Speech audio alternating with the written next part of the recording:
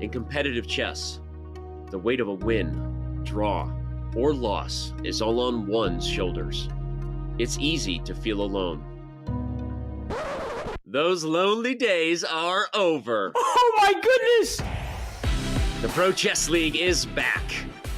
Once again, in chess, teammates matter. That's a win for Abhimanyu Mishra, and you see that he is pumped up. Welcome back, PCL. A unique collection of teams, each with their own personality of different colors, shapes, and sizes. There are gnomes and knights, chess bras and bishops, and whatever the heck this is. The PCL is the only place where the best players in the world risk their fate alongside content creators and players from different levels, ages, and perspectives. Oh my gosh! But Rook's the game first? No, it's mate. And look at the smile on Alexei Serrano's face. Entering its 5th season, 16 teams will reboot the PCL legacy with a new format and new schedule. Only one team can be crowned the next PCL champion. Oh no! Jinx! My friends, it's the 2023 Pro Chess League. Which team can rise above the rest? They won't be able to do it alone. Let's go! Let's go, fam!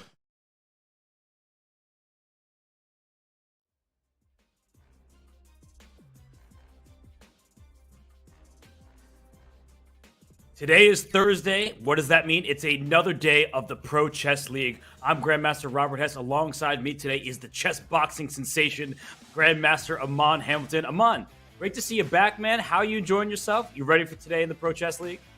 Hey Robert, and what's up to everyone watching? I am very excited for some more PCL action, Robert, mostly because I know that the matches today are going to be breath of fresh air after a rather disastrous Canadian chess bra result recently. Yeah, the chess bras did not have the best week, nor did the Norway Gnomes or the Spanish Maniac Shrimps. Those were our two losers of the matchups from yesterday. But Aman, the Levitov Chess Wizards, they seem borderline invincible, and the Garden State Passers, led by our good friend James Canyon III, he's the team captain, they also look like a force to be reckoned with. You said it best. I mean, the Levitov Wizards, to have Kostenia there, just brings such a benefit to the average rating, and one of the strongest woman players on the planet, Robert. So I was watching some of her games and just blown away. I mean, you have her on board 4, was it? And she's scoring like 50%. I mean, it's hard to go wrong with a lineup like that. It certainly is. And she beat the board 1 for the opposing team. So did Bela Khotinashvili on the passers. Sam Sevian, he did the heavy lifting. We know Sam I Am, he takes down the Spanish Maniac Shrimps. It was not their best day. And for the Maniac Shrimps, they are one of those teams that's getting closer to elimination. Reminder to everybody, 3 wins and you're into the playoffs. And so 2 teams have secured 2 match victories, the Indian Yogis and the Levitov Chess Wizards. But Aman, the Brazil Capybaras, they also were sporting a new lineup and a new look to that squad. Yeah, and I think you bring up one of the most important things that people need to remember when they're watching these teams. If you watch the Capybaras, in week 1, you might have thought, oh, we can count this team out. They don't look very good. But then all of a sudden, week 2 comes around, and you have to remember, Robert, these rosters that these teams have, they're so deep. They have so many lineups to try. So if you see a lineup that's just not working one week, doesn't mean that you count that team out. I mean, they came back next week. Artemiev up there. I mean, just incredible depth to their roster. And we see the chess pros there at 1-1. And you're mentioning lineup changes. A certain Magnus Carlsen lost the game. Does he need to be removed from the lineup? I mean, 1 loss. I mean, what do we hire this guy for anyway? We're supposed to get perfect scores every week. That was my understanding. But you bring up a good point. We've used the same roster both weeks thus far. And we definitely have some more names that we want to get busy in our lineup as well. Yeah, some teams may need to switch their lineups because with every match that has a winner, there is a team that loses that matchup. And as we look at some of the teams that have struggled, of course, the California Unicorns, the Blitz, they still have their second matchup ahead of them. But down in the bottom of the standings, the Spanish Maniac Shrimps and the Charlotte Cobras, are you surprised at all to see Charlotte, led by Daniel Naroditsky, down at the bottom?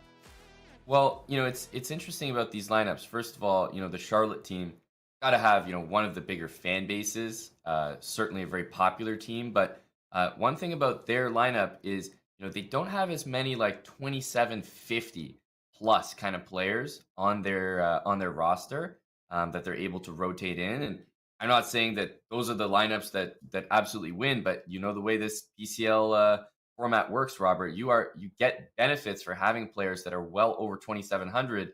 It helps you have that even stronger lineup because a 2800 player counts as a 2700. So that could be one thing with that Charlotte roster, that they just don't have any of those 2750s that they're maximizing.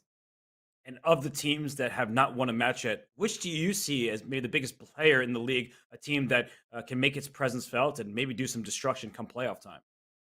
Well, definitely, looking at what we see right here on the screen, I think we're about to get into some of the matchups that might feature those teams. For example, like how the heck are the St. Louis Archbishops down there? This is a team that has, storied success in the Pro Chess League, Robert. So I have my eyes on that team in particular to, let's say, not find itself at the bottom of the table for too long. I'm with you. So why don't we jump right into today's matchups? We start with the Shanghai Tigers taking on the Blitz, and then we get the St. Louis Archbishops taking on MGD1. Two surprise teams that have not won their first week match. That's St. Louis and MGD1. But let's put all of our attention to Shanghai and the Blitz. So we have the one name team, the Blitz, led by Alexander Grishuk and Maxime Vachier-Lagrave, captained by Kevin Bordy. And the Shanghai Tigers, I feel like every year we used to have the Chengdu Pandas. Among the teams from China, super strong. Super strong.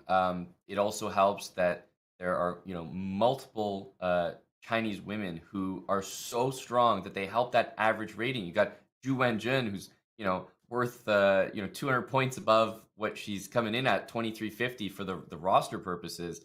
I mean, such value there. Ho Yifan has played in the past as well. So I feel like you're right. They always have those really, really strong lineups. And I think it's because of the women that they're able to play on their teams who are so strong. They often find themselves board 1 and board 2. Mentioning the rosters, the lineups, let's talk about Shanghai first.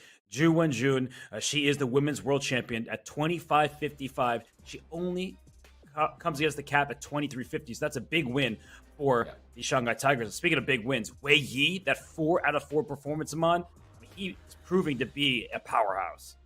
Absolutely. I'm really excited to see if he can keep that up this week. Our very own Magnus Carlsen wasn't able to keep that perfect unbeaten streak alive. So will we see Wei Yi keep that up? Obviously, if you have players on your roster, Robert, going 4 out of 4, I mean, you only need 4.5 points from the rest of the team, right? So you're really setting yourself up for success. Good math by the chess boxer Amon Hamilton there. And I think while Wei Yi scored 4 out of 4 in week 1, doing that again against this Blitz roster, good luck to you, because we see Alexander Grishuk on the screen in front of us, but they also have another Super GM and another former World Blitz champion in Maxime Vachier-Lagrave. That's right. I mean, the pedigree is just so extensive here.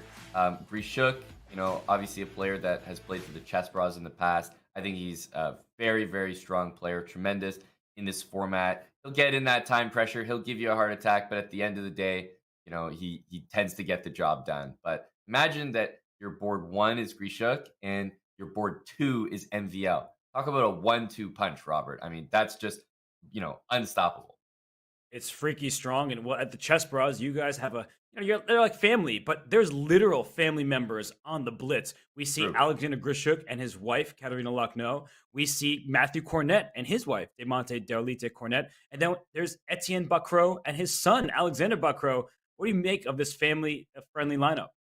I'm getting like LeBron James and his son in the NBA vibes. That's got to be, all kidding aside, a pretty special moment to play on the same team as your son. I mean, Alexander will actually be playing today as well. So excited to see him in action at 2,400. But I definitely think that, the Blitz team has one of the strongest, camaraderies, chemistries of probably any team out there. And, we've seen teams in the Chess Olympiad, like Team Armenia, just that, tight-knit community between the team members. I think that helps a lot. So I'm excited to see this Blitz team in action, Robert. Super strong, great people to choose from. But the teams, they have to make certain selections because this league has some rules for the lineups. and it's not just choose all your top players. You have to play with a 2550 average team rating. You have to have at least one woman on your roster, and players over 2,700, they count as 2,700, and players under 2,200 count as 2,200. That is actually an important one that we don't talk about very much. The reason that is there is so you don't have Magnus Carlsen, Anish Giri, and another super GM, and then pick any player that is super low rated, because that is too stacked. And so it forces you to actually balance your lineup. And of course, women over 2,350 count as 2,350. So Aman, you're with the Chess Bras. You had to use these rules to make your lineups. What do you make of them? Well, I think there's a couple different strategies, and you'll see teams going for a kind of medium lineup. Let's say you could have, all 2550s, right? There's lineups like that. But then there's also lineups where, hey, let me get a couple 2800s, maybe a 2600, and then check a 2200 in there. Basically sending them to the wolves, honestly. If they score half a point or a point, you're over the moon. But ultimately, you might put a board 4 in there that you kind of expect to score 0 points, Robert, hoping that your powerhouse of a lineup might be able to pull it through. So we see all different takes on how to maximize this, and that's why the PCL is so fun. There's not just one correct answer, and every team does it differently. Every team certainly does, and these team captains and managers, they have a tough choice to make. And let's see who the managers have trotted out today in their lineups. We see for the Shanghai Tigers, no surprises with the top 2 boards, Wei Yi and Zhu Wenjun.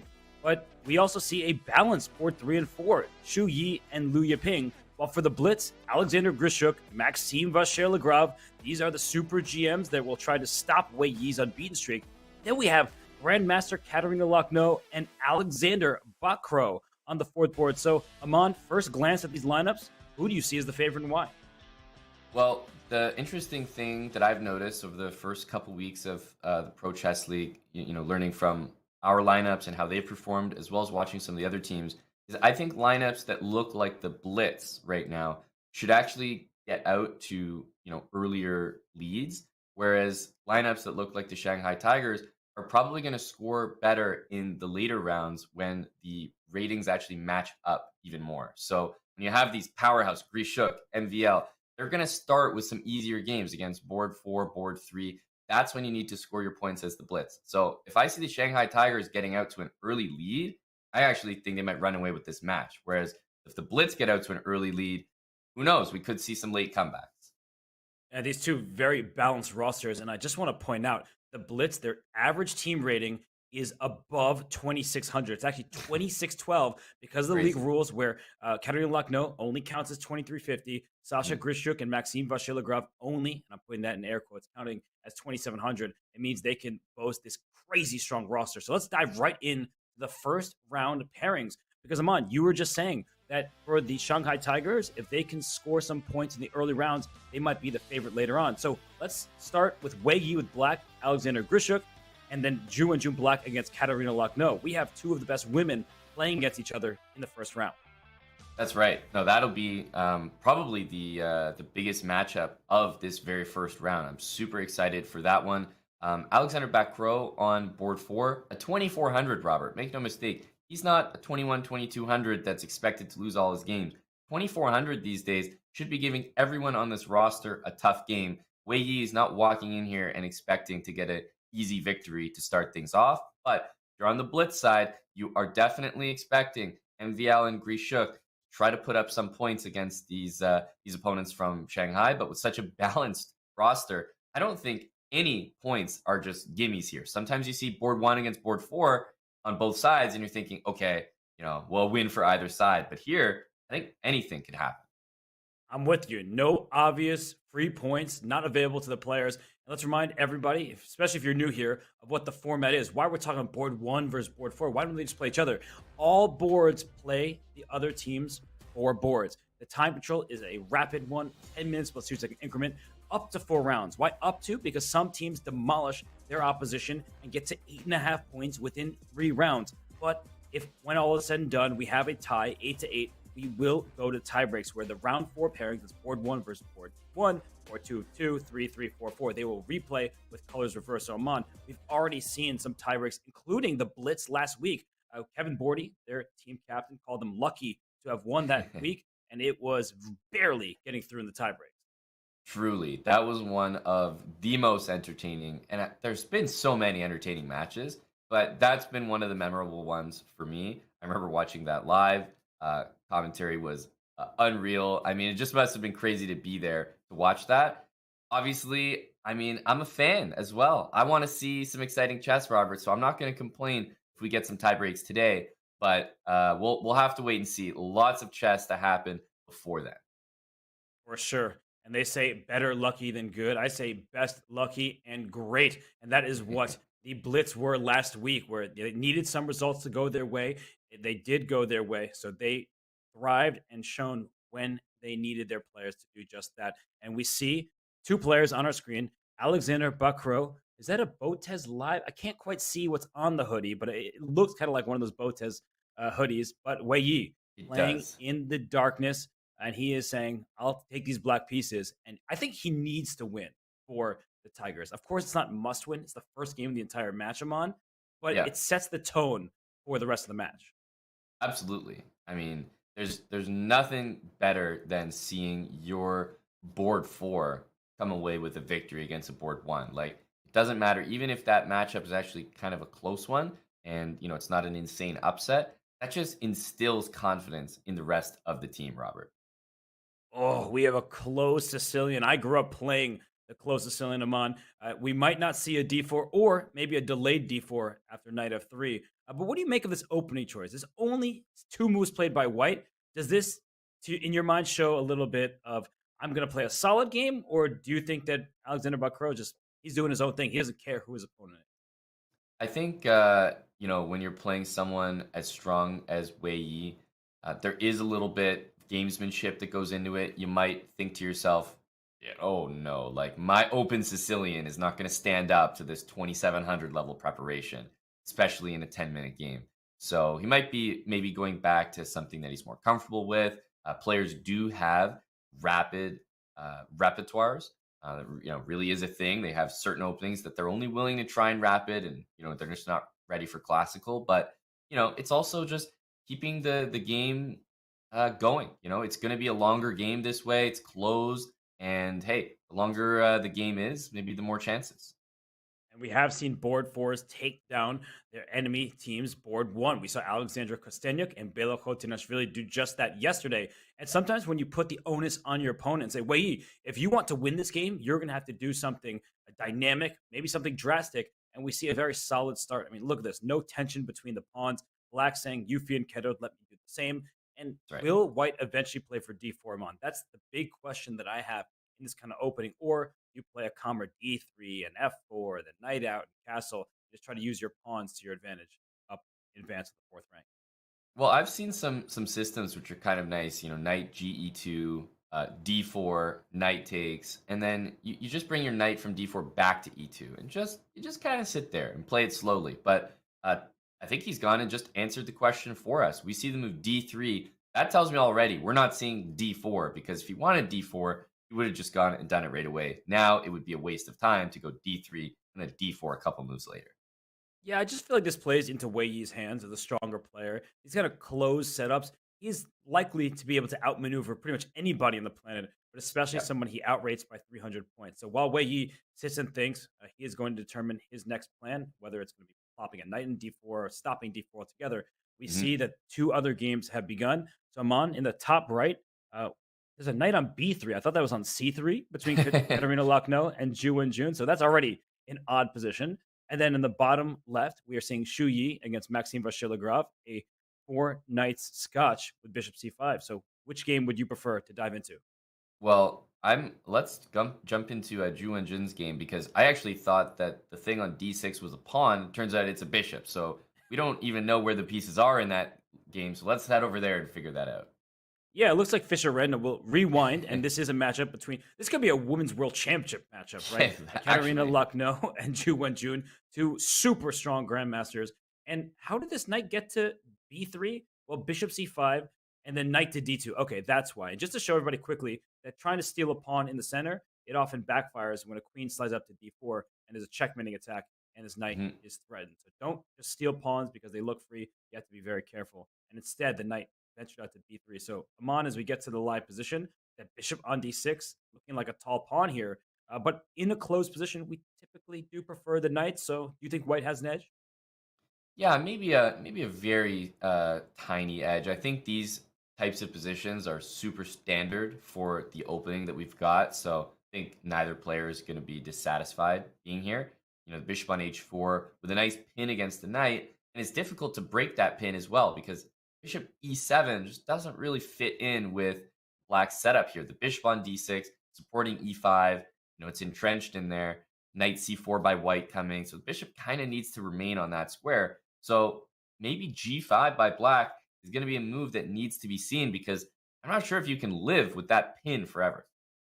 Yeah, that's such an annoying pin on the diagonal. But she has queen to e7 and knight c4 hopping right in. And unfortunately for black, it's hard to kick this knight out of here. Bishop e6 drops the pawn e5 right away. g5 breaks the pin, but it allows the bishop to join the action against this e5 pawn. And of course, anytime you play g5, you have to look out for sacrifices. So look at June.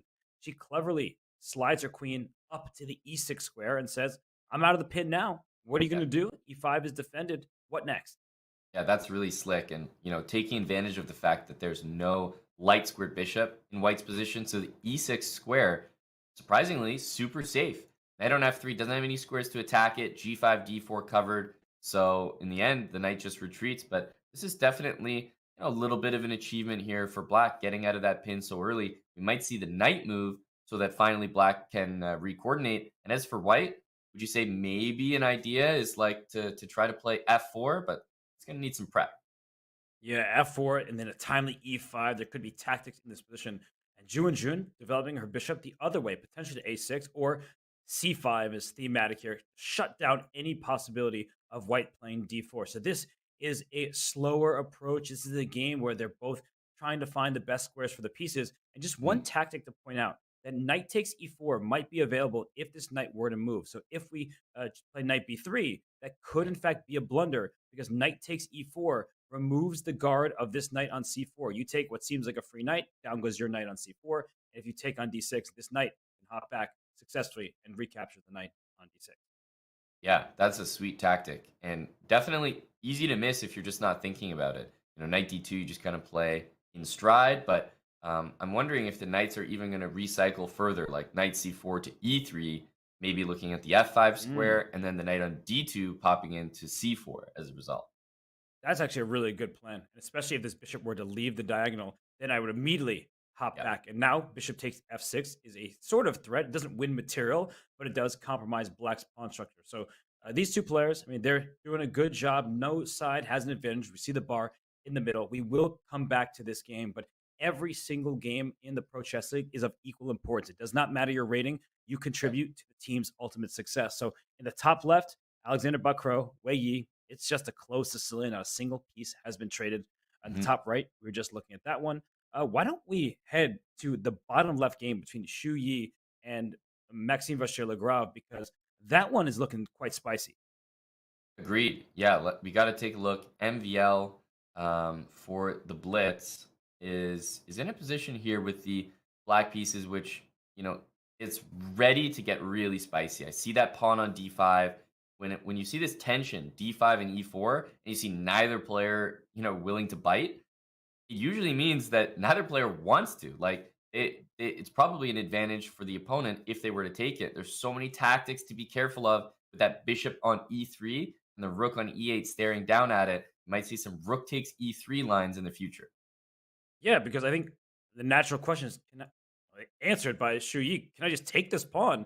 Right. Where is the full compensation for the pawn? And if you play rook takes e3, I just don't think it works out yet. But Amon has a good idea that just doesn't quite work in this line, because after queen takes, actually, queen takes wasn't even right. Maybe just take this knight on c6. It's that simple. Exactly. You take my bishop, I take your knight, and your rook is hanging here next.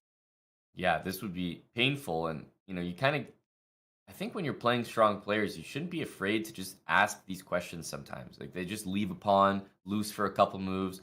And it's like, at some point, you gotta call the bluff, right? You gotta trust your own calculation. He plays e takes d5. Can't blame him. I think at this point, if you're looking at lines like knight takes on d4, moving the knight from c6, then we could see mass trades that I'm not necessarily sure are beneficial for MVL. Yeah, maybe he gets away with it and he's thinking. So this wasn't completely planned. But if you trade on d4, the bishop will take back. The d5 pawn survives, but I knew this is going to happen. He'll take on b5 first, and then d5 will be picked off, it would appear.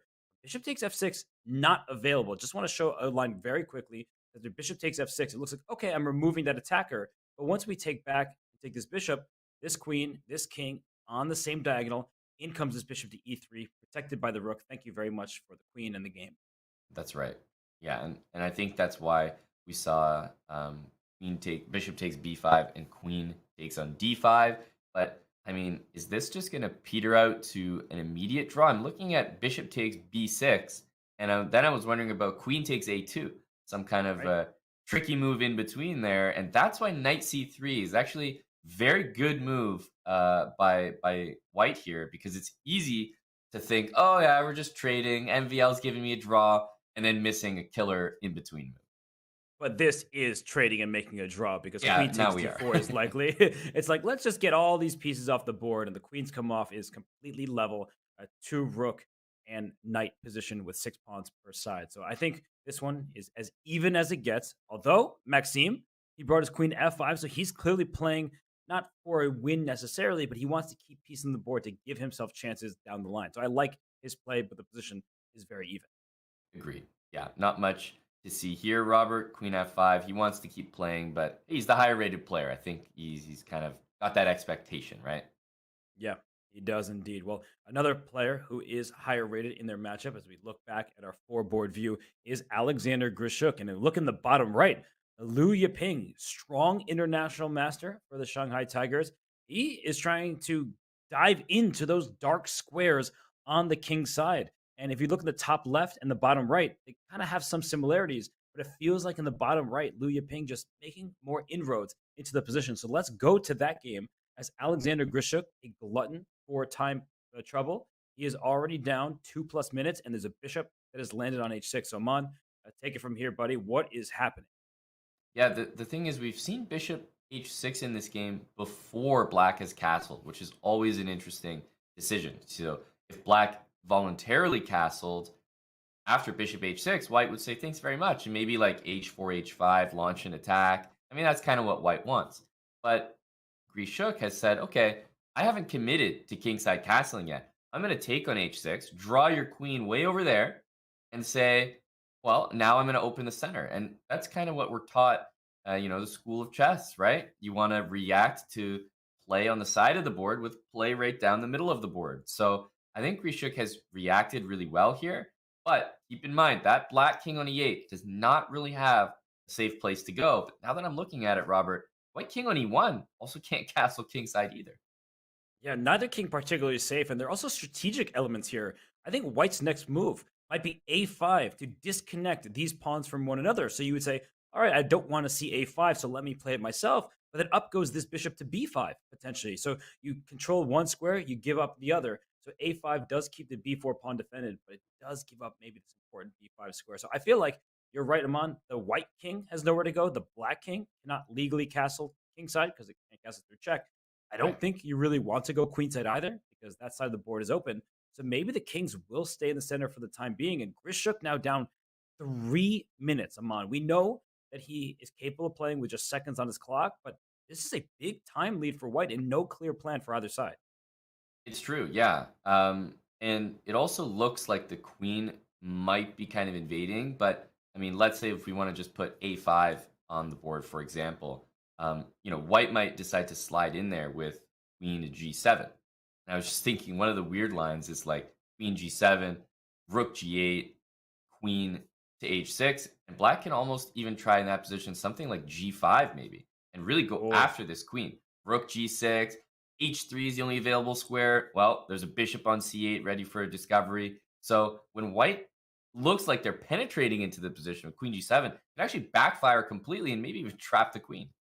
It's a really, really good point that a lot of us would just bring our queen to g7 to attack a rook and say, you have to move your rook and can't castle, but black's rook happily will step in front of the queen, and kick it away. So Grishuk's still spending time, and while he does, we're going to zoom out just for a moment. We will keep an eye on all 4 games. But if we look in the various positions here, Amon, in the top right, still very close between Katarina Lucknow and Ju Wenjun. Things Mhm. locked up there.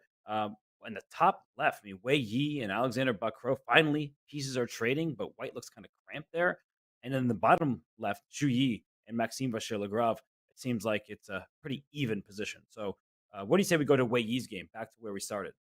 Exactly. There's been the most developments there, and obviously this is a crucial match for both sides. I mean, obviously the Tigers going to want their board one to start with a win, but Bakro could really inspire some confidence here. I'm looking at the current position. I'm saying, okay, bishop pair for Wei Yi. Obviously, that exchange looked like it just happened on d4, and the position looks really comfortable for Black in terms of e5 could happen, blow the position wide open. Should usually benefit the bishops, but very solid position for Alexander back row. If you look at where the weaknesses are for white, maybe c2. That's about it, honestly. Yeah, that's actually really the only one. I mean, eight takes, eight takes. That would actually be good news for white, so you could get the open file. The bishop Mhm. on g7, kind of like in some King's Indian positions, it stares into its own pawn, so it's not as strong as it could be. And if you think about it, black has this double pawns and maybe some pawns that need pieces to defend them. So he Yeah. takes f5 played, the queen jumps in, and now what? That's the big question. Can we take on a4? That would look like an impossibility, but the b4 pawn is loose over here. Yeah, that's I feel like that's the kind of move that you almost reject immediately as a human player. Meanwhile, the engine's screaming for it, like, "Hey, we're up a pawn, no worries." But I would be a little frightened to do that as white. I kind of like what he's done with bishop h3. I was also thinking of knight g3, but we would drop our f4 pawn, which is a little unfortunate. So bishop h3 kind of accomplishes the same thing. But I think white has that eventual goal to play h5 or f5, and hang on a sec. Is this forced? He's got to go to The f7, surely. Yeah, only two squares available, d5 and f7. And if you Yeah. want a draw, you go to d5. Wei Yi saying, I may be down a minute, but I'm up 300 rating points. The bishop slides back to g2. That Did he? seemed a little odd to me. Did he think the queen was going back to d5? That's what it looks like to me because, I mean, the queen's not poorly placed on h3. If anything, I thought it was kind of decent there. And it looks like white has now basically lost time by this little triangulation. So, yeah, that was a weird move, Robert. It looked like he expected queen d5. Yeah, and now all of a sudden, Wei Yi, he can try to trade those light square bishops to go after this king over here. The knight on e2 stuck defending the pawn f4, as you were mentioning. So I feel like white is a little bit tied down, and Mhm. black has more space thanks to these advanced pawns. And Wei Yi down to a minute and 30 seconds. I am keeping an eye on all four boards. This does appear to be the most interesting game for the moment. But Yeah. Wei Yi has to find a move. He is really using so much of his clock. Yeah, and he goes for the exchange of bishops here. It's just certainly going to make white's king weaker. The other interesting thing is the knight on e2 and queen on d2 are pretty tied down. Like, can't move at all, especially the knight. So for white, you're looking at that knight on f2 as the next most eligible candidate, right? To make the next move. I'm looking at the knight on f2 and wondering where I can put it that does any good. Knight, surprisingly, to h1 to g3. Like, I'm trying to get a knight to g3, Robert, because I want to push f5. Wow. Yeah, maybe there is a knight reroute necessary. But something that was missed in another game, as we zoom out of this one for a second, was the game between Maxime Vachier-Lagrave and Zhu Yi, where it looks like black is on the attack, but he might have missed something a little bit more. So let's see Ooh. where this happened. The king went to h7, the queen came to c5, and I mean already this position is starting to look good for black. Queen Yeah. c5, queen f4, and rook e1 check. That apparently was a mistake. So what was better than that move? I mean, Oh, if not rook e1, I mean, are we looking at queen g1, surprisingly, or knight h5? oh, brilliant, Amon. Knight h5. It just forks the queen and the pawn, and then queen g1 picks it up. Wow, that's kind of difficult to see. I don't really blame him because f7 would have been hanging and things of that Right. nature. But knight h5 apparently is the best move. If queen takes f7, this queen is actually almost trapped after rook e7. So the queen has to drop all the way back to b3, and then you just go pawn Wow. grabbing on the king side. These split pawns will not see the future. It seems like that will just be a good transition. Yeah, That's really difficult. queen f8 is a funny, like, queen loss instead of queen b3. It's like, you're all the way to your opponent's side of the board, and then rook down to e1, you lose your queen down there. That's a crazy variation. Very tough to spot, and it looks like MVL has gone for, kind of a more more anticipated approach here. Yeah, no, this is still looking like anyone's game, and MVL is up on time. He's a former World Blitz champion, so I feel like he is doing quite decently, but it should be a draw. With best play, pieces are getting traded. Shu Yi, strong player in his own right. He has no fear of Maxime Vachier-Lagrave. So I think we could trust these players for now. We'll hop back to it if it gets interesting, but look at the top left of your screen. Things have gone from bad to worse for Alexander Bacro as Black's queen has invaded. There's a good attack going for Wei Yi, so let's go there right now. And Wei Yi down under a minute on the clock, but Aman, he's breaking open this position now along the F-file. I think the problem with back row's position is he appears to have listened to me and played knight h1 to g3. And now he has a terrible position as a result. The engine does not like this. Obviously, time ticking down here, but should be more than enough time. Look at that rook on b7, ready to swing over, Robert. The pieces are just placed so perfectly for this attack. And I feel like white is just handicapped from the queen on d2 and knight on e2 being essentially unable to move the entire game. Yeah, they still have not moved, and already there's a big threat of rook takes rook. Rook has to take back, and you swap everything off that drags this king away. But guess what? The king is needed to protect the knight on g3. Not to mention that if this rook ever leaves, h4 will fall. So, ooh, goodness, there must be some kind of knockout blow here. Queen f3 check is tempting him on. What else? Yeah, knight e6, like to just bring an extra piece into the fray, also looks tempting. Some sort of mix of both of those moves looks tempting. Oh, yeah. Oh, he's just barreling down at this g3 knight. And look at him go. Now he's threatening bishop takes g3, winning a knight on the spot. Look at all these pins. This is insane. And you know what his next move is? I was like, what happens after queen f2, threatening mate? He's going to go rook takes e2. Yeah. Oh. Yeah, that's a nasty move. And then every single pawn that you know and love falls after that. This is sick. Wei Yi went 4-4 last week, and he's showing that definitely was not a fluke. He was the youngest player to ever reach 2,700, and now he is just bullying his opponent, taking this knight, then the next knight, then this pawn, and that pawn. He's winning the house. He is. Yeah, this looks like it's going to be a win for Wei Yi with great conversion. We'll just basically see the conclusion of it here, and they're going for that line, Robert. Wei Yi's played rook takes e2. Temporary, very temporary sacrifice, because look at what he's getting back. Yeah. He's giving all these checks. What is he gaining a little bit? Oh, queen e3. I was wondering why the queen went to h6. He wanted to trade queens on e3, get himself a passed pawn, and bishop c3. Oh my gosh, a perfect game maybe by Wei Yi there. That's insane, yeah. That's dominant, and we don't expect anything else from Wei Yi. Who's still, what is he, 5 for 5 now in the Pro Chess League, Robert? 5 for 5, keeping his perfect streak alive. And there were 2 draws.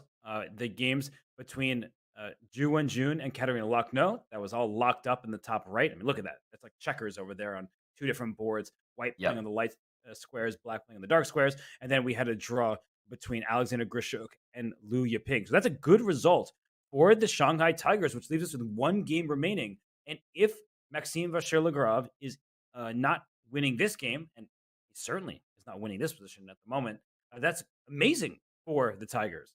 Yeah, definitely. It looks like knight d4 check is kind of the next move, right? f3 falls, c6 falls, and then maybe you could go from there. But he's going f6, so a little bit of life in the position. Obviously, mistakes can still happen, Robert, but I would say this looks like we could be getting another draw here, and then the Tigers would eke things out early. It's what you were saying. So maybe you're the prophet after all, Aman. You're saying if the Tigers can hold on those lower boards against the 2,700 plus players in the Blitz, then they should have the upper hand in later rounds. And Wei Yi, he gets the job done. But these super jams for the Blitz, whether it be Maxime Vachier-Lagrave or Alexander Grishuk, not getting the wins in game 1. But maybe let's not count Maxime out. He's up nearly a minute on the clock, under 20 seconds for white. And there is this g4 pawn that has to be dealt with. Like, let's say rook f4 here. How are you dealing with these dual threats? Yeah, that's a great point. Rook f4. It looks like you might consider just moving the knight, right? Giving the G pawn and saying, okay, I'm about to take on C6 as well. So I was looking at rook F4, knight D6, rook G4, rook C6, and there's not much going on in the opposite. It looks like the best you might be able to do, Robert, is somehow get White's knight for your F pawn, but even then, it's still a draw. Yeah, even F5, knight takes F5. That's Right. a known theoretical draw, nothing to worry about. So I was looking at the clock. Maybe that was motivating what I was thinking, but we see that this is just completely low. Just take it. You can take it. You don't need to, but there's no way you're going to lose rook and knight versus rook. An easy theoretical draw, but I just don't like that Shu Yi is getting so low on the clock. That's what's worrying me. Mhm. It's funny. It was F5 played, and knight E4. It's like it's almost like a move you play just to show and prove that you can play it. hmm And if the knight comes back to D6, well, the king will pop up to E6 here, and then you're going to run out of these sort of checks. So the game continues. I'm a bit surprised by that because Shu Yi is down so much time. And Maxime Vachier-Lagrave, he didn't win the World Blitz. That wasn't by accident. That was clearly his strength. And so maybe he can play for tricks here and get his opponent in the time trouble. Right. Yeah, I think that's obviously worth exploring here. White really doesn't want to sack the knight for the pawn. Like, it's almost embarrassing because you're showing that you just can't defend the position. But he's lost his pawn there. But I feel like White getting that knight to F3 has got to be a good sign. Yeah. I mean, your knight's getting active here. So black is up a pawn. If anyone can win this game, of course, it's black. This rook needs to move. It's under attack, and there would be a fork even if it didn't move. So watch out for like an F4 rook E3 at the right moment. There's still some chances here for Maxime. Right. hmm the knight is really, really strong where it is right now, covering F4. But White needs to make moves, and there's King F1, not the easiest move to make. No. And the rook and the knight just are protective. I was going to say if the king went to D7, you'd bring your knight to E5. But he's not even allowing that. He's trying to create some kind of fortress, but the king runs away. hmm Up to E2. So this should be a hold. We're not denying that. But it's just feeling like a position with 5 seconds, 3 seconds for White. That's Things right. could go wrong. Watch out for forks. He went this way because otherwise knight D2 check with a fork. Exactly. Wait. Knight F2 wins the knight on E5, but you do get this pawn on F4. And I mean, is he going to take that? He is. I mean, look, you can't get much more than what Maxime got here, right? You're kind of doing as well as you can. And it's kind of funny because this position, it says the bar is completely level. Of course, it should be a draw, but mistakes happen, especially without time and against a knight. Knights are tricky pieces. And hey, I've seen and competed in my fair share of Title Tuesdays, Robert. So I feel like I am a world-renowned expert at watching rook and knight. It's one of these things where where's the fork going to happen? You want to keep your rook in line with the knight so the king can't cross. The last thing you want is to allow this king hopping over to D6 and pushing your king to the side of the board. Here comes Maxime's king, at least he hopes. Yep. And usually, you want to create some position where, your rook goes to H8 and just stays on like H5, H4, H6 for white. And even though the white king is getting pushed towards the queen side to the A file, with that rook way over on the king side on the H file, for white, you're usually able to create some boundaries. The king goes back to C2, so making small little progress. Knight comes up to E5. But the issue is, whenever the king goes to D4, you give a check on D8. Knights are not good, like bishops are, at blocking checks.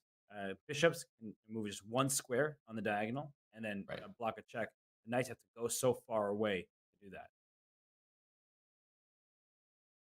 And, it has to be said that Maxime is trying to win.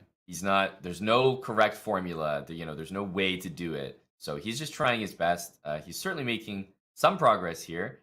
Funny enough, rook to C4, king A5, knight C6 doesn't exist because it's been. But he is kicking the king to the last file over here. So the A file, he doesn't give the check over here. I guess the king could have slid to C5. But now the king is just going to slink up the board to go up here and run away. But Chat, what do you think? It's on move 94. How many moves is this game going to last? I'm curious what the chat is going to say. Yeah, this is. I mean, he's trying to make it work, but ultimately, I don't think. I don't think Zhu Yi is going to allow it. There's some nasty forks now, though. Mm-hmm. This rook can pin the knight, but then the king would get closer. So he's doing That's a right. great job of keeping the king out of play. Oh, he is trying to slide his king in. Yeah. And usually in these situations, you want to play like rook b3 so that you can kind of block the check with your knight on c3 and then bring the king to c6. Yeah, you could tell that Maxim's trying to find the trickiest variation, and he wanted his knight to c5 when the king was on a5 because it would set up a mating net. That's why the king goes to a3 rather than up to a5, where it probably would have been checkmated. Yep. I wonder if White's going to defend with rook b4 here. Always a tricky decision. Oh, but let's bring up an analysis board. Rook b4 was a blunder. Sorry, Aman. Got to do this to you. Rook a7 check. The king has to go to b2, and then knight d3 would have been it would have one blocked the game. Oh, it's forced as well. Oh, Yeah. that would be nasty. Like So I said, easy I'm a to overlook. professional observer, not actually playing the position. That's how I feel often about rook and bishop versus rook. Like, okay, when I'm not playing, when there's no stress on me, I know Nice and exactly how to easy. hold. Yeah. Yeah. This is really good defense though by Zhu Yi here. Although I think this is the last move of the game because I see that it's pure zeros. And he makes the 50 move rule. Yeah. This was close. Like knight c4 now, and your king is about to deliver a checkmate. So, that was close, but it didn't quite make it. Did Maxime Vachier-Lagrave a great hold for Zhu Yi, and the Tigers, they get this draw. It'll be 2.5, 1.5. The Tigers hold a 1-point lead him on. That's right. And hey, great defense. Even though we like to talk about rook and knight like it's super easy and it should be a draw, you still have to make that draw. And against a player as strong as Maxime, time ticking down, that's no easy task. Your team needs you to perform, and he absolutely did. Hey, the two superstars there, Grishuk and MVL, with draws on their boards. This is what I was calling for before the match. I think the Blitz needed to get out to a bigger start than they have. Shanghai up 2.5 to 1.5, Robert. I think they're very happy with that first round result. For sure, because Zhu Wenjun, Zhu Yi, and Liu Yiping, they actually had very solid games, even though they were outrated on each and every board. And then it was Wei Yi who delivered for the Shanghai Tigers. So they are now leading 2.5 to 1.5. So Aman and I will take a very quick break. The games will commence in the second round in just a few minutes. This is the Pro Chess League matchup between the Shanghai Tigers and the Blitz. You will not want to miss the rest of this match. Stay tuned.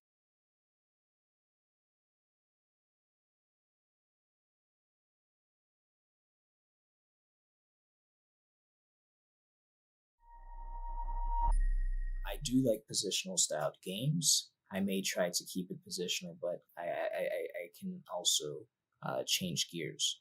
And I think that's very important in terms of, anyone trying to develop their chess game. If you do find, style of play that you enjoy, that's good, but you could also try to sharpen it by implementing, another form of into your bag, as we would call it, right?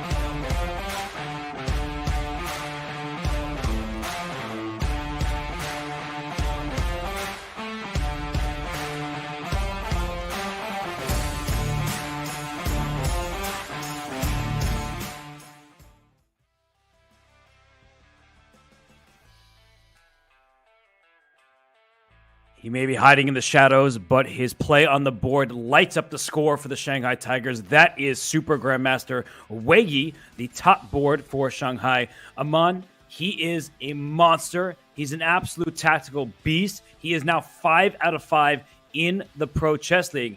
Can anybody stop this man? I mean, Robert, we're still looking for the answer to that question. Wei Yi has been playing lights out so far. 5 out of 5 in the Pro Chess League. I mean, look at pedigree right here. He's world number 29, Robert, and it feels like nobody's seen him play. Like, where does he play? Because he's such a strong player, over 2,700. He's the youngest player to reach 2,700. Speaking of that, when he was 15 years old. We've all seen Wei Yi's talent over the years, but, you know, it's nice and refreshing to see him competing in the PCL here, Robert, because I feel like I just don't get enough of his classical games. He's just really not playing over the board much. It's a shame because of how strong he is. He's only 23 years old. It feels like he's been around forever, but that's because he became a superstar at the age of 15. And during the break there, the players for the Chinese team, the Shanghai Tigers, they were laughing. They were having a good time. So you see the camaraderie, and he really leads the charge for them. He is a perfect 5 out of 5 thus far in the Pro Chess League. And coming up next, the matches do not get easier for him. He took down the board 4 for the Blitz, and now that means he gets a tougher matchup, but he does lead the way. He was the only person to score a full point for the Tigers. Yeah, and I've actually kind of been thinking about that. Which way do you prefer the games to go? Because quite literally, every game for Wei Yi gets tougher from now on. Whereas, technically for the board 4s, every game gets easier. So which way would you rather have it, Robert, if you were playing? I think starting with black against board 4 is a good thing. And Wei Yi, he took care of business with the black pieces. So I feel like he can build his confidence. When you're having a good day, you want to start piling up those victories. But when you're having a bad day, potentially, and you lose that first game, you're like, why couldn't I have just lost to Alexander Grishuk? So coming up next for Wei Yi, as you said, the matchups do get tougher for the board 1s. And that is clearly true with round 2 on deck. Aman, he gets the white pieces, but he's playing Caruana Lucknow. So as we look across these 4 matchups, wow, what lineups these two teams have. Yeah, so we'll see the colors flip now, and the top two heavy hitters for the Blitz you're seeing there are going to have the white pieces against Xu Yi and Liu Yiping. So look at those boards right there on the bottom half of the lineups, Robert, because I think the Blitz, this round is really important for the Blitz to win.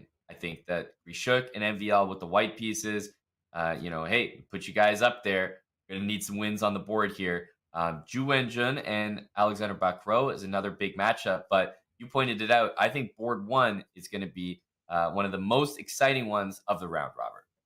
Yes, I mean, Wei Yi, he needs to strike again for the Tigers because, as you're saying, for Alexander Grishuk, Maxime Vachier-Lagrave, it's the Super GM mantra. You hold with black, they just did that. Now you win with white. That is what they have to prove. But we are going to start with Wei Yi as he takes on Caruana Lucknow. I believe that will be our first matchup of the round. And Wei Yi, really unstoppable to this point. He is 5 out of 5, and it feels like he's barely been in trouble throughout those games. Yeah, that's a great point. When you're looking at these PCL games, you have to keep in mind some players, the professionals, they're okay with a draw. They want to push their chances to the limit. They are obviously looking for a win, but ultimately we saw in the previous round, Grishuk didn't go crazy trying to win his game. He's okay with a draw. MVL the same. He didn't go nuts. He tried a rook and knight endgame. So I think that's absolutely a strategy here. And Robert, what the heck is going on here? We already got H4 on the board. I think the chat's gonna love this one.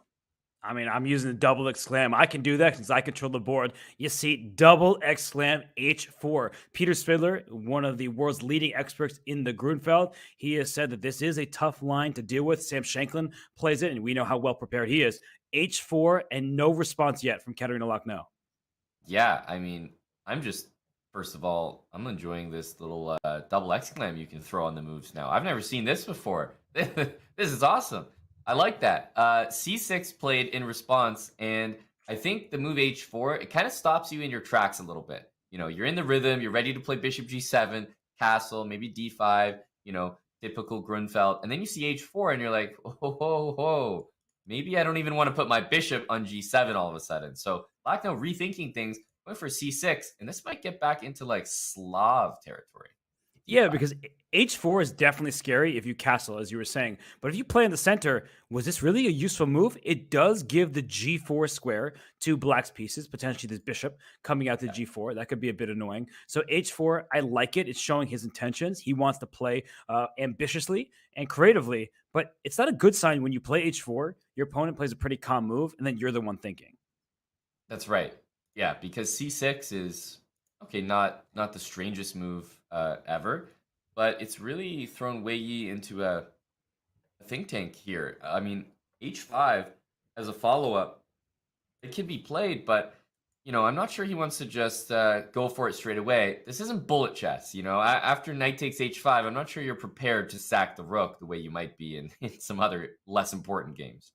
And then now we get like an exchange Slav with h4 and g6 thrown in. This is exactly what an exchange Slav looks like, but with these two moves. And I feel like the moves don't necessarily help white for the time being, but you can tell that Caruana, she wants to finish her development. She wants the castle, but also this is bishop. So if you think about this from the London perspective, with your pawn h4, your bishop is never in danger of being won because your bishop can slide back to h2 and you're on an unopposed diagonal. So maybe small advantages for Wei Yi here. Yeah, I would probably say so. If you take the move h4 and g6 back, Black would almost always develop the bishop from e7 or the bishop from f8 on the f8 to a3 diagonal. Kind of rare in an exchange Slav like this to all of a sudden fianchetto the bishop. And as you said, the h-pawn kind of acts as if white has played h3. Of course, there are some differences at g4 square, but I think it benefits white, Robert. And we see the move queen b6 played. There are maybe some ways to already give up some pawns here for white, like either b2 or d4, depending. Yeah, e3, queen takes b2, knight b5. That looks like fun. These kind of ideas. Oh, I apparently blundered something here, but maybe there is using this b5 square could be to white's advantage. But I guess knight b5 allows knight e4, and you might just get checkmated one way or another here. So you have to be very, very careful. But I could see a pawn sacrifice happening in this game. Yep, either e3 to defend that, or another way to do things is sometimes on the c file with that loose bishop on c8, rook c1 or queen c2, something like that, eyeballing the bishop. So, yeah, I wonder how Wei Yi's going to proceed. Look, queen d2, if you want to just keep everything under control, is another natural move. So we might see just queen d2, e3, and stuff like that. Yeah, well, this game for now remains relatively peaceful. We'll see if it gets spicier as the game continues. But let's look at the top right of our screens. This is theoretical territory between Ju Wenjun and Alexander Bacrot, but it's a wild affair up there. And pretty much all the games are pretty exciting and full of life. In the bottom left, Alexander Grishuk against Xu Yi. White has double pawns that he just pushed forward, but the eval bar hovering a little bit in Black's favor, potentially with a queen trade on the horizon. So let's maybe... And the bottom right is a Berlin, so we're not going to talk about that one. But let's go to the game between Ju Wenjun and Alexander Bacrot. It's a very important game because if Ju Wenjun can take down Bacrot, who lost in the first match, that would be great for the Tigers. So, Aman, do you have any experience in this opening? We can go back and see how we got here. But have you ever played these lines? I've definitely played them only a few times and never in classical. So haven't gotten these crazy, and I mean crazy. These can go almost the entire game, Robert, without ever you having to think. You're just recalling what you've prepped and studied, because these lines have been so explored over the years. You see crazy move like g5. It looks nuts, right? But if the bishop moves away, the knight on c4 will be hanging, and this is just a long time of analysis in the books here. I love you don't even move the bishop. You move the knight back to attack this bishop. So if the bishop moves, you lose the pawn g5. So you take, and then Black just castles. Please take my pawn over here. You see that I have an attack going against your queen. I will scoop this pawn back up in the future. So we see queen c2, knight c5. Please still take my pawn. No. Okay, fine. And after pawn takes, we have this position where I've always felt like at least by appearances, black should be able to strike quickly. But this knife on f5 is so powerful here because it covers the h4 square, and white can strike at any moment on the queen side. So at first glance, I've always liked black, but then the more I've seen these games go, I feel like white does have some great play for herself.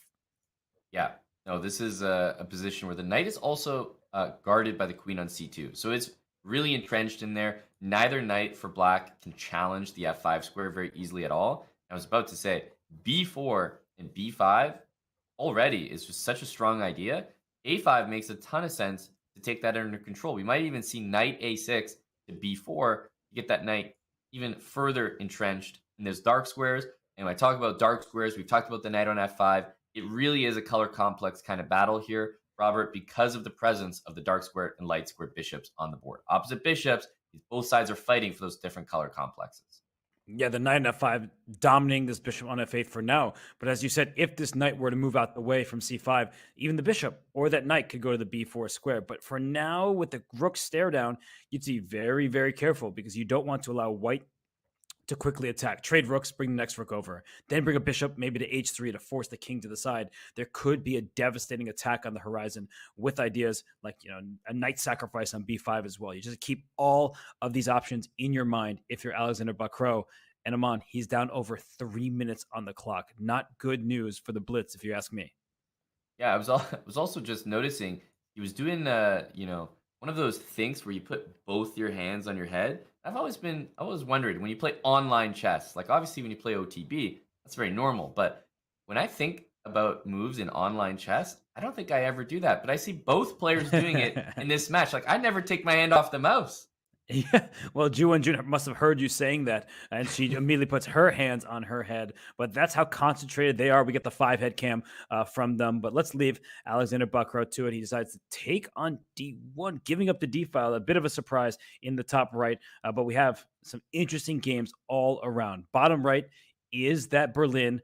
Top left, by the way, you called it, Aman. There was a pawn sack on that board. I think we should go back there just for a moment. We will look at the other games, but I'm loving the pawn sack that you suggested because this is not how it typically goes. You play e3, you give up the pawn on b2. I suggested a losing move. I get it, my bad. But queen c1, you give up material and then you trade queens after pushing your h-pawn and not developing. It feels like Wei Yi is playing against the rules of chess, and yet the eval bar is saying, nah, white's doing pretty nicely. Exactly, yeah, way to go. Because if you don't trade queens here, you retreat the queen to b6, for example. I mean, we can already think about winning the pawn back with a move like knight takes d5 because the bishop on c8 is loose.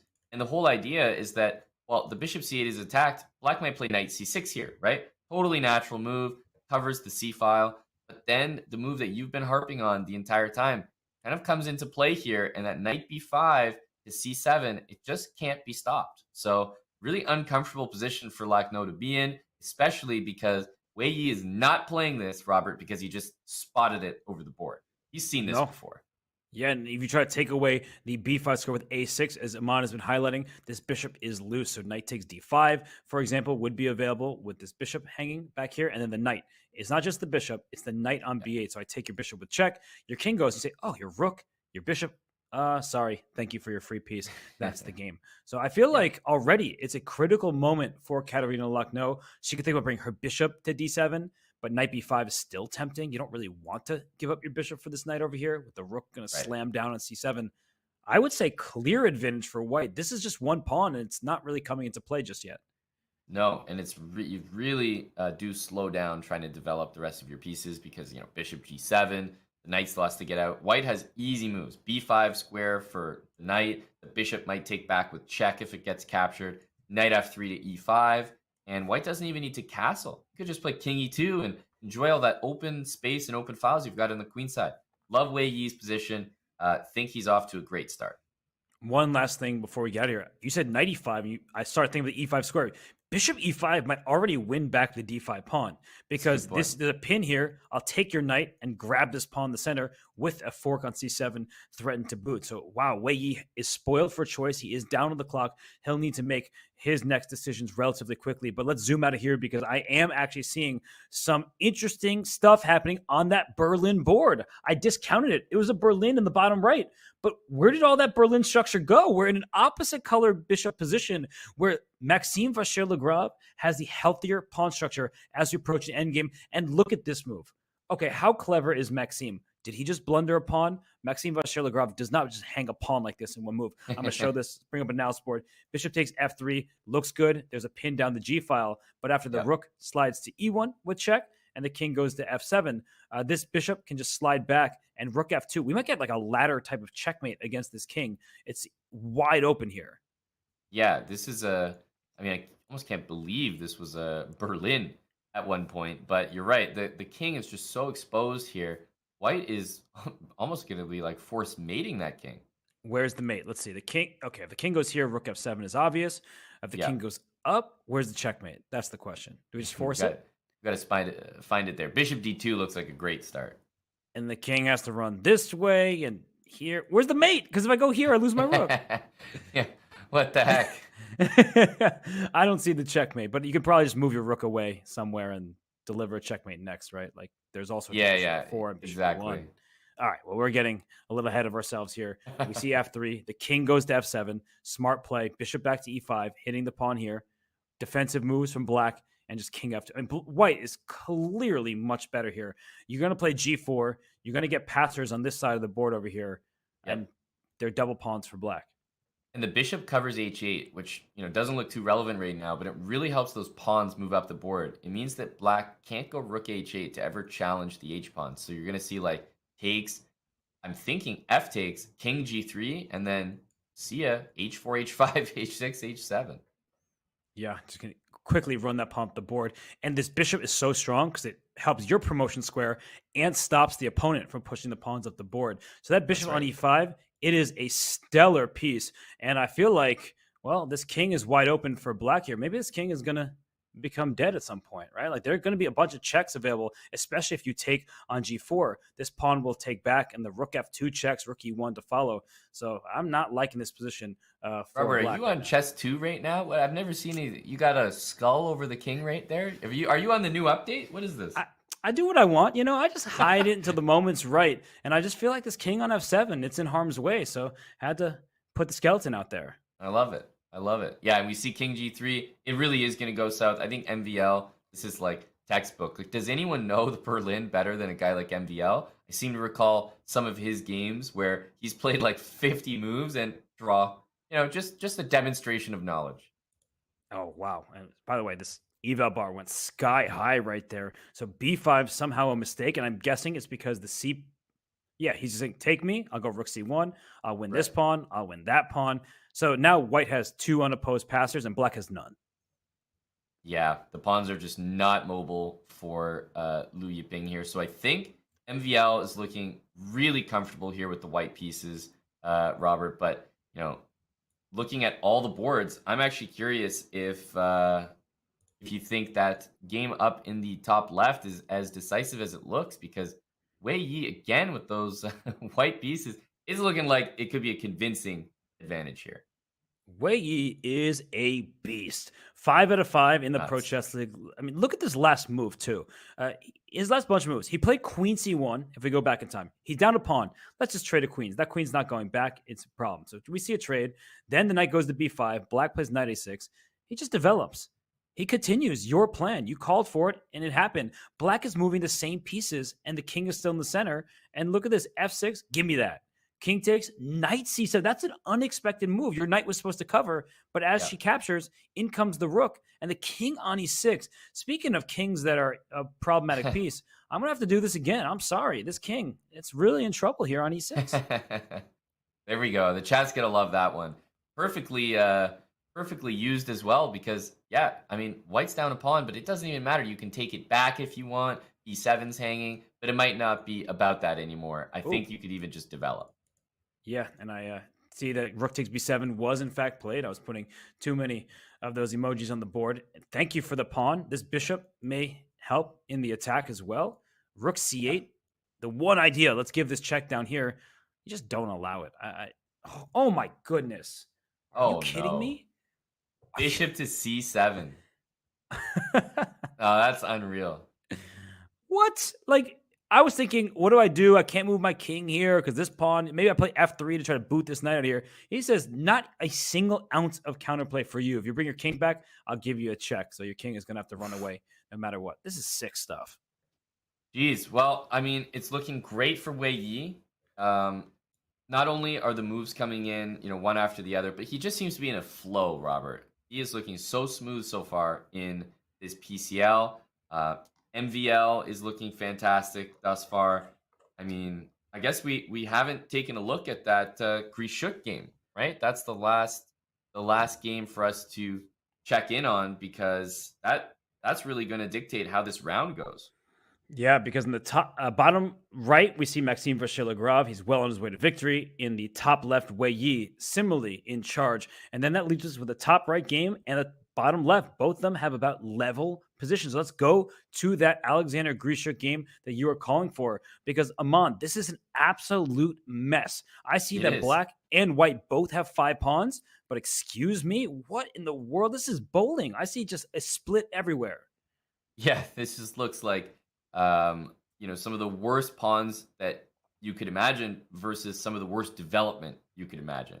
So that's why I think this is one of the most misleading 0.00 valuations ever, because I can't believe it's sitting there like nothing's happening, minding its own business. The eval bar doesn't seem to care. Meanwhile, I'm looking at this, I'm seeing, long castle, for example, the bishop's under attack, bishop e6 looks likely, pawn to f4 to kick the knight, but careful, don't want to allow knight to f3. Well, he does a temporary exchange. Like, maybe this is why it was all zeros, because we have an opposite color bishop position. But Aman, let's hold back for a second. Where's this king going? If you go to c7, up goes the rook to d7 with check, and the bishop is tied down to this pawn. If the king goes here, well, you're just in your bishop's path. So I feel like you're right that all zeros is extremely misleading unless there's some obvious draw that I'm missing. I feel like white is in charge. I was looking at bishop d6. I was actually analyzing bishop d6 here. You're a madman. Okay. Let's bring up an analysis board. Aman Madman Hamilton gives up a bishop for free, it seems, but after king e7 with the fork, Aman, that's sick stuff. I'm just saying, if you tell me it's 0.00, I'm gonna find out why. It's a lot easier when I start by knowing the evaluation. But even this doesn't look that clear, right? Like a rook d7 check, king takes. Which pawn do I take? All of them? I guess for black, it's kind of obvious. You're going to play rook f8 and then just start vacuuming on the f file and just see what's left over at the end, because you're going to have a passed e pawn or maybe a passed h pawn.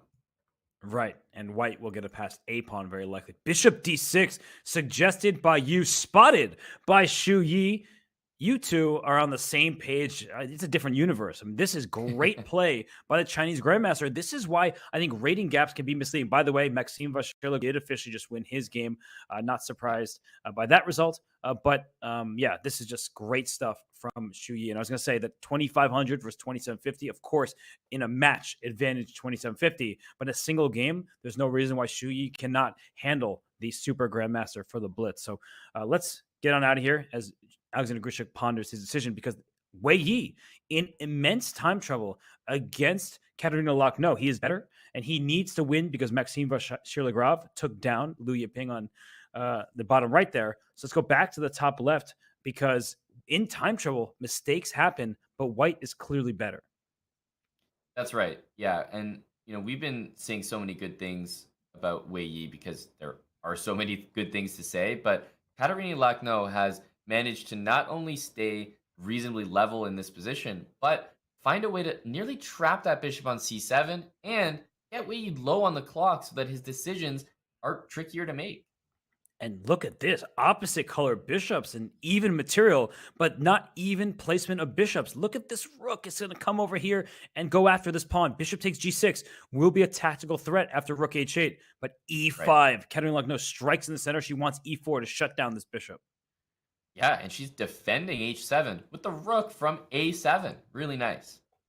Activating along this. But if rook d7, then there's rook a8. So look at Wei Yi go. He's trying to cause problems for the black king. And she goes king e6. 15 seconds for Wei Yi. He's got to move. What's he going to do, Man?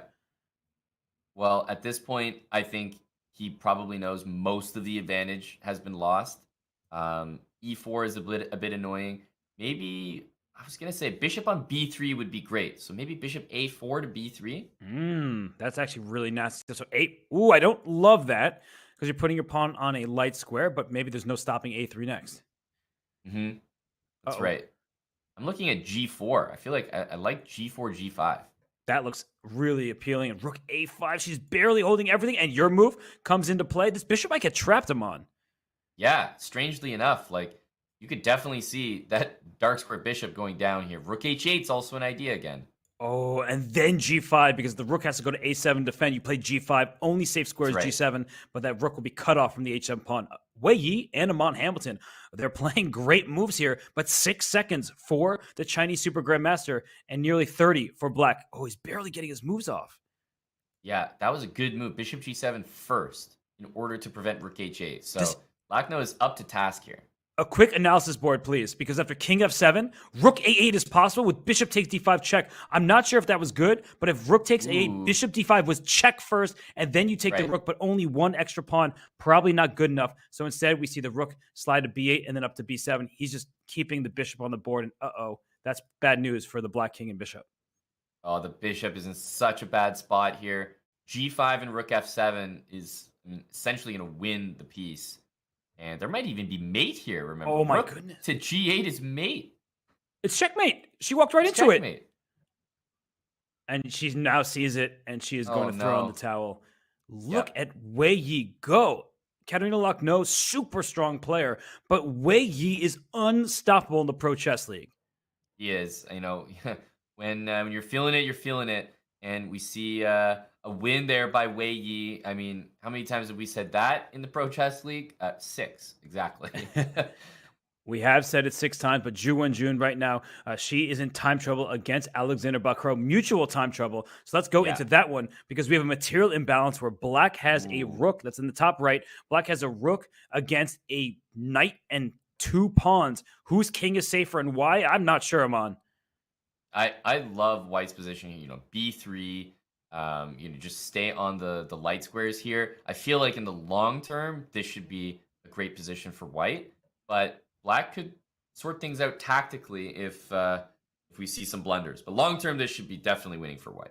Yeah, you see the queen and bishop lined up, but the open H file with rook d1 check to follow. I mean, this king is forced back. The bishop will be forced back to f1, and neither side has much time. 10 seconds for Black right now. He doesn't know what to do. Bishop f1 is easy, and there's no queen h3 because your bishop is hanging with check, I imagine, and the black king gets mated. So maybe king a8? Set that up? Just get out of the check? I don't know. f4 was kind of a threat, so the rook comes back to the last rank, and now White's king is feeling safe and sound. That's right, yeah. We might even see g4 get played, but remember, as soon as you start moving these pawns, exactly, switch to the h file and try to get something going there. There must be a way to get the queen to b6. That's what I'm looking for. Dream square is queen to b6 and queen a7 checkmate. So how do you get this queen on over there? Yep. No, this is...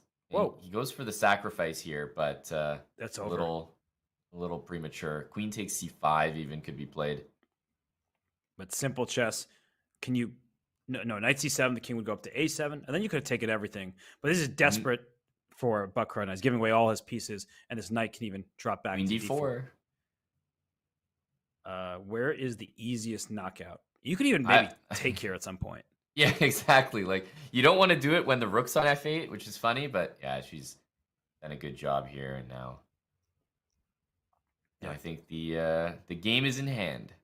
And that's it. You take this knight, check, and you get a queen. It's going to be a win for the women's world champion, Ju Wenjun. I think you can resign safely after this. You only have a few checks, but queen d5 eliminates any more checks. And we actually are being informed that earlier in this game, Alexander Bakro missed something huge. So he had a big chance that was overlooked. And we'll just let this game conclude. And while it does, on move 24, we're told, she's just checkmated, but on move 24, there was a missed opportunity for Bakro. He went bishop to e7, but Amon, c5, there's just a pin down the d file, and he overlooked that.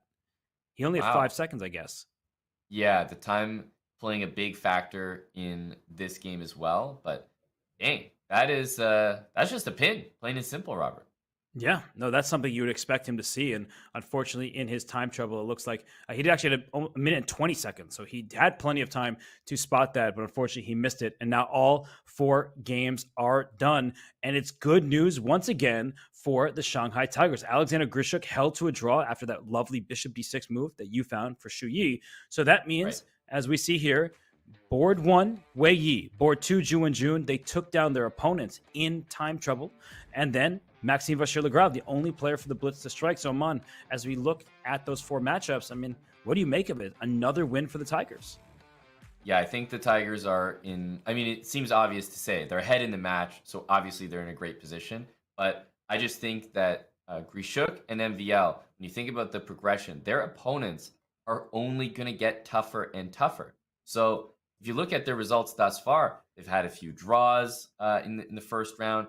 Grishuk with another draw here. Those are all points left on the table against weaker opponents.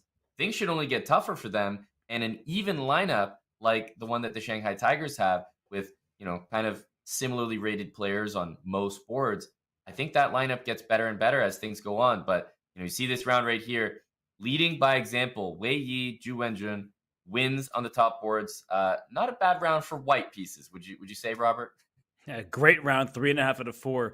And, well, Wei Yi gets it done. Ju and Jun gets it done. So for the Shanghai Tigers, we see they are leading the way. 2 out of 2 for Wei Yi, 1.5 out of 2 for Ju and Jun. She drew Katerina Lucknow and beat the board for Alexander Bakro. And on the other squad, the Blitz, only 1 out of 2 for Grishuk. Not terrible, right? That happens, but you need more from your top board. Definitely. Yeah, you want Grishuk and MVL to be performing a little bit better. Bakro, probably quite expected, unfortunately, to have 0 points out of 2. He played the top 2 players for the Shanghai Tigers. So his games are actually going to get easier. Be exciting to watch him in the next couple rounds. He's going to be playing against the boards 3 and 4, and the same with Lucknow. So, as the rounds go on, Robert, the matchups are going to get even closer. And obviously, there's a lot on the line as we need a comeback from the Blitz here if they're going to have any chance. Yeah, right now we're talking about the Tigers and the Blitz, but I want to make mention of a Bullet event that is coming your way. The February Bullet Brawl Arena is almost here. If you missed last month's Bullet action, don't miss the event on Saturday, February 25th. Your favorite title streamers will be back with 2 hours of action-packed Bullet chess with $2,500 on the line. That's this Saturday, February 25th at 10 a.m. Pacific Standard Time. Use the command Brawl in chat for all the details. Aman, you going to play? Oh, don't mind me. Just going to be marking that one down on my calendar right here. Robert, last Saturday of each month. I played in the last one. It was a lot of fun. I mean, I really like these formats, the arena formats, so like Arena Kings. But hey, now we've got one for Bullet. I think the shorter the time control these days, the better for me, Robert. Okay, well, the shorter the time control, the worse for me. I'm an old man. I got shaky wrists, so I'm going to have to shake off this old body, take a little bit of a break, and when we return, we'll be back for the Pro Chess League matchup between the Shanghai Tigers and the Blitz. Round 3 commences in just a few minutes.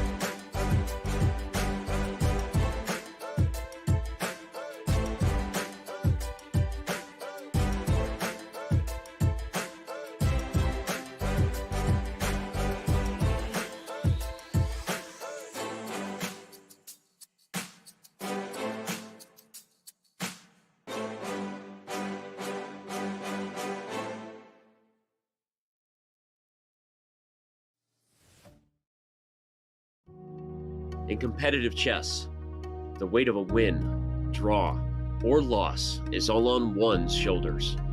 It's easy to feel alone. Those lonely days are over. Oh my goodness!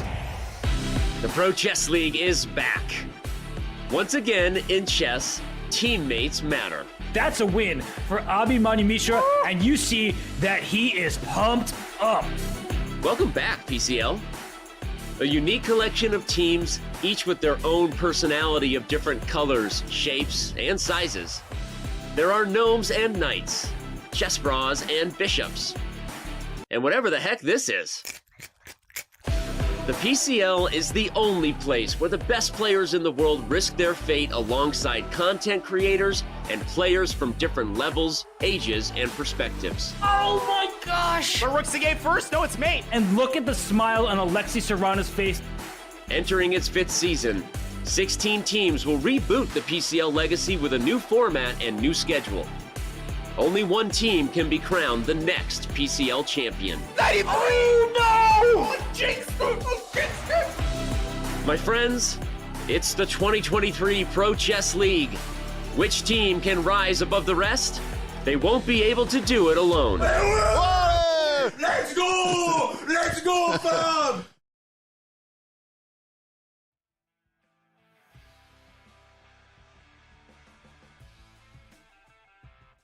And we return to this Pro Chess League matchup between the Shanghai Tigers and the Blitz, captained by Blitzstream Kevin Bordy.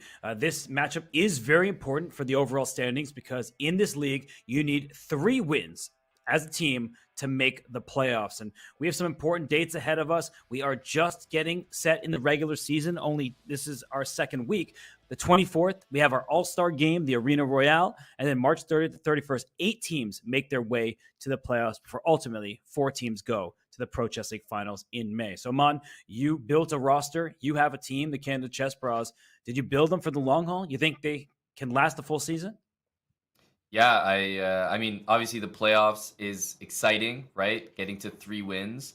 And, I mean, we have the Arena Royale. I think the Chess Bras, of course, are going to be there, Robert, so you can count on that. But PCL Finals, that's what it's all about. And I think this season, as fun as it is, it kind of ends before you know it. So enjoy it while it's here because I can't wait for the playoffs.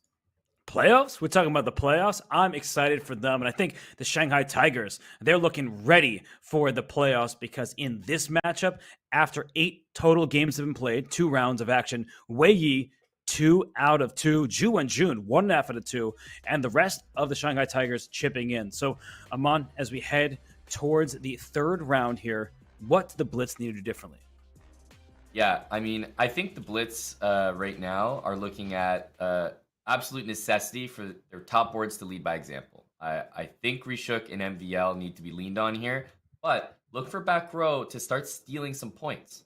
Right, he's down there with no points so far, but he's had the toughest games, Robert. So I think that look for back row to try to score 1 out of 2 in these next games. That would be big for the team. And MVL and Grishuk, they need to put some points on the board. And we're about to get some super grandmaster clashes because we keep talking about Wei Yi and his perfect score. Excuse me, Black against Maxime Vacher-Lagrave. That is not exactly an easy pairing, but Wei Yi did take down Leonard Dominguez a week ago with the black pieces. That's right. No, I mean, obviously the colors are relevant here. You have the white pieces, usually an advantage, no matter what, for any player in professional chess sense. But when it comes to a 10-minute plus 2-second increment game, Robert, you're able to create chances for both sides, kind of regardless. That's true. And Alexander Grishuk gets the white pieces. He'll need to make magic happen for the Blitz. But we are going to start, I was going to say with our all board 1 matchup because I keep forgetting that Maxime Vacher-Lagrave is board 2 for the Blitz. That's what happens when you have a 1-2 punch at the Super GM level with Grishuk and Maxime. Maxime's actually the higher rated player in classical chess. His classical rating has dipped to 2736. I'm not used to seeing that, Mana. We're used to seeing him being a 2770. That's right. No, it's extremely unusual, but MVL, of course, donning that Blitz jersey there, which looks pretty slick, by the way. Shout out to Kevin Bordy for those. He's up basically with the white pieces. This is probably one of his biggest games of the round because he's facing someone who's never lost in the Pro Chess League so far, Robert. And Wei Yi's played some tough opposition as well. It's not like he's collecting points out here. He's earning some tough wins. He really is, and he's avoiding the Berlin. So we just saw Maxime Vachier-Lagrave play a great game in the Berlin, and now we see him play a kind of more open Spanish, where this pawn on e4 is not captured early. The queens are still on the board, and there's a lot of tension here in the position from e5 to d4, the e4 pawn, all that stuff. So Aman, Wei Yi playing instantly. He has more time than he started with. We're used to seeing that from MVL. He is one of those lightning quick players, but it seems like Wei Yi well within his preparation. Absolutely. Yeah, I think both of these guys, especially we're dealing with e4, e5, Rui Lopez stuff, both of these guys are well aware of what's going on here. So definitely not surprised to see Wei Yi with some good preparation because it's almost like the onus is on the player with the white pieces, Robert, to sort of make something of the position. If it just, you're both showing your theory and ends up as a draw, you're not totally satisfied. Keep in mind that the situation in the match right now also dictates a little bit what needs to happen. MVL probably needs a full point more than Wei Yi does for his team. So that might force him to choose some more risky lines that keep things going, keep some play on the board. And you don't want to go all in if you're the Blitz. Or you just need a 1-point win in this round, 2.5, 1.5. That would be good because that gives you an entire fourth round to strike. You just don't want to lose this game if you're Maxime. And I think we're going to see it. I was about to say G5 and a knight sacrifice here. This is wild stuff. The Black King is open, but the D4 pawn is loose. And whose theoretical knowledge is better? That's the essential question because Aman, we had experiences like this. When you make one inaccuracy, you just lose the game because Black is up a piece, but then Black's king is also in danger. Exactly. It's like you make one wrong move and all of a sudden White goes rook a3, rook g3, and you're like getting mated by force or something. So you really do have to be careful in these lines. But the eval bar you can see creeping a little bit north of equal there in White's favor. Bishop d5 played, and I'm curious what we're going to see here because MVL is playing this for a reason. He knows it in and out, but let's be real. Wei Yi is not playing g5, Robert, walking in without any clue what he's doing. And then Bishop d5 happens. There's a stare down of pieces. I'm looking, what happens if I take? Can I afford to do it? Right. He plays c6 instantly. This guy has prepared the line. And what about rook a3? Like, that is a rook lift. That looks very appealing to my eyes. Is there anything wrong with bringing this rook up to a3? That looks dangerous for the Black King. Hey, that's all I got, Robert. I'm a rook a3, rook g3 kind of guy. This hype. is dangerous. Oh, look at that. Okay. Hey, unbelievable. Yeah, I like the move. I love rook a3. It just feels like a strong move without much calculation. Just intuitively, it makes a good impression.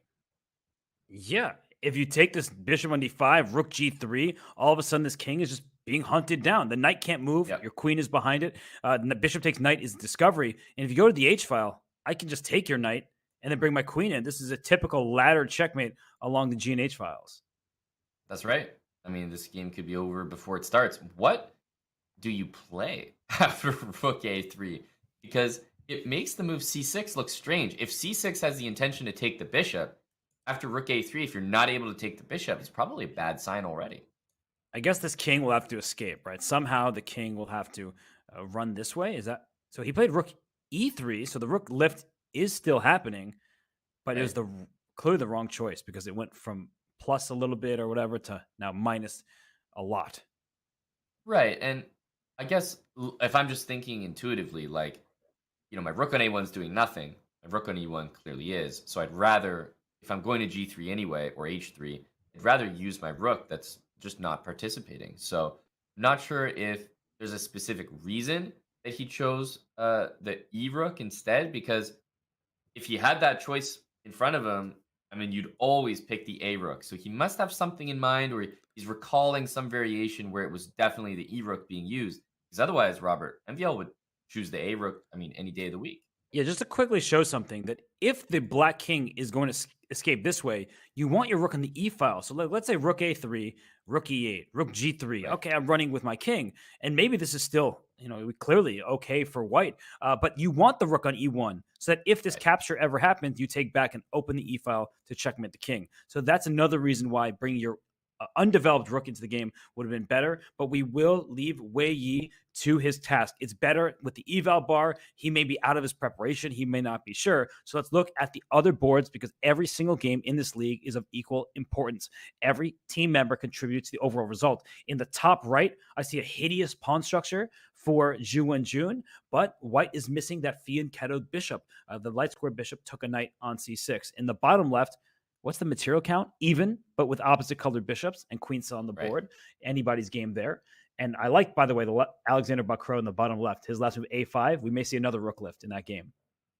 Yeah, that would be really fun as well. I think the top right there, Zhu Wenjun against Alexander Grishuk is such an epic matchup there. And it's so imbalanced as well, because you mentioned you have to give up that light squared bishop in order to cripple the pawn structure like that. So one of the biggest imbalances, even though that eval bar is right around 0. Yeah, what an interesting position they have between Alexander Grishuk and Zhu Wenjun, because it looks like white has done nothing. None of the pieces, except for the queen, have been developed. But it's clear that Grishuk is playing for the long-term pawn structure. Zhu Wenjun has these double isolated c pawns, and that's not good news for her, right? Like that's just a structural permanent weakness. It's not going anywhere. And by the way, in the top left, Wei Yi just moved his king to g7. So why don't we go back there, because that game is fascinating. And that's where the action probably remain the most interesting one for the time being. King g7. He's walking into the fire. What about rook g3? I mean, I'm going to need an explanation. It looks like he wants to move the rook and then prepare king, like almost rook g8 I'm looking at. And, if you go bishop f6 or bishop h6, you just calmly take with the king. Is that what's going on here? Wow, that is actually wildly brilliant stuff. And your point is a good one. If this rook, I'm actually not sure which square to go to, h8 or g8. Maybe g8, just because that way at some point you might be able to bring your rook up or sacrifice it for this bishop. But rook g8, and if bishop takes f6, double check. You'd love to take with your queen, but you have to take with your king. And despite being out in the open, the knight covers f3 checks. And that means there's no good check to make, because you probably are giving up too much material. After takes, your king steps back to g7, because you go to e7. That's mate in 1. Don't do that. That's right. Would not be advisable. But your king goes here. And after queen f7, there's king, I think, h6. h6, unreal. And queen f4, queen g5. If only. If only I know. This rook could get to h3 and get after this king. But rook a3, there's this move, queen h4. If you play rook h3, thank you for your queen. The darn chess.com bugs. You can't take it because just the pin. Annoying. He played rook g8. What a brilliancy. I like that. And I think it's in moments like this that you really start to appreciate, if you could grab that rook on a1 and throw it on e1, we would have the exact same position, right? If the rook had lifted from a3 to g3. And it's so important because knight e2 check is a square that queen always has to guard. So just, down a few lines, if that queen ever gets sidetracked, chasing a king, giving checks, you just always have to worry about knight e2. So there are these small subtleties that you're just not thinking about, but the engine is saying that's exactly why we don't love these moves. But look how important this is in this variation. If you're queen f4, piling maximum pressure against his knight, exactly what Aman is talking about. So what Aman is saying is actually of critical importance, not just something we're blindly saying. It is actually really, really important, because queen f4 would be a huge attack potentially against this king. The knight is pinned in multiple directions, and it's not possible because of a knight fork. Oh, that's actually a ridiculous fork. Like, give me all of the pieces here with that fork. That's nasty. Yeah, that's... did they call that a royal fork? I don't know, but I call that a fork for sure. Family fork, I think. I think it's family. Just give me that. Knight royal hitting is everything. just... Oh, I like that, too. Man, Robert's just emoting on the whole screen right now. Yeah, people think I'm this serious guy all the time, but I can throw in an emote every now and then. Rook G8 played. Such a nasty move to face. I mean, MVL, he's got that rook on G3, but that's it. You know, you look at his position, he's running out of pieces to actually participate. Let's not forget, Robert, there's a whole hanging bishop on D5. Like down a line somewhere, Black's gonna finally have a moment and be like, oh yeah, I can just take that. Oh, speaking of just taking that, can you just take this rook? We were looking at this variation. The queen takes f7. The king just runs to h6, and it is actually safe over here. This is one of those games where you look at it like, wow, what brilliant sacrifices by Maxime. He's going after the king, and then when the king reaches h6, you're like, yeah. So about those sacrifices, maybe too much material has been given to Black. Exactly. You need to have some amount of material that's still on the chessboard for you to mate with. And he's running out of available suitors. Maybe this would have worked in a blitz game rather than a rapid game, because there's just too much time for Wei Yi to sit here and calculate. And he will take this knight. He will bring his king around to h6, and I think he will win this game. But we will come back here. We should give other games some love, some attention. This one has been fascinating from the start, and we'll keep an eye out on this one between Wei Yi and Maxime Vachier-Lagrave. But in the top right, we wanted to go to that game before, but we got distracted by the position in this one. Alexander Grishuk, I mean, he is definitely in charge in this game in the top right. Look at this pawn structure. We said this a while back. It doesn't matter that white hasn't developed them on. You can't move those double isolated pawns. Yeah, and it actually is so impressive to me, players that are able to take these positions with the black pieces and play them well. Because the engine, you see, it's like not that concerned. Small advantage to white. And when I look at this position, I think, significant advantage to white. Just so easy to play. Bishop A3, rook C1. Like, how are you even defending that C pawn if not full passivity with knight D7? But somehow, the engine and active players take these positions and just, thrust forward, like F4 coming soon. And even though you're giving up so many squares, you're just tossing pawns and pieces forward. I mean, that's just how you play with the black pieces here. So if we see that kind of gameplay by Wenjun, loose, ready to sack pawns, open the position up, that could be the remedy here to compensate for that awful pawn structure. Yeah, bishop a3 looks obvious, but you might be right, Amon. Just throw your pawns forward. I'm not sure which one and when to do it, but push them forward and go for the attack. And while Alexander Grishuk is thinking here, we like his pawn structure. Let's take a look at how his wife is doing. Katerina Lucknow and her husband, Alexander Grishuk, are teammates. They're both grandmasters. They're both superstars in the chess world. And I see in the bottom right, she is holding nothing back against Liu Yiping. And a week ago, when the Shanghai Tigers took on the Archbishops, I was saying Liu Yiping, he loves these calm, solid positions. This is anything but that, with the H-file being pried open for this rook. It's developed on its initial square. And is this queen going to be able to join the party, potentially for a checkmating attack? That's right. And I think the arrows that you just indicated were scary enough that even though it's a slow plan, I think that queen on h7 and mate on h1 was enough for f takes g3 to be the preference. I mean, I would almost never want to play f takes g3 here. Look at the bishop on a7 lined up directly against the king. That looks scary, but I think it was born out of necessity. Now, for white, however, if you can somehow manage to get like knight e3, rook f1, there are some weak squares, d5, f5, and of course, rook f1 hitting f7. There's some possibilities for white, but it's just not that easy to manage that. And I guess it wasn't that easy for Wei Yi. We're going to zoom out of here. We want to focus more on this one. But look at the top left of your screen. There's a king on e5. This is not king of the hill. That king is going to die on that hill. What is it doing out there, as Maxime Vachier-Lagrave is simply going to checkmate Wei Yi, whose king is here and there's still the rook surviving? What the heck is going on? I mean, you have to praise the confidence from MVL here. This is insane. Actually, after like queen to g5, which looks like a move, white has a lot of very decent options. I was looking at rook e7. Of course, there's also f4, just picking up the queen. But what the heck did he do? He didn't take the rook, right? He went king to e5, and then after rook takes f7, the queen joined the party over here.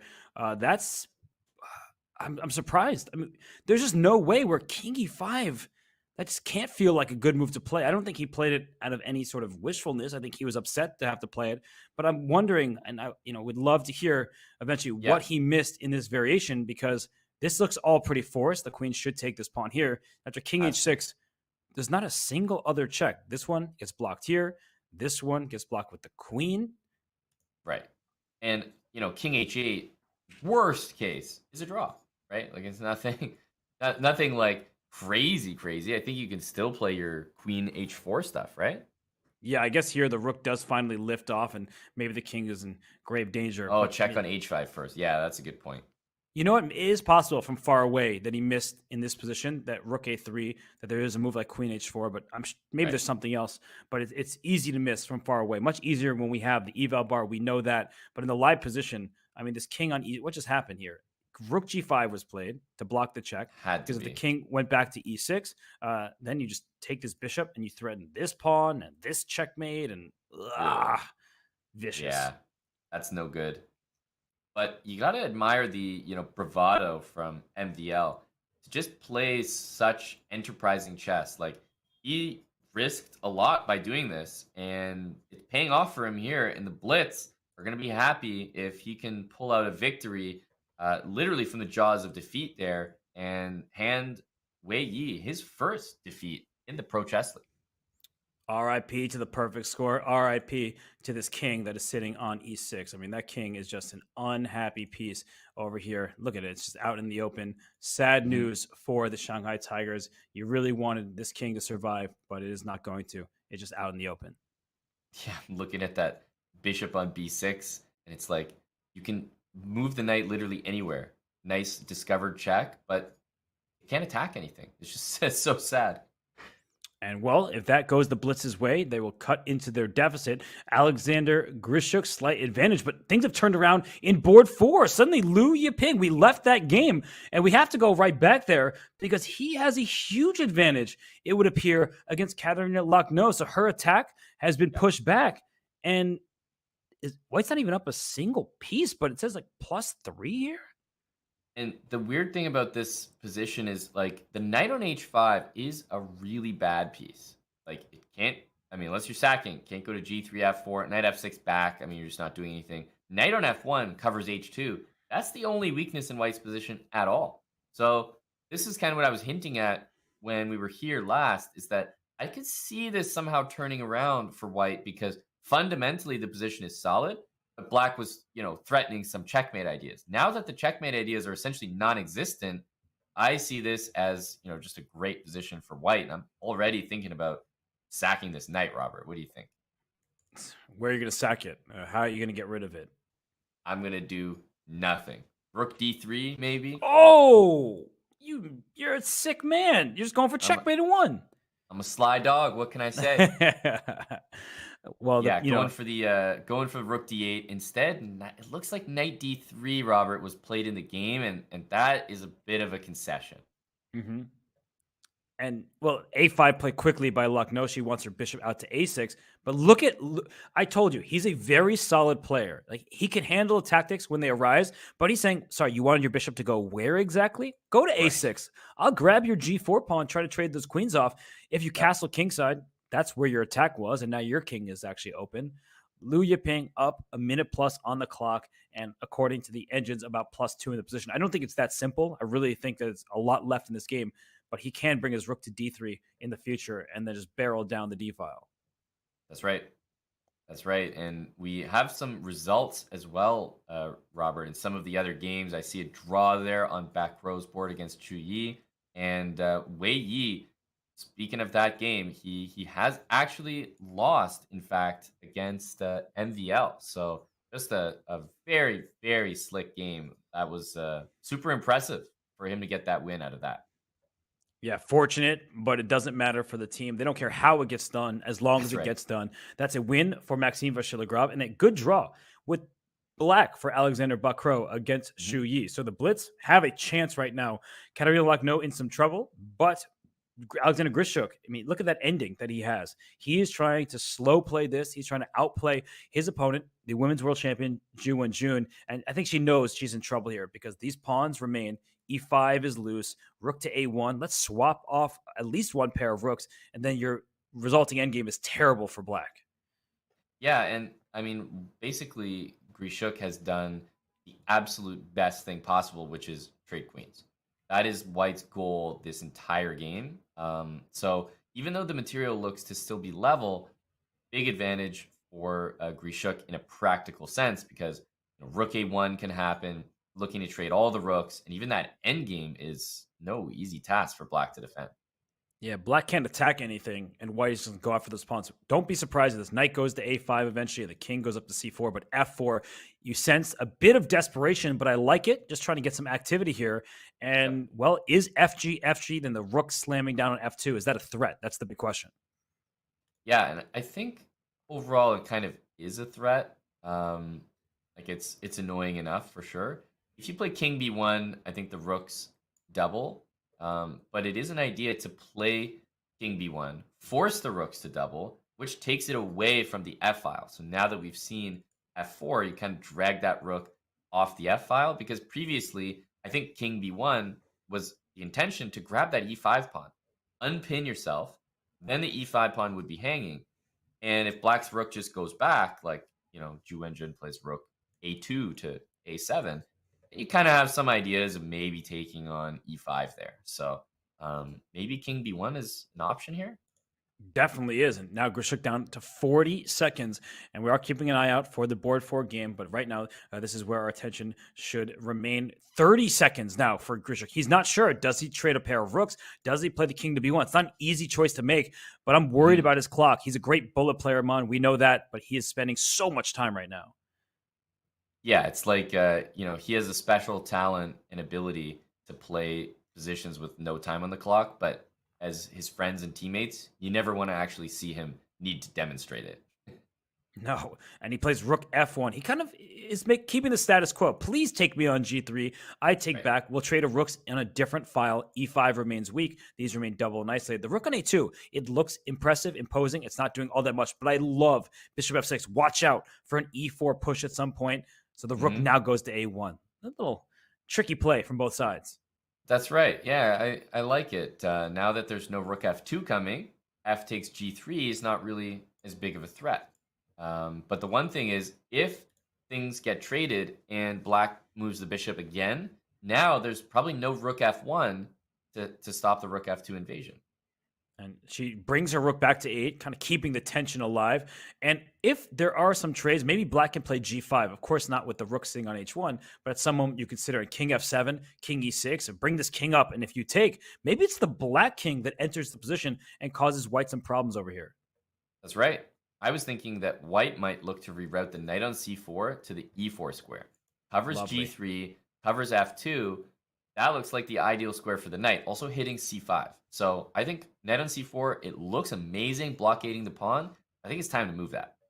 And a big problem for black is king should belong on e6. Can't go to f7. You walk into a pin. So g6 played instead. And it's not easy to make progress here for white, but he does bring the knight into e4. Your idea, maybe bishop e7. She does that, trading the rooks by force. Aman, is there enough material remaining to pick off these weak pawns? It's tough to say. It's a clear advantage. It's one of those positions where the engine is just going to scream draw for the rest of the game. But Grishuk is going to be trying to win here. He can try to be tricky, but honestly speaking, I think that Ju Wenjun should be expected to make a draw here. And I think we'll go back and forth for a while as the players play in time control. Let's quickly zoom to board 4. We just saw a bishop takes f7 check by Liu Yiping. The king goes to d8 for Caruana in the bottom right. So it is extra material now for the Shanghai Tigers board 4. And you see in the top right, the players, their kings are in opposition. Great play thus far by Ju Wenjun in Alexander Grishuk's time trouble, but he's pushing forward and trying to win. So let's go back into that game just because they do not have much time. And Grishuk's king has won King of the Hill. Yeah, I still think that Wenjun has done a fantastic job here. Like, it looks really bad, but I think it's mostly like just a visual disadvantage. Yeah, she just plays these moves back and forth. There's no stopping that. The knight covers the other pawn. What somehow Grishuk needs is to get a knight towards the king or these pawns, and that's why he's rerouting it, but there's nowhere good to go. That's right. Just thinking for a moment there that if white could get bishop c7, then I thought that might be an achievement. So there was a moment where she played bishop e7, but still the position is getting better and better. And I think that right now Wenjun is in that mode where she's shuffling. So as Grishuk, you can try to create a position where you get your opponent to just get rhythmic about their moves and all of a sudden hit them with something. What was e4? That was shocking to my eyes because I thought Really he was going to was. bring his king there and maybe bring the bishop around at some point. But he plays e4. That makes the e5 pawn feel safer. But I guess this is what he's aiming for: is can his king run up the entire queenside into b7? Yeah, I mean, that's the only plan left because he needed to play e4 before doing that. Otherwise, black would play king f5, king g4, and call it a day. And here comes that king. First, keeping the knight stuck here. If the king, where's the knight going? To a4, but the bishop can always slide back to d6. So maybe there is no progress to make. But with Jun down to 3 seconds, 2 seconds, she's barely, keeping alive on the clock right now. It's scary territory. Yeah, and you can see the king wants to get to c4 with knight a4. That's what I thought we were going to see. I thought so as well. And, well, they continue to go back and forth. Maybe now the king is coming. It is. That's right. And bishop e3, waiting for the right moment. And I wonder if, usually what you'll see is if Grishuk is sort of set on that plan, he might be making some quick moves now because he's not sure about it. He doesn't want to commit to a plan that might liquefy into a draw immediately. So instead, he's moving pieces randomly, and he's using that extra time to keep thinking about that main idea. Right. And his pawn's on e4, so the king couldn't get out. But you would love to be able to push d4 at some opportune moment, especially with the bishop getting on this diagonal. So he removed that as an option. He's going back and forth, back and forth. But Ju Wenjun, she's too strong, too experienced to freak out and make a mistake. She knows that all she needs to do is shuffle, and shuffle she will do. By the way, Katerina Lochno did lose that game. We'll show the final position as soon as this one ends because it was a nasty final position. And, I mean, at some point, I feel like you've got to try king a4 and something to a5. The only other plan is knight to a4 and king c4, which hasn't been tried yet. Uh-oh. Wait a second. Your idea, bishop d8, king a5. Why is he going that way? He's going the wrong way. But also bishop b6 there. Why not king a4, bishop b6? Yeah, the king could have come up the board. Let's just quickly go back in that position, bring up the analysis board there. That was surprising. He brought his king the exact right way. And then after this, he could play bishop d8, king a5, king a6. Bring your king forward. Yeah, it looked like that was risk-free, basically. Yeah, and if we go to the game, the king's now on c4, but there's nowhere for the king to go from here. Knight b6 check. Get the king out of there. Go right back. Right. He had it. He had the exact position he wanted. And you have to be careful with 3-time repetition now. It's not something you can actively try to prevent, but it might happen. I feel like we've been here almost before. Yes, but Ju Wenjun, she's still holding the balance, but it gets scary with the king going to a4 and bishop a5, but he's spending too much time. There might be a 50-move rule before he could take a pawn because we see he has a winning advantage, but maybe if he makes one more mistake and he plays bishop d8, here comes the king, he needs to grab a pawn or move a pawn of his own. The bishop is in the worst spot ever on b8. It's walking into a king on b7. Bishop, why is he not bringing the king up? King a5. Finally, there we go. And the advantage is sky high. He finally figured out that his king can walk in the position, and he needs to grab a pawn. If he does not take a piece by 50 moves, when was the last pawn move? It was so long ago, I can't even scroll up in time, but a piece has been captured, and now he's going to win. Yeah, that bishop is the worst. The only trick is bishop takes g5. Otherwise, this is a walk in the park. Wait a second. Uh-oh. The knight can't get in. And now the king can go back and forth. That's Knights incredible. Cannot lose tempi. And that is the inherent limitation of it. Don't go king d7. King e7. Look at her. Distant opposition.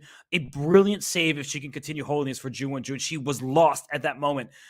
And now you have to take. That's forced. So the good news is her moves are a bit forced here. Right.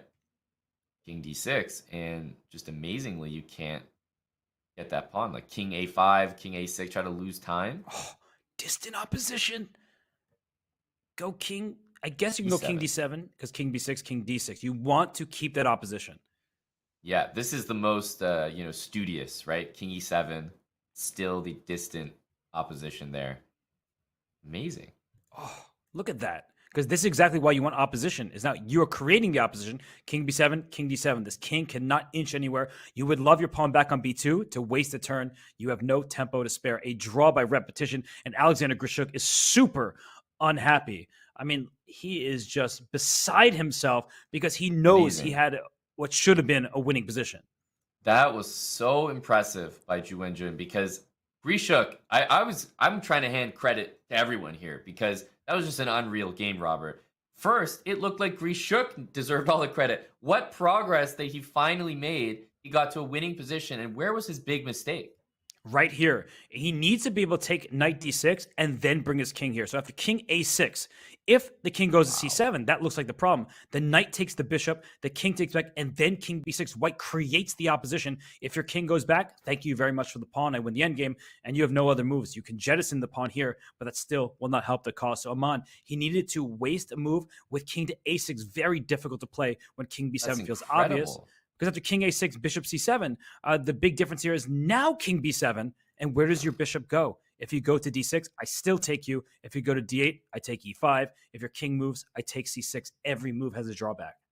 And it should be pointed out, something that we didn't really touch on is like the reason that Grishuk was so upset with this position is because you actually can't move the knight. As soon as you move the knight, bishop a5, bishop e1, bishop takes h4, and guess what? You're going to lose that position for sure. So it means that the knight can't move anywhere but b6, which he tried, but it just wasn't good enough. Wow, what an ending that was. And now we know that this round was tied 2-2 between the Shanghai Tigers and the Blitz. And that is not good news as Maxime Vachier-Lagrave somehow gets that win. This match could have gone entirely the Shanghai Tigers' way if Wei Yi could have scored that victory. But that's right. Liu Yiping scores for the Tigers. Maxime Vachier-Lagrave scores for the Blitz. The other two games were drawn, but that was not for lack of trying. So as we head into the fourth and final round, we know that the top scorers for each squad include Wei Yi and Ju Wenjun for the Tigers. And for the Blitz, Maxime Vachier-Lagrave, he seems to be leading the charge for the French team. Definitely. And, you look at the Shanghai Tigers and their scores thus far, and it's just so balanced, reflective of the lineup that they've selected, right? All four boards are scoring points, whereas just as the lineup is designed on the Blitz side, it's very top heavy. So going into this last round, Robert, with a score of 7-5, the Shanghai Tigers only need 1.5 points. That means the Blitz need 3-1 if they're going to win this thing. So that's only for tie breaks. 3.5 if they want to win this thing outright. Obviously, a gargantuan task ahead of them. For sure. And for those of us who missed it, you could check out that game between Liu Yiping and Katerina Lacno. He checkmated her king on c5. So that was a brilliant finish for the Shanghai Tigers board 4. But the fourth and final round will be here shortly. So we're going to step aside for a moment. The players will have to shake off whatever unhappy memories they just had and play a whole new game. We'll be right back for the fourth and final round of this matchup between the Shanghai Tigers and the Blitz here in the Pro Chess League.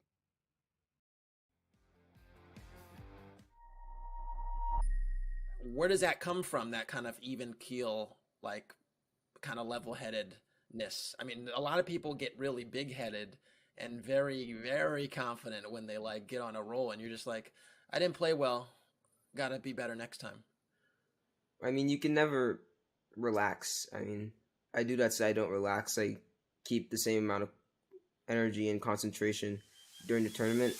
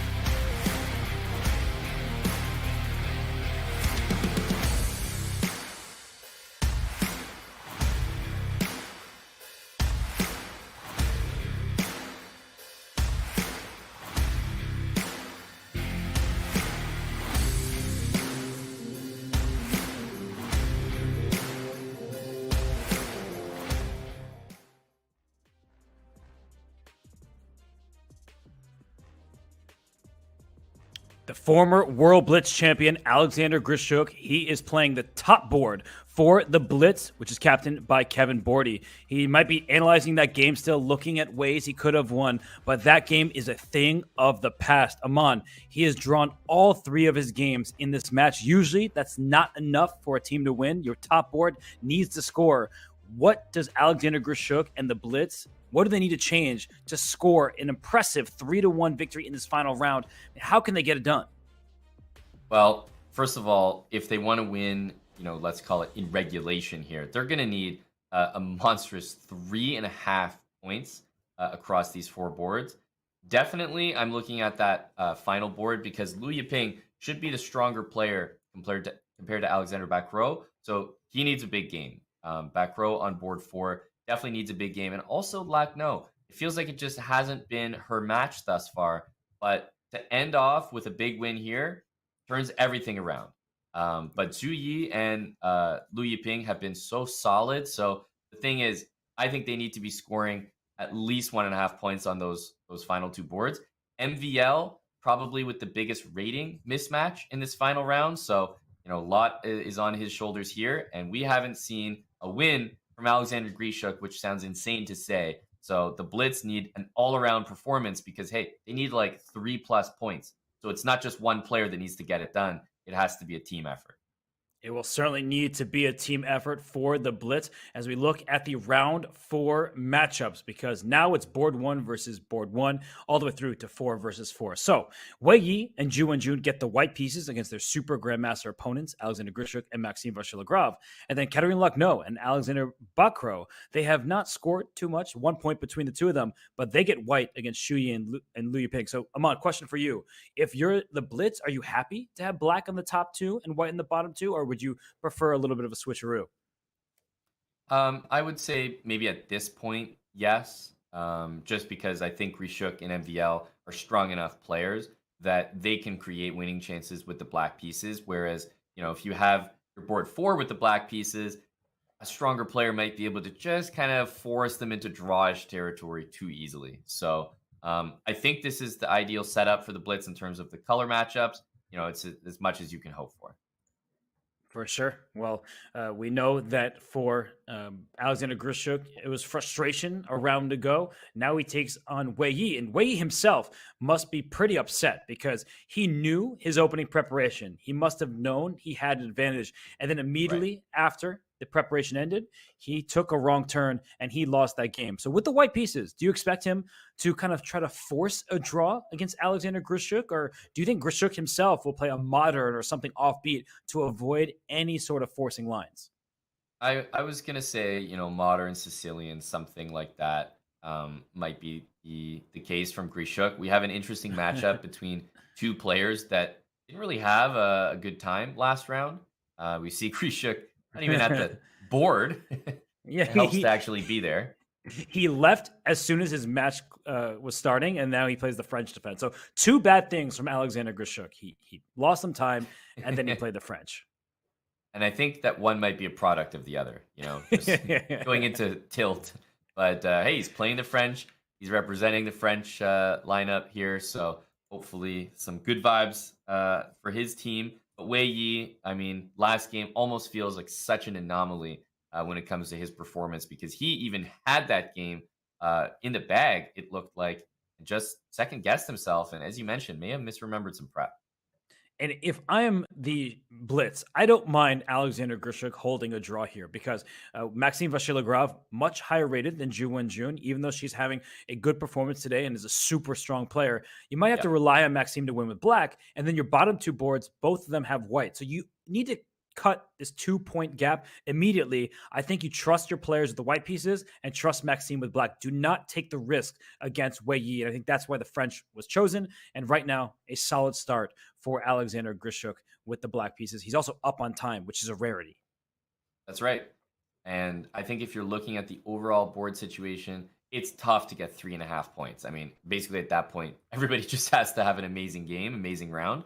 But when you get into 3-1 territory, all of a sudden you look at the games and you might be like, okay, MVL gets a win, maybe Lac-No gets a win and draws on the other 2 boards, and that gets it done. So you bring up a good point that Grishuk in this game doesn't need to go all out and do anything crazy. You're up against one of the highest performing players in the PCL right now. Might not be the best time to pick a fight with the black pieces. Well, speaking of people trying not to pick too big of a fight, if we go to our bird's eye view, as this game just is exiting the opening stage, we see some openings that look a bit more peaceful than others. In the bottom left, Xu Yi, playing Grandmaster Katerina Lucknow, chose a Petrov, and we know how solid that opening is. Many of the Chinese players, they essay that opening because look at it, the symmetrical pawn structure in the bottom left, it's calm territory. But Katerina Lucknow, she's going to try to get some wiggle room, make some small improvements, but that's going to be a long battle. And in the top right, Aman, I have to say, even though Ju Wenjun, has a slight pull after the opening, for now, I think it's a good choice by Maxime Vachier-Lagrave. Keep the tension alive. Don't let any sort of liquidation happen. Play for the long game. That's right. Yeah, he's definitely. I mean, someone on the Blitz is going to have to take risks here. You can't just play perfect chess and make a draw. You might have to take some chances, offer some chances to your opponent. If they don't spot them, don't capitalize, or play accurately, then you get more chances yourself. So I think when your team is down 7-5, everyone on the team has to know that, hey, things might get a little loose. We might have to take some risks here, risk a loss in order to get a win. And Katerina Lucknow using the Linear Dominguez method in the bottom left, H4. He played this exact opening against Shanghai a week ago. And the bottom right, the game between Alexander Bakro and Liu Yiping, that has started. And I just want to give another shout out to Liu Yiping, who beat Katerina Lucknow with a nasty checkmate. We're going to send that to you in the chat right now. You can click on it and see the final position for yourself. It was a king out in the open. So, Aman, I think we should go to Maxime Vachier-Lagrave's game just because I see pawns pushing d5 and f5, and it's an awkward pawn structure, but it's clear he's playing for a decisive game. He is. He's trying to make something happen. There's no doubt in my mind that Ju Wenjun has a great position here, but you see that pawn push to f5, the first thing I think of is, danger to the white king, maybe some aggressive play against the king. But then you start to look at the pieces, and there's no rook on f8 to play rook f6. There's no bishop on d6 to, hit h2. It's actually kind of an empty attack to me. So when I see f5, no attack, white still possesses dark square bishop. All of this leads me, Robert, to really enjoy Ju Wenjun's position. So I think she started out fantastically. Next idea, other than just bringing the rooks into play, would be to maybe move that knight on f3, potentially try f3 yourself, kick that knight on e4 out. And she plays b4. I mean, I really believe that the Blitz team strategy is to win on this board and then pick up a game with one of your two players with the white pieces. So I like Ju Wenjun's position. I think Maxime is just trying to pick an opening that makes this a fight. But the worst part for him is Ju Wenjun seems unfazed. She's actually up over a minute on the clock. She's playing all the excellent moves you could ask of her. And she has a pair of bishops. And if you ever take, that gets rid of Black's best piece. This knight is clogging the center, and you do not want to take this bishop, which isn't doing all that much. Yeah, and there's an option here to play moves like b5, c5, just get so much space. The knight is going to drop to d8, probably make its way to f7, where it takes control of the e5 square, and maybe MVL is going to start getting freaky with g5, g4, Robert, because, hey, what else do you have to do? I like the language that you're speaking. I'm going to pardon your French with the nasty lines you're showing. That knight coming around to f7 looks like a bit of an issue for white to deal with, but I do like the look of b5, and then you could even plant your knight on e5 and then play f3. Yeah. So I do feel like white can gain some space, but be careful not to overextend. The last thing you want to do is play b5 and then move your rook carelessly and drop this pawn over on a3. So you have to look at the base of your structure, and already you see MBL challenging Ju Wenjun's position. So knight d8 automatic, knight f7 looks very likely next. And yeah, I do like white's position, but I feel like there's still winning chances for black. That's all you could hope for against such a strong player like Ju Wenjun. Yep. Love the position for white here. I'm even now seeing that she's kept bishop, which means pawn takes d5, knight e5, and even if that gets traded by a knight from f7, got the bishop supporting that e5 pawn from b2. I think Ju Wenjun has a significant advantage here. I'm with you. So let's leave her to it as her lead on the clock remains and her positional edge is also there. And in the bottom left, I mean, Xu Yi, with the black pieces holding his own against Katarina Locke. No, that H-pawn is going up the board, and then she goes first on the flank, then towards the center, and Xu Yi cannot be bothered. He brings his bishop in contact with hers, the one on H2, offering a trade here. Aman, I'm just not seeing that much life in this position. White is doing just fine, but you need to win this game. That's right. And, you kind of start the pregame strategy with expectations like, oh, maybe a win on this board with the white pieces. Lacno is a stronger player than back row on board 4. And maybe a win with MVL. He has the biggest rating. But then you get into the matches and you might have to find your wins, Robert, on completely different boards than you intended, because those 2 boards that we just talked about, they don't look that good for wins anymore. No, I mean, Xu Yi, very strong GM in his own right, has played a good day of chess, and now it's saying, let's liquidate, trade everything off.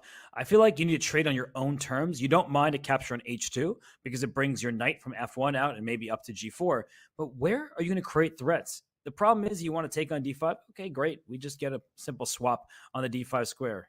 Where is the action going to take place? Well, she does initiate the trade. I just don't know the second step here. That's right. Takes, pawn takes back. The knight on F1 is actually maybe waiting for bishop takes H2 to be played. So you could take on H2, maybe bring the knight to G4, pawn to H6.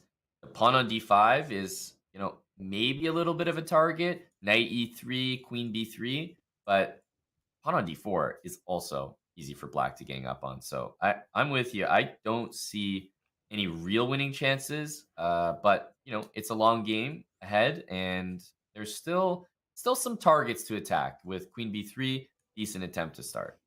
Yeah, just make sure that everyone notes D5 is not hanging. This is a common tactical trick. Let's say black plays a quiet move like pawn to B6. If you take this pawn on D5, you will simply lose your queen. There is a stare down. There's only one piece in the way. Let's get rid of that piece with check to the enemy king and pick up the queen. So that's not going to happen, of course. B6 actually, as we saw after queen B3, would not be the best move. And I think it's because D5 remains a weakness. There's some light square issues over here on the queen side. So this would be a good transition for white. Indeed. Yeah, this looks pretty straightforward. Xu Yi, I don't think, has been under too much pressure thus far. It doesn't look like it yet, but remember, there are many games developing at the exact same time, Robert. So what looks like nothing here, either one of these players might need a specific result based on what happens in the rest of the match. Wow, and a lot happening in the top left. Alexander Grishuk with a rook lift, but it's more of a defensive rook lift. And the bottom right, we haven't looked at that game because not a single piece has been traded. We will, of course, dive into that one when the action heats up. But the top right, that game between Zhu Wenjun and Maxime Vachier-Lagrave, that match, that game could either end the match for the Shanghai Tigers in their favor if she can score victory, or get the Blitz right back in it. Because, Aman, the ideas we were talking about, the knight going to F7, there have been a trade of pawns on the D file, but the C pawn is gone, but it's kind of on D5. So how did it get there? It looks like C6 was Maxime's choice, and then we saw a swap, and the queen landed on C7. Yeah, I mean, first thing I'm double checking is, of course, queen takes B7. May as well calculate the hanging pawns in the position, but it does look like the queen gets trapped. Mm-hmm. We should show that. So we'll bring him an analysis where queen takes B7. Aman, how are we trapping that queen? I mean, it looks nice to start with knight D6 to take away the C or B8 to G3 or H2 rather diagonal, and then to bring the rook in next. So that's probably what I would do. Yeah. And the queen gets the B6, but I guess how do we trap this thing? Because isn't this pawn hanging on A5? Yeah, what the heck? I'm almost looking at knight E8 after queen's on B6. So previous move. Knight E8 and rook B8. That's hilarious. That way the queen has no escape squares. I actually think that it's, not even trapping the queen. It's just the queen is so misplaced that you get to a position like this. It's not about the material where white is up a pawn, but if you swap bishops, then you're going to lose your second one on B2. So clever find by you, knight to D6 and just going after the queen. And instead, Zhu Wenjun, she knows better. She also trusts her opponent. She was rook F to C1. Her advantage, it's not as big as it once was, but I also like what she's doing because she's minimizing her own risk. Definitely. But this just looks really convincing. I know the eval might have gone down a little bit. I'm looking at knight e5 as a follow-up for white as well. Even just trading those pieces, queen takes, for example. Like, I mean, knight e5 is got to be automatic here. 95 looks great. The bishop is under attack. And is bishop takes b5 available, though? I think that's why the knight came to d6. So knight e5. Ooh, that's a good point. Yeah, and just- that's why a4 was played. And the queen, does it just sit on b6? Like, it's trapped, but it's also unable to be attacked. Wow, good recognition from Ju and June. Bishop a3 Dang. next is a nasty permanent pin, and then bishop takes e4 to follow. Yeah, knight c4 is nearly forced because I think white was about to play bishop a3 and pretty much win the game. So can't allow that pin. Knight c4. Are there any other moves to consider here? I don't think queen. It? Yeah, I don't think queen b7 would have worked out. So she takes, and now 95 looks very good. C3 is always met by bishop a3. This pawn is hanging as well. Yeah, black has a passed pawn, but it can only go so far, and the rest of black's position is just hanging.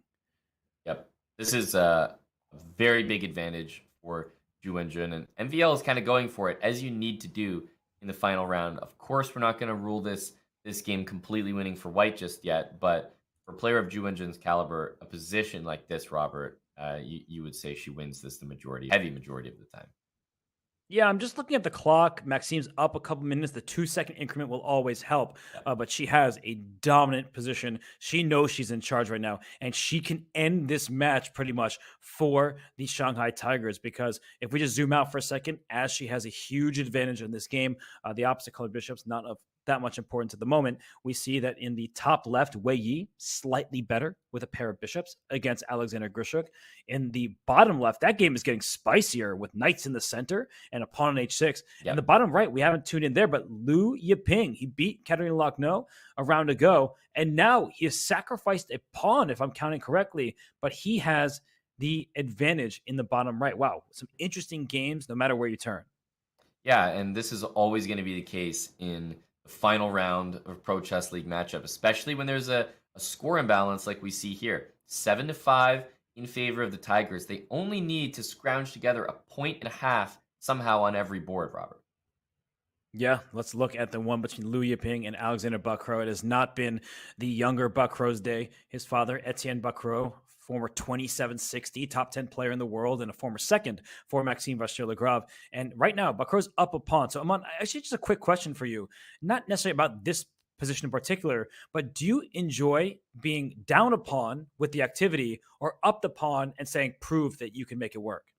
I think that question is always the case, that it really depends on the clock situation, because that's also part of the compensation. If you have to have that extra pawn, but it's so difficult to manage, then I don't really enjoy that. It's really tough to face someone's compensation and face the pressure on the clock as well. So what I see right here is knight e4, an unbelievable square for that piece, and a knight on a4 that just strictly is not part of the action. So I think if that happens, I would much rather play the black side of things. So knight e4 here. Yeah, I think this position, Robert, you've got me sold on playing with the black pieces. Yeah, I know. I was kind of trying to talk myself into believing in white's position, because you are up a pawn and sometimes it's a bit murky. You can't find a way back to material equality that can scare a player, but not Liu Yiping. I keep saying he loves solid games, but he is not afraid to get into tactical territory, and that's where we're at now. So with the last move, knight e4, maybe e5 next, maybe this rook sliding over, this king on g2 lacking important defenders. So I feel like with e5, if we get these trades, in comes this rook up to e5, over to h5, and that's right. Maybe he'll go for checkmate. Yep, love that. Queen on c8, so well placed. I think it might be time for that e5 move, as you said, but I think Liu Yiping has a great position, and we've said that about a number of players on the Shanghai Tigers, Robert, because it feels like, are they not doing well on every single board right now?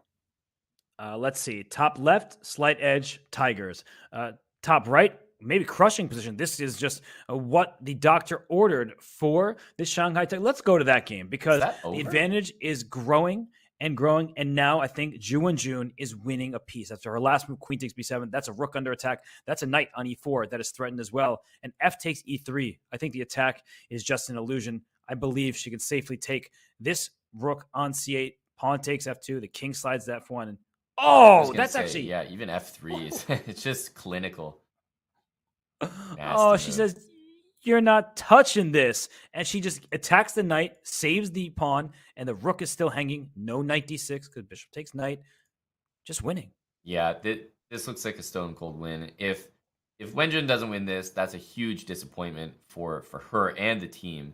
But it looks in all likelihood like she will. And then you know what that presents, Robert? The need for basically 3-0 from the rest of the squad. Ju Wenjun, the board 2 for the Shanghai Tigers. They kind of use this balanced lineup on boards 2 through 4 and then have Wei Yi as a monster at the top. And it's working to perfection for the team from Shanghai. This one's completely over. I mean, Maxime knows it. You see it on his face. He is simply going to lose a piece. If he protects his rook, the knight is going to be captured. If you move the knight, well, the rook is under attack. So you can't do anything. There is no attack for black. This one is as good as done. You see Maxime, he's just gesticulating. He knows it's over. Yeah, there's no tricks to be had here.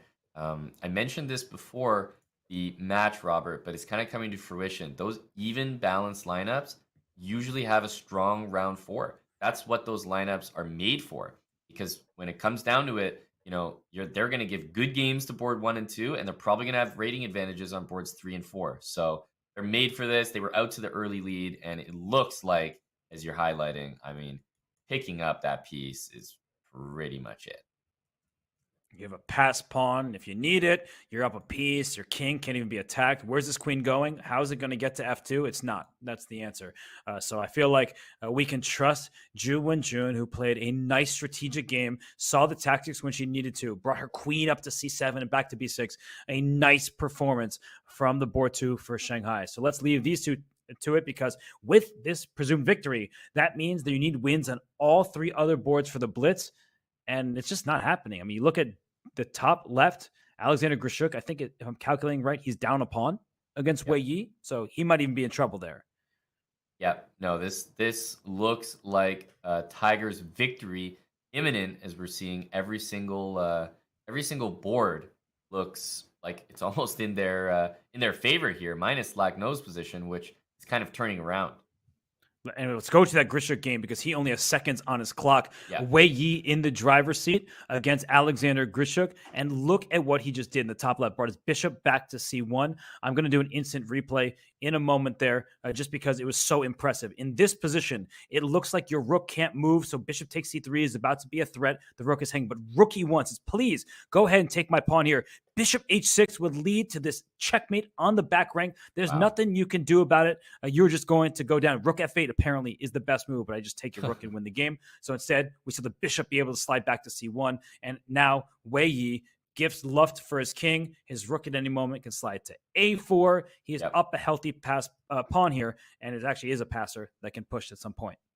And he's never losing this. So, that already is probably enough for the team based on how good Wenjun's position is. So should be enough for 8.5 points there. But I don't think he is thinking draw.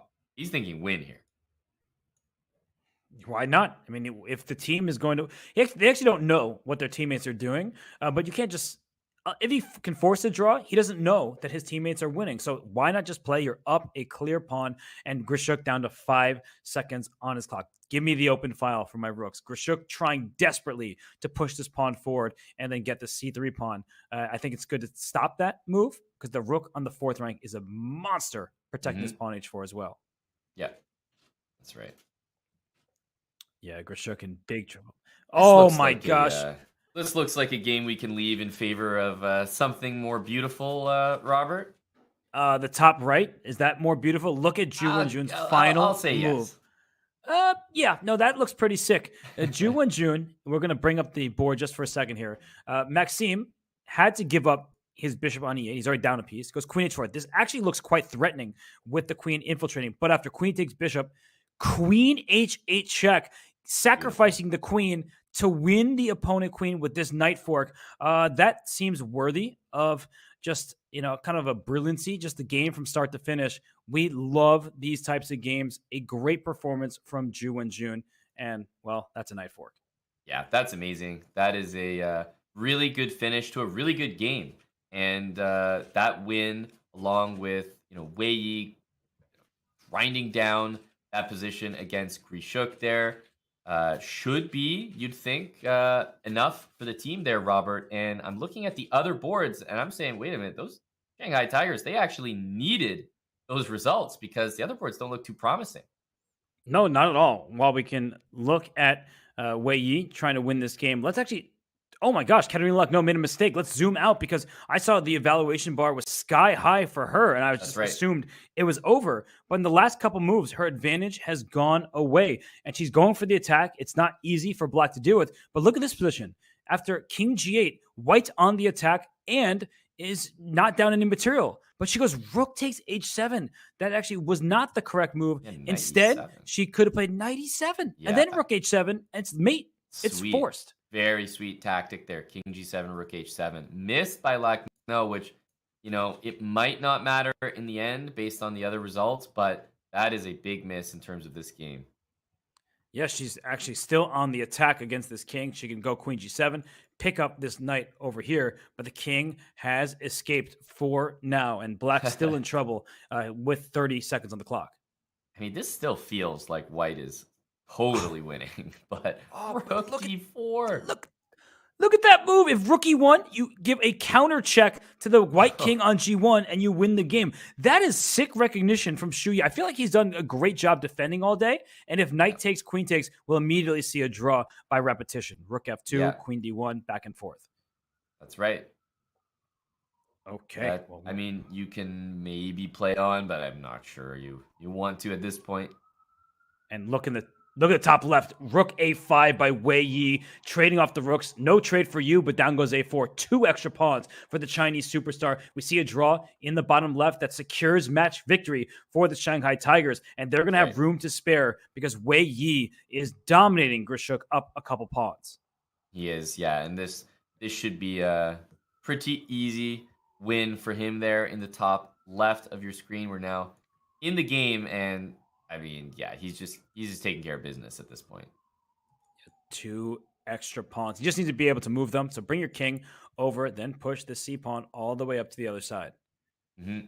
Yeah, you can give up the G pawn here if need be.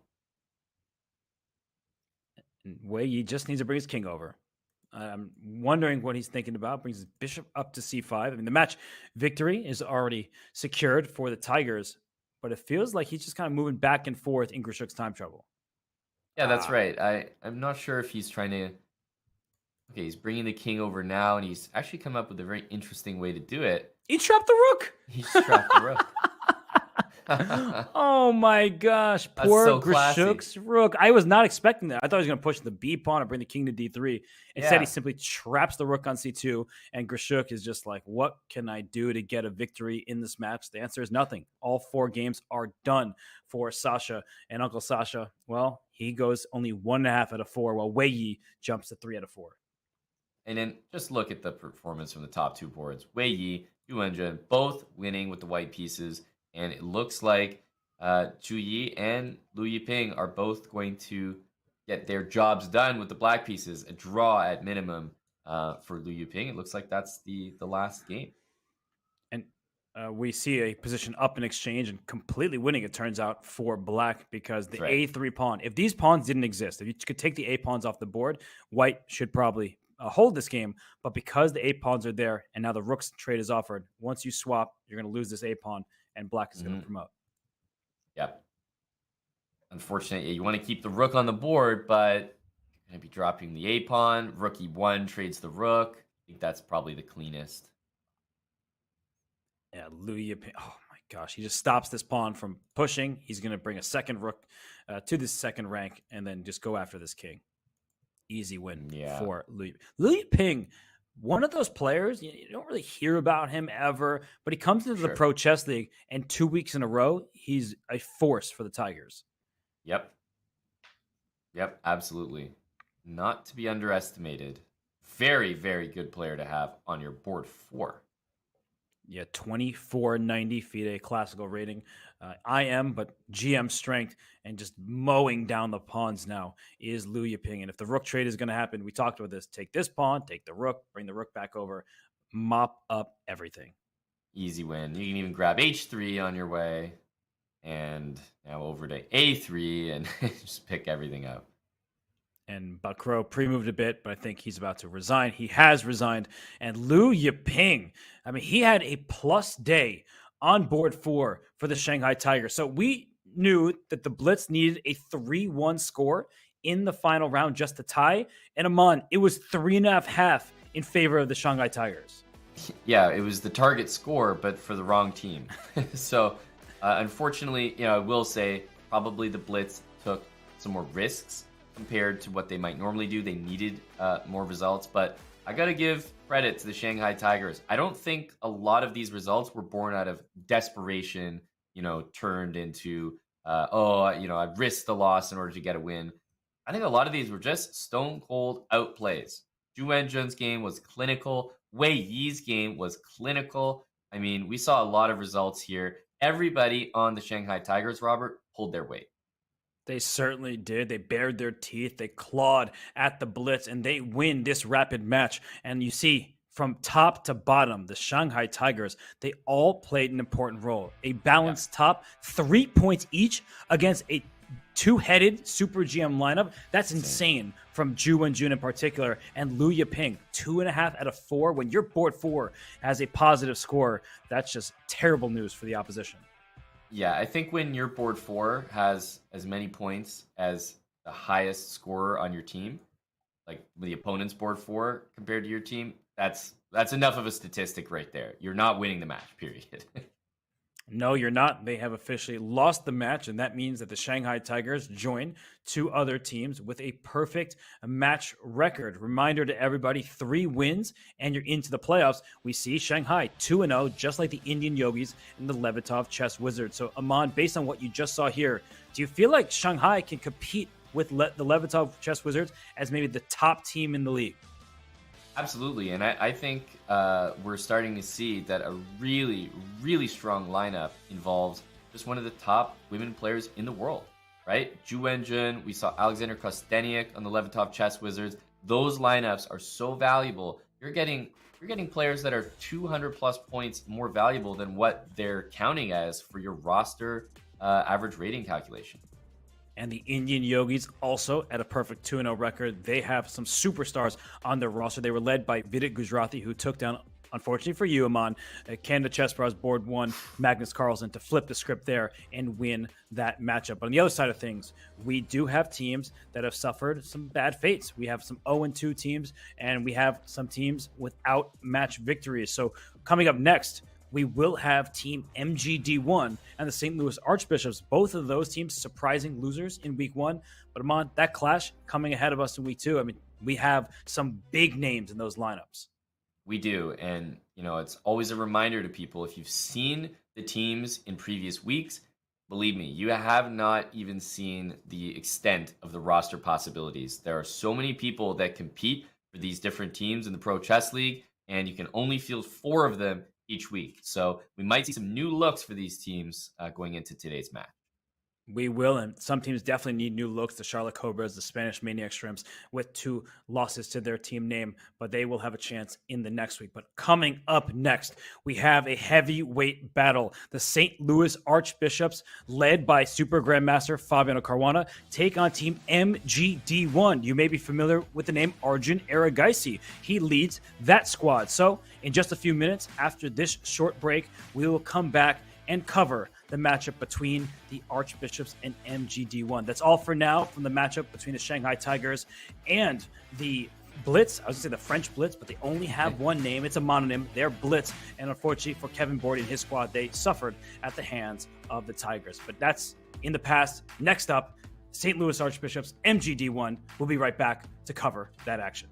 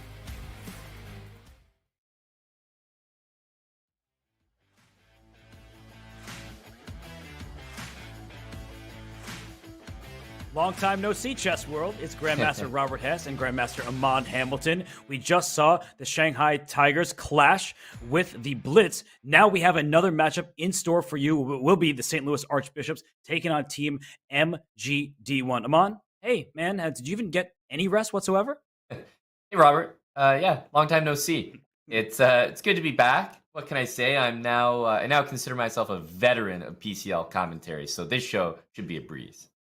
It certainly will be a lot of fun. No breezes for any team in this league. We look at the standings that have happened thus far because several teams have a perfect score. Most of the rest of the league do not. Shanghai Tigers, they joined the Indian Yogis and the Levitov Chess Wizards with a perfect 2-0 score. The Blitz dropped to 1-1. But toward the bottom of the standings, which is where we are going to focus our attention for now, St. Louis Archbishops, Team MGD1. We started discussing it on the last show, but Amon, I mean, these are surprising teams to see with losses to their name. Absolutely. And you know what's even more surprising is that one of these two teams is going to have 2 losses to their name. Can't even believe I'm saying that. We're going to see a lot of the depth of these rosters today in action, some change-ups on both sides. So very excited to see what these new look lineups have to offer for both teams because, look, they saw that what happened with the last week's lineup. They need to get a win here. You don't want to find yourself, Robert, too close to the bottom of the standings table. Yeah, and speaking of new looks, we saw Fabiano Caruana sport a new haircut at Tata Steel, and he returns in the Pro Chess League. He makes a season debut for the St. Louis Archbishops. They have such a strong lineup from top to bottom. Amon, fan favorite was Alice Lee last week. She's a teenager. She is nearly 2,300, and she's only on the rise. That's right. And I feel like, in the U.S., there's so many of those talented juniors, boys and girls. And the St. Louis Archbishops lineup has got a lot of them on this list here of, you can see the roster in front of you. So, look, it's not just Alice Lee. You've got Rochelle Wu as well. A lot of talented juniors. And those are the future for a reason, Robert. Yes, for sure. And, well, of course, they will rely on Fabiano Caruana as he makes his debut for this season. But somebody making his debut for an entire team for Team MGD1 is Amin Tabatabai, the Iranian superstar. He is nearly 2,700 himself. He is gaining rating. And look at that photo. He scares me. I do not want to play him.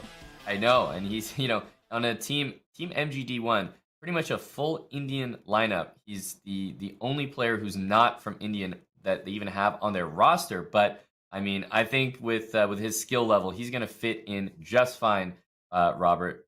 I think that this team is just insane to imagine that it's not going to be a close match because look at those even ratings across the board. I mean, every match is going to be tough. There's just no gimmies. Yeah, and Amin Tabatabai, he's not from India, but we have seen Brazil bringing Artemiev, a lot of teams bringing in these free agents. And let's look at the actual matchups for today because we're talking about Fabiano Caruana, we're talking about Amin Tabatabai. As we look at the respective boards for each team, Amon, I mean, these are super strong lineups, but the biggest differential, board 4. Rochelle Wu, she's very strong, but Aditya Mittal outrates her by nearly 200 points. Yeah, no, this lineup that we see here, obviously you're looking at the mismatches, right? Rochelle Wu is definitely going to have her work cut out for her because you see that's the St. Louis lineup is going for that typical thing that we've seen from some other teams where they're kind of stacking the lineups on the top. Obviously, Fabio on board 1 is super strong. They've also got a 3 GM lineup. We see that's kind of matched on both sides. Team MGD1 a little bit more balanced, I would say, and certainly expects to have the upper hand in the board 4 matchup. That's right, because the St. Louis Archbishops, they have a 2,300 on board 4 compared to nearly 2,500 for Team MGD1. But how does this work? If you are new here, what were you doing earlier today? Because we just had a great match between Shanghai and the Blitz. But just to remind everybody, it is an all-play-all format. So if you're board 4 for one team, you still play all the way through to board 1 for the other. The time control, 10 minutes plus 2-second increment rapid chess. We have up to 4 rounds. Why up to? The first team to 8.5 points wins the match. That can happen in 3 rounds. It has happened earlier this week with the Brazil Capybaras taking down the Charlotte Cobras in just 3. And if it's tied 8-8, we will replay round 4 action. That is far way away because we'll start with these round 1 pairings, where top board is the bottom board for the other team. You'll get to Fabiano Caruana in a second. But Aman, as you look at these matchups with Varuj Nakobian, Rochelle Wu getting the white pieces against Amin Tabatabai and Arjun Erigaisi, what do you make of those matchups? Yeah, I mean, I think it goes back to what I was mentioning in our first matchup here, where you have very different team dynamics, right? Rochelle Wu, clearly the lower rated player, and she's going to have her work cut out for it, especially in round 1. You know, you send your board 4 in there. She is making this lineup happen, Robert, right? If you want to have all those strong players on your team, you need someone at her rating in order to make the averages work. But that means that your poor board 4 is kind of getting sent to the chopping block early. So any result that she's able to score in these first couple rounds would be absolutely massive for the team morale. And there is no more difficult opponent in the world than the likes of a Fabiano Caruana or a Arjun Erigaisi. But we are going to start with Fabiano Caruana's matchup here in the first round. He gets Aditya Mittal. That is not going to be an easy pairing because Aditya Mittal, birth year, I believe 2006. So a youngster, someone who's on the rise and doesn't have the G next to his M in his title, but that will be there very soon. Yeah, you have to feel that, you know, for most of these talented youngsters, especially from India, that it's just a matter of time before they get that title confirmed. But I don't think the title, whether it's an I or a G, Robert, is going to play any role in this game right here. He is super strong in his own right, and hey, he's going right for it. Fabi deciding to imbalance things and going for a King's Indian. We know the engine doesn't love the King's Indian, Robert, but it still offers some fantastic practical chances. Yeah, no, this King's Indian can be very sharp, and it's not really like Fabiano to play this opening. It's clear to me, Aman, he is playing for a win as early as move 1. He knows the top board needs to score in order for the team to have a good shot. So right now, White is thinking you can take on e5, trade queen. Some people do that when they feel like a draw is a good enough result, but it's not that simple. And instead, he says, let's just play normal chess. I'll push my pawn forward to d5, keep it closed. That's right. But we do see the bishop out on g4 early. So, I mean, I'm wondering, could you already go for something like knight e1? Like, is trading those bishops valuable? Because I think that for black, you almost don't want to. And, well, so much so, he doesn't even trade bishop for knight. But I was going to say, if knight e1 might bring your bishop back anyway. What the heck do we see here? Immediately, h3 and c5, Robert? He's kind of like pretending to sack a pawn here? Yeah, you take on c5, the knight will take on e5. So instead, we see a swap of pawns on the d6 square, and that gives black maybe some of these dark squares on the queen side, but white has control over the b5 square. It does feel like there is going to be a strategic battle on that flank. Now, the King's Indian, we know it very well. Black attacks on the king side, white attacks, air quotes, on the queen side, but there is no attack for black. And whoa, I mean, I say that, and he plays b5. I think he heard you and he was seriously offended, Robert. He said, no attack? You got to be kidding me. b5 immediately played. I mean, the b2 pawn getting hit by the x-ray on the b file, but it's more about that pawn in the center, Robert. e4 is just going to be hanging if the knight vacates to the c3 square, and there's no way to win b5 without doing that. I mean, what about, I'm looking at b4 here, but starting to realize the knight on a6 lined up with the rook on a1, bishop on e2, could be some issues there. That's right. B4 pawn push has to be timed correctly. The knight on a6 is a bit loose, so if you ever play b4 and you try to swap pawns, the knight hangs there. It still might be possible, Aman, because the e4 pawn will drop at the end of the line. But instead, Fabi first brings his queen to b8. He's ultra well prepared, and now it's Aditya Mittal on the clock, faced with a b4, maybe a rook c8 and a rook sacrifice for this knight over here, giving up the exchange for the center. And Aditya plays queen d3. So far, they're jockeying for position, but all 4 games are underway. So why don't we hop away from this one for now and just look at their teammates' action, because it's not just about a single board. Just because Fabiano has played for a world championship does not mean it's all about him.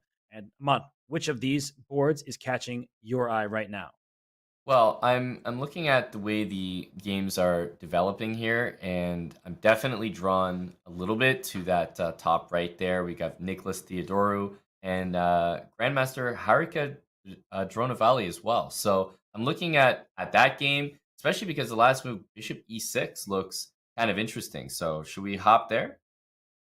Okay, why don't we go on over to the game between Harika and Nicholas Theodoru. Theodoru from Greece. Harika, she's a mainstay for the Indian team.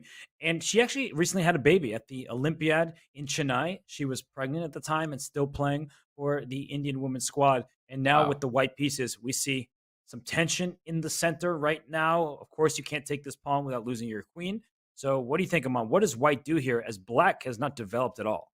Yeah, and it's such a weird, like the last move was Bishop E6, Bishop takes E6, Queen takes E6, and it's always so unusual to put a bishop on that square or any piece really when you've got the bishop on F8 that still needs developing. So a little unorthodox, but obviously the next couple moves should be E6, Bishop E7, and Castle for Nicholas, and it's really about what can White drum up in the meantime because that's 2-3 moves before Black's really comfortable.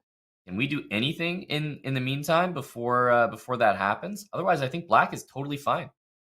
And well, the good news for white is in the event of a pawn capture, you don't necessarily have to take with your pawn and have an isolated queen pawn. After pawn takes, you can take with your knight, start trading some of the pieces. And if you could land a bishop on d4, when all is said and done, that's a very active piece. Looks good for white. So I do think Harika can continue her development with knight b to d2.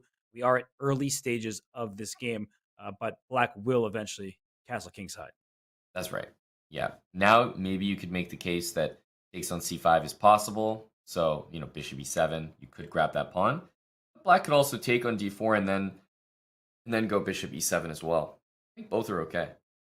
Yeah, for sure. So this one, early stages, will of course come back to all of our games as we see the action unfold. Let's go back to our bird's eye view because I think Arjun Erigaisi, Fabiano Caruana, they have the same exact ideas in mind. Look at the bottom right.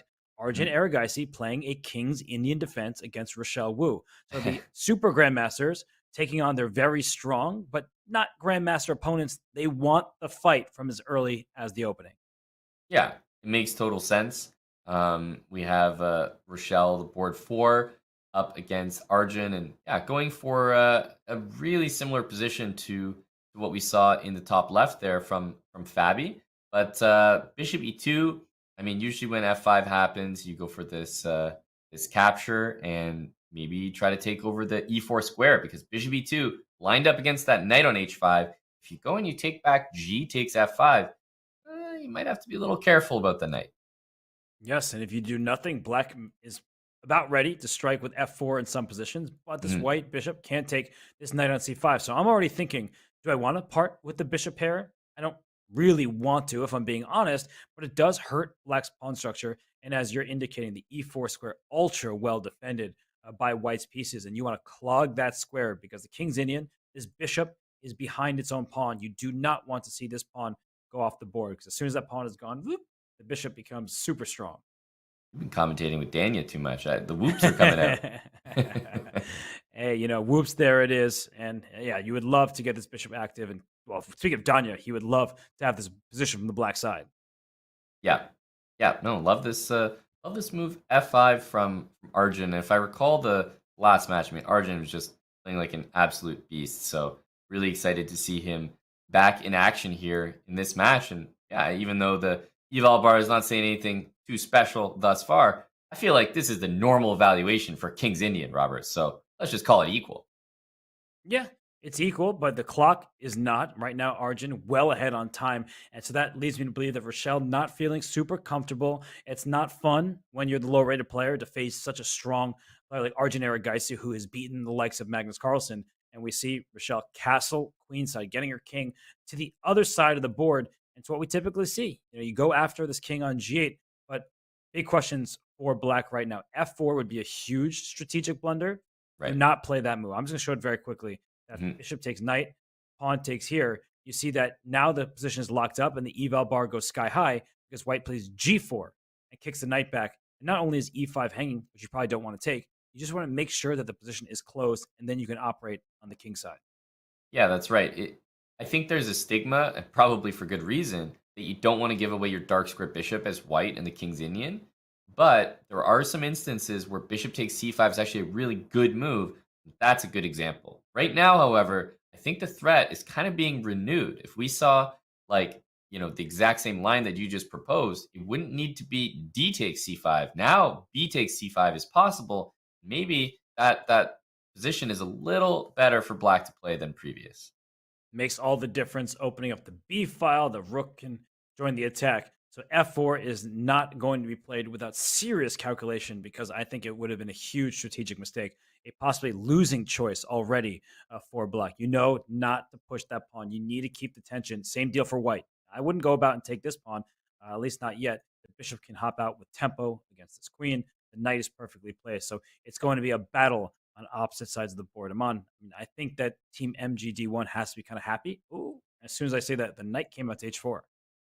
Hey, you said they should be kind of happy, maybe happier after knight to h4. Immediately, I'm definitely thinking about f4 just because it looks the most forcing, hitting the bishop. And if you take on f4, of course, your knight on h4 is losing its support. So that's the first move I'm thinking of after the knight move there, Robert. Yeah, I'm looking at that as well. I think it looks very promising because bishop takes. You may even throw in pawn takes g3 because the knight loses its defender. But whoa, knight f4 played in a perfect time to bring in the team captain for the St. Louis Archbishops. Hey, Nemo, how you doing? Hello, Robert. I'm doing well. How are you guys? We're doing pretty well, but we're not the team captain. We're not nervous about the results. Come on, how are you really feeling watching your team play? Honestly, I was feeling really good about the Archbishops coming into this, into this entire tournament, into this entire event. We have some really strong players like Fabiano Caruana, Nicolas Theodoro, but it turns out every other team also has extremely strong players on their teams. The previous team we play fielded Ju and Jung as their female player, who is just 25-50 and a world-class grandmaster. So there's lots of tough competition out there. Yeah, obviously you're totally right. That's why the PCL is so stacked. Nemo, can you tell us about the lineup this week? It looks a little different from the week 1 St. Louis lineup we remember. Right. So Fabi is coming off of travel, or he has time now to play this match. We've got Theodoro playing. I would say he's quite an underrated player, so we do want to field him quite frequently. Akobian is stepping in as replacement for Alejandro, and Wu Rochelle is now playing as our female player for this week. We've got a couple of strong female players. We had Alice Lee last week, who's 13 and already 2,300 or something. So we have a lot of stacked Super female impressive. players as well. Yeah. Yeah, the team lineup from top to bottom is very, very strong. And well, Nemo, are you involved with that decision making because you're talking about the lineup? It sounds like you're very invested into your squad there. So, what's that process like? First of bringing the players to the team. It shouldn't be too difficult. St. Louis, they have all the players, but choosing the lineup each and every week. Are players saying "Come on, coach, put me in"? I do not choose the lineup. I feel like that would be way too much pressure on me. So that is all up to the team manager, Mike. But I am happy to be cheering on the team, doing content with them, and just giving them support from over here. Yeah, I think that's the good way to do it, Robert. Nemo understands if you can offload the responsibility, it's a lot easier. That's why I've gone into commentary. I'm not responsible for these calculations we put on the board. Well, we all must calculate. That's our role. And Nemo being a huge streamer. If you don't already follow Nemo's channel, I don't know what's wrong with you, but go follow right now. We'll put her stream in the chat. But let's go to our board view, just because every single game. This is what I love about the Pro Chess League. I keep saying it over and over again. I'm a broken record. Every game is of equal importance. So, Nemo, as you look from the top left all the way down through the bottom right, what's catching your eye as a team captain, but also just as a chess player? I'm actually kind of glad the games are all equal so far. Nothing crazy has happened, but I would say that Nicholas's game against Harika is the one I currently have pulled up, and that one was just kind of interesting because I thought something exciting might happen, but it looks like it's going to a fairly equal end game now. Yeah, I think for a that just moment, brief tends to moment, middle happen game. in these Yeah. games. It can just peter out like nothing ever happened. You think there's an advantage, and Queen E2 gets played, and wow, this is this is really liquidated since we last saw This it. is yeah. But I did hear you guys were talking about Rochelle's game against Erigaisi, and I did want to point out she's playing against somebody who is, 500 points higher rated. I think that game is also super interesting. It's still currently sort of equal, but it's a nice kind of, I would call it like dynamic. Well, I Yeah, think when no, you I play mean, those Kings Indians, right? You're always Oh, gonna get these wild positions no matter what. yeah. yeah, Yes, it seems like things absolutely. now are spinning a little bit out of control for her. But as you said, this is what tends to happen in the pro chess. Like in the bottom right, we see that Arjun's pieces are infiltrating. There's a pin towards that rook Ooh. in the corner. So it does look like Arjun Erigaisi is taking charge, but he's beaten Magnus Carlsen before. He just beat him in the Air Things Masters. So, it's hard to ask Rochelle in the first game to take down Arjun. But on the flip side of things, your board one, Fabiano Caruana, we don't want to put pressure on him to win every single game he plays. But if we tune in there for a second, Yeah. it looks like it's going to be a straightforward draw at this point with the Queen's trade being offered. Yeah. Yeah. I'm not sure if he can make something of this. Avoid. Nemo, do you think Fabi is gonna like really work for a result here, or he's not gonna go all out and he's kind of okay making a draw, even though it's a board 1 versus board 4 match? I think since this is his first game in the Pro Chess League, he didn't play last week. I would say a draw is probably okay, but as we can tell, maybe Fabi is playing for that win with bishop to b3. He does not want to swap off the queens. He might decide that he has a little more to play for. So, there's a lot of possibility over here. But at the end of the day, it is a completely symmetrical pawn structure. You both have pair Yeah. bishops. It's probably going to be very difficult to squeeze an edge out of this endgame. Yeah, I Yeah. would probably agree, Robert. That's the thing. I mean, this board 4 for MGD1, it's an international master. It's no pushover pairings in the PCL. No, none at all. I mean, this is a very even game. It's against a strong player. So we can't rely on Fabiano to win every single game he plays, but your team at some point might need him to strike. So, Nemo, I know you're streaming on your channel, so we want to let you get back to your audience. We say hi to them. Of course, we show our support always, but we'll talk to you later, I'm sure, and good luck to the squad. Yeah, thank you so much, Robert and Amon. Take care, Yeah, guys. thanks, Have Nemo. fun. Bye for now. Wow. Okay. Well, Fabiano Caruana, this is just looking even. So let's zoom out of here. Let's go to our 4-board scene because unfortunately, for the Archbishops, Rochelle Wu, their board 4, she's in grave danger. You see the bishop on f3 in the bottom right hitting both rooks. Black's not even down any material, has an attack against the white king. So unfortunately for Rochelle, it's already in the bag. In fact, the game is over. She has resigned. Arjun Erigaisi has won. So Amon, the other 3 games, all looking pretty level, which is great news for Team MGD1. Yeah, I think in this round right here, Fabi not getting the win, that's definitely a great result for MGD1, an easy win on board 1 for them. And yeah, I think because they have that more compact lineup, I think an even start is fantastic for them. Yeah, so it looks like with these games, let's go to the game at the top right. Nicholas Theodorou playing this end game against Harika Dronavale. Not all end games are drawn. Don't listen to what they say all the time. This position, White has the outermost passer, but Black has the more active king here. And well, I guess this end game is a draw as soon as we come in. Nothing really to do. Black's not in time to push the pawns or anything. So draw agreed. Yeah, and I think it's also about the knight endgames. Knight endgames are so tricky. It's like hard to come up with concrete rules to follow. We have opposite bishops, same color bishops, rook endgames. We all know a few themes and tricks there, but knight endgames are just all over the place because the knights can find their way to any square on the board. And we see here, there's just no way for that c pawn to get going and actually be a pass pawn. You throw that pawn over to a3, Robert, and all of a sudden, with an outside a pawn, there's much more winning chances for white. Agreed completely, but not in this game. This was a stable draw for the 2 players. So let's go back to the only game we have still going, and it's not going to be going for that much longer. I don't think. It's White's turn between Varujan, Akobian, and Amin Tabatabai. Var is a staple of American chess. He's played in so many U.S. championships. He's played on the U.S. national team. He's coached the team. He's been around all of these great players. But look at this. This is just completely even. 2 rooks and 3 pawns per side. This is what happens when 2 about evenly rated grandmasters face off. Yeah, I mean, rook f1, and you can basically fall asleep as white and make a draw. F3 looks slightly unnecessary to me, but it's hard to really criticize what's going on here. This is a draw no matter which way you cut it. Yeah, and I get why you're saying this, because it just creates some openings for black. If this rook could get to d2, or this king could somehow slide all the way up to g3, but unfortunately this rook comes back to c2 before you know it, and we can just shake hands in this one.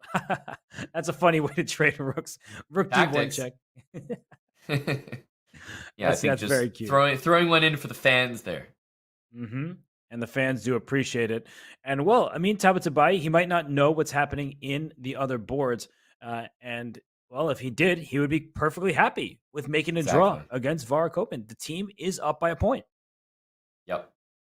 This looks like it's going to be a dead draw, and we've been saying that a lot over all of these games. Honestly, this one looks completely dead. The game of Fabiano Caruana looks like at least there's still some life in the position. I mean, this is 3-on-3 with rooks, so I'm not seeing anything. I think that Fabi's is also a draw, but he's got the bishops as well to work with. Yeah, this game officially a draw. So let's get out of here. There was no surprises there. I actually didn't realize Fabiano's game was still going. It seems so equal forever now that I didn't actually know that the game was continuing. So what can Fabi do? If his bishop gets around to f1, and maybe there's an opportunity, the king slides back, and this is the problem for black. Is great. Your king is so active. The white king is not. But now what do you do? Right? You can't make any more progress. White will just go back and forth with the bishop. You can't inch any further. Yeah, it's almost just tantalizing that you've got all those pawns on dark squares. You've got the light square bishop. Like, it's so good, but you just can't make any progress. And I guess the only chance for Fabi is if there's a mistake in the king and pawning you. But even taking and just bring your king to e2, you have diagonal opposition, and that would allow you to make a draw. But I could see an argument for just keeping the bishops if you don't feel like calculating. This was the only move that drew, by the way. All of the moves would have lost. So just to show quickly, that king to e3 looks good, but king c3, you force the king back, and then the king will slink around this way. I'm honestly I'm not gonna lie. I'm surprised that he traded bishops. Like, it just seems like more work, calculation wise. Because you keep the bishop on, you can just close your eyes and shuffle. Okay, he's up to task, and well demonstrated there. Aditya Mittal, really good hold. And MGD1, Robert, you got to be super satisfied with how that first round went. You see Fabiano Caruana there. Okay, he's just getting into the PCL, Robert. He's just warming up.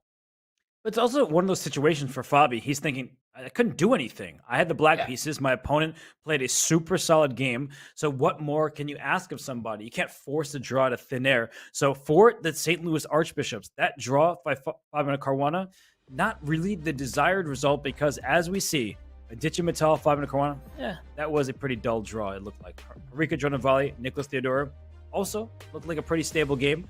Varujan Akobian with white against Amin Tabatabai. Aman, we saw that rook endgame completely level. And then the only decisive game was Arjun Erigaisi with black. That was the biggest rating differential. Yeah, I feel bad. We said hello to Nemo, checked in. She showed up, watched the only loss of the round, and then there were draws all around. So it feels bad we didn't get more action while Nemo was with us here. But you're right. It was just a super even matchup, all across this round. But of course, where the rating disparity was the biggest, Arjun Erigaisi pulled away with a victory and gives his team MGD1 lead. MGD1 with a 1-point edge so far after the first round of games, but the St. Louis Archbishops may need to take some more risk if they hope to strike back and get even on the scoreboard. We'll find out if they're capable of doing that. We'll be right back. This is the Pro Chess League matchup between Team MGD1 and the St. Louis Archbishops.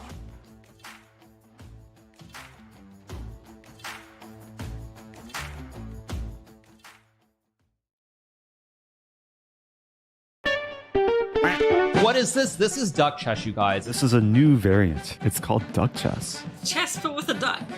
Quack, quack. How to play duck chess. The duck is a brick. Pieces cannot move through the square occupied by the duck. Click on a square to place the duck. Oh, you put the duck to prevent moves of opponent, not yourself.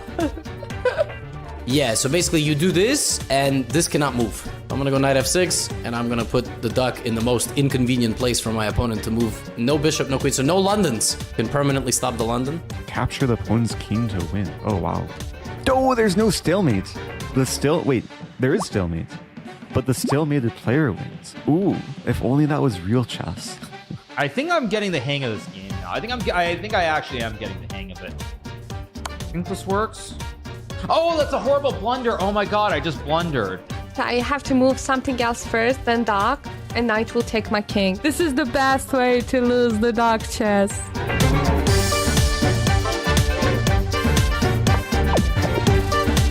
Those some real bullet skills right there, boys. This is the first time winning duck chess. That's so exciting.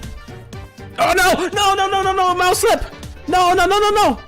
I won! Yeah!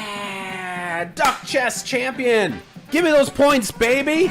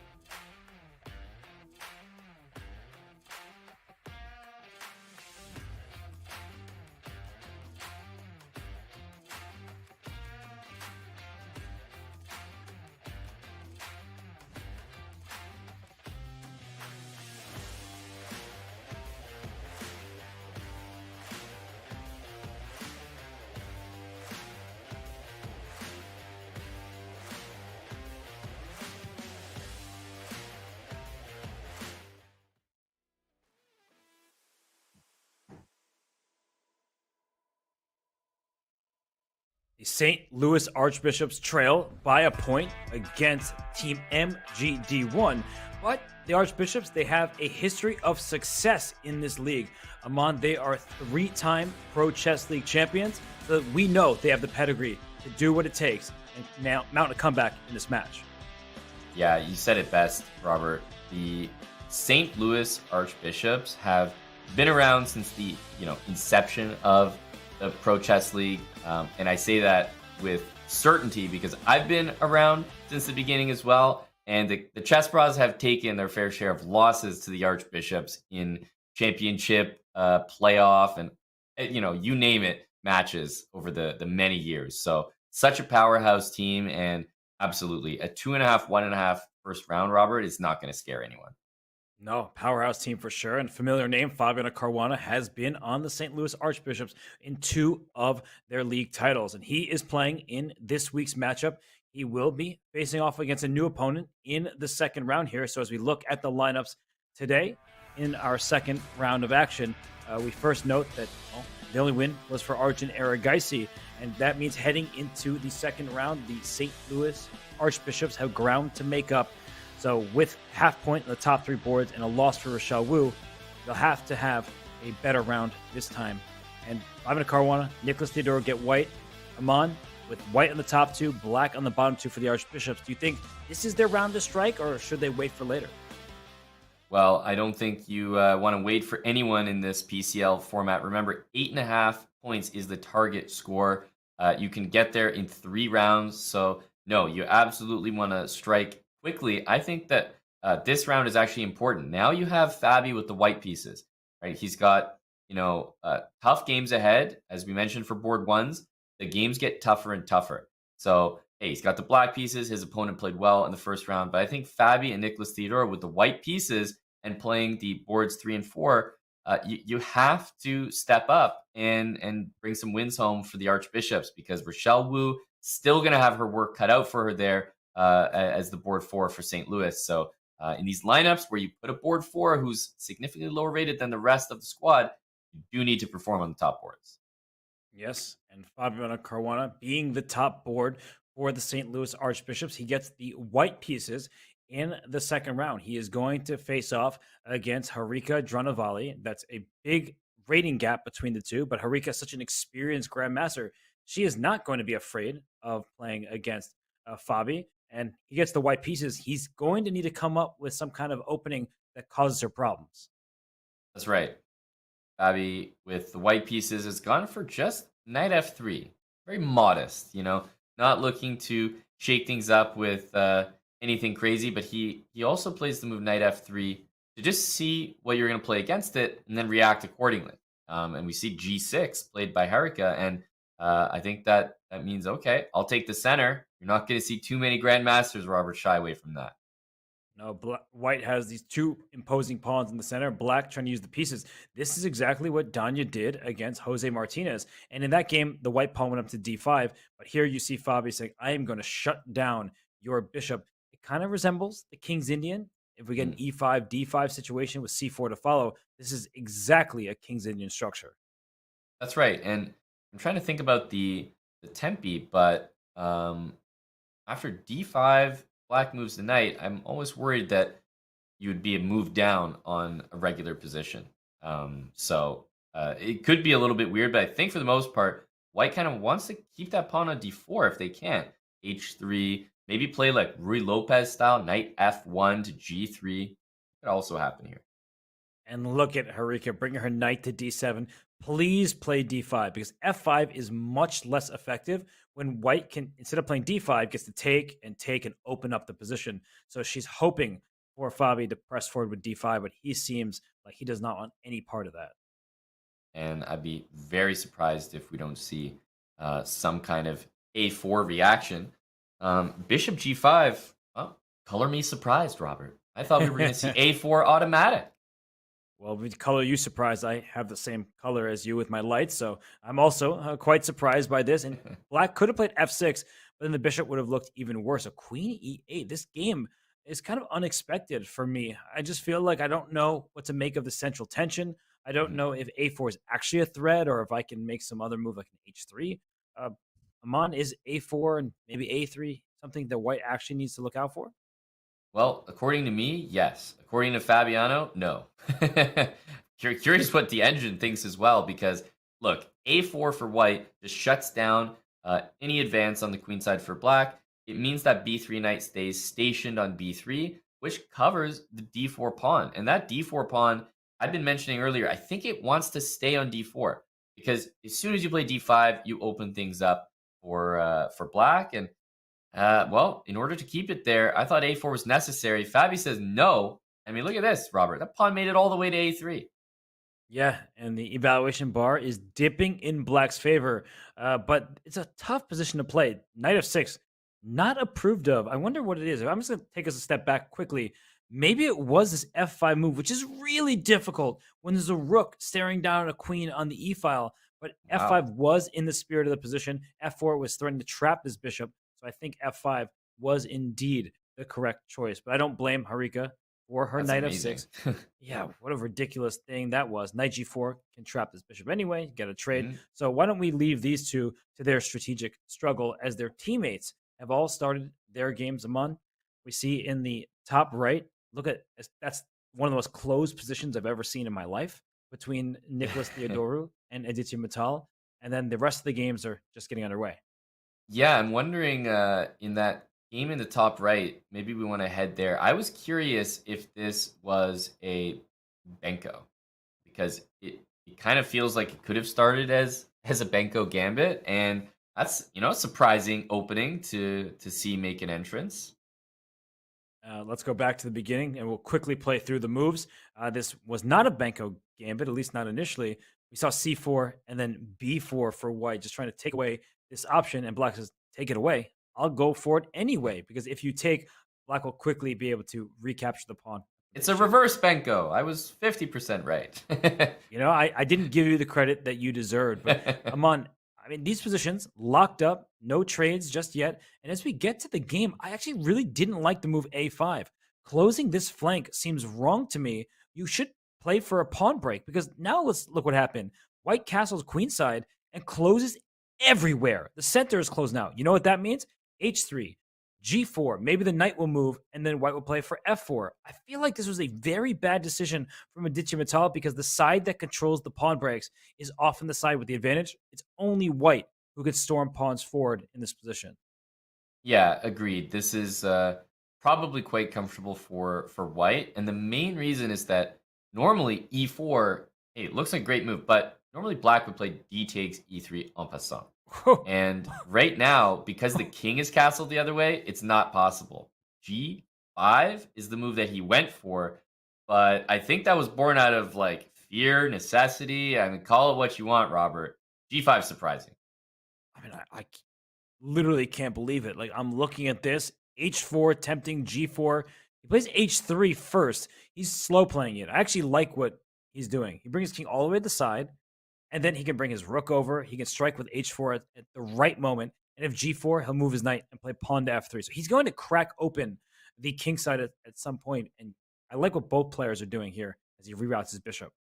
Yeah, Black could not have better control over F4, honestly. Knight on G6, 2 pawns, bishop.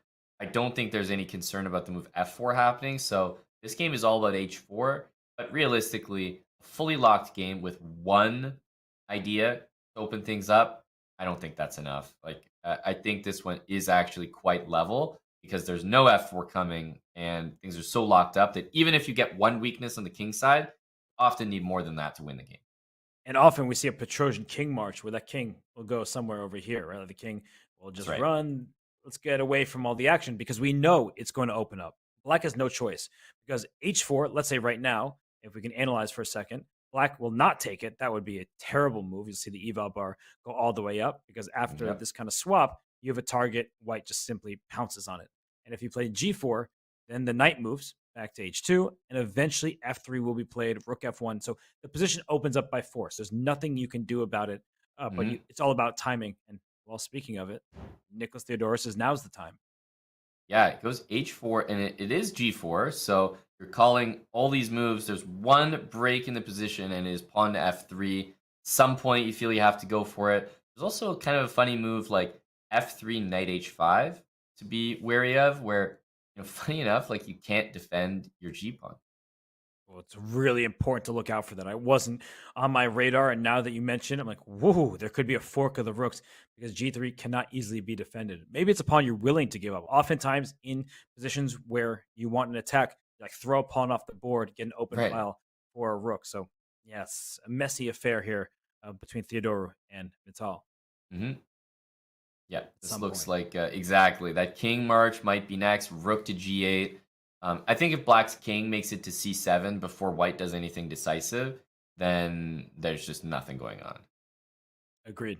And I think black might throw in b6 at some moment just to make sure that this pawn isn't hanging at an inopportune moment. But f3, now's the time. And I think knight h5, you called it in the eval bar saying the advantage is heading in black's direction. It might be because of knight h5. Yeah, I'm looking at knight h5 and I don't see an answer. Like, to me, this is like, should be kind of good for black. I'm wondering what I'm missing here because g3 cannot be defended, period. So what is white going to do? I don't think Theodore saw this. He hasn't really. Oh, he just shook his head a little bit. I was about to say he hasn't reacted. Then you see knight h5 when you expected pawn h5, and now g3 is under attack. Black is stealing one pawn, maybe two. Maybe this knight can get into f4. Suddenly, Aditya Mittal, who drew Fabiano Caruana, he is poised for another good result, I would imagine. I mean, he doesn't look worse anymore. Yeah, knight h5, Robert. I think that sets him up for success here. And more importantly than knight h5, being a good move. And in fact, the eval bar, I'm in shock that it's not liking this more.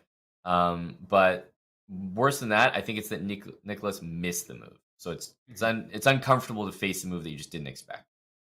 Although losing that g pawn can be very helpful. There is a king on g7 and a rook happily staring down the line through all of the smoke. So it's a big moment for Aditya Mittal. We'll leave him to thinking. You see he's doing the typical chess player pose, hands on his head. Let's see how the teammates are doing because every game is ongoing here. And oh, wow, what is happening in the Caruana game against Harika?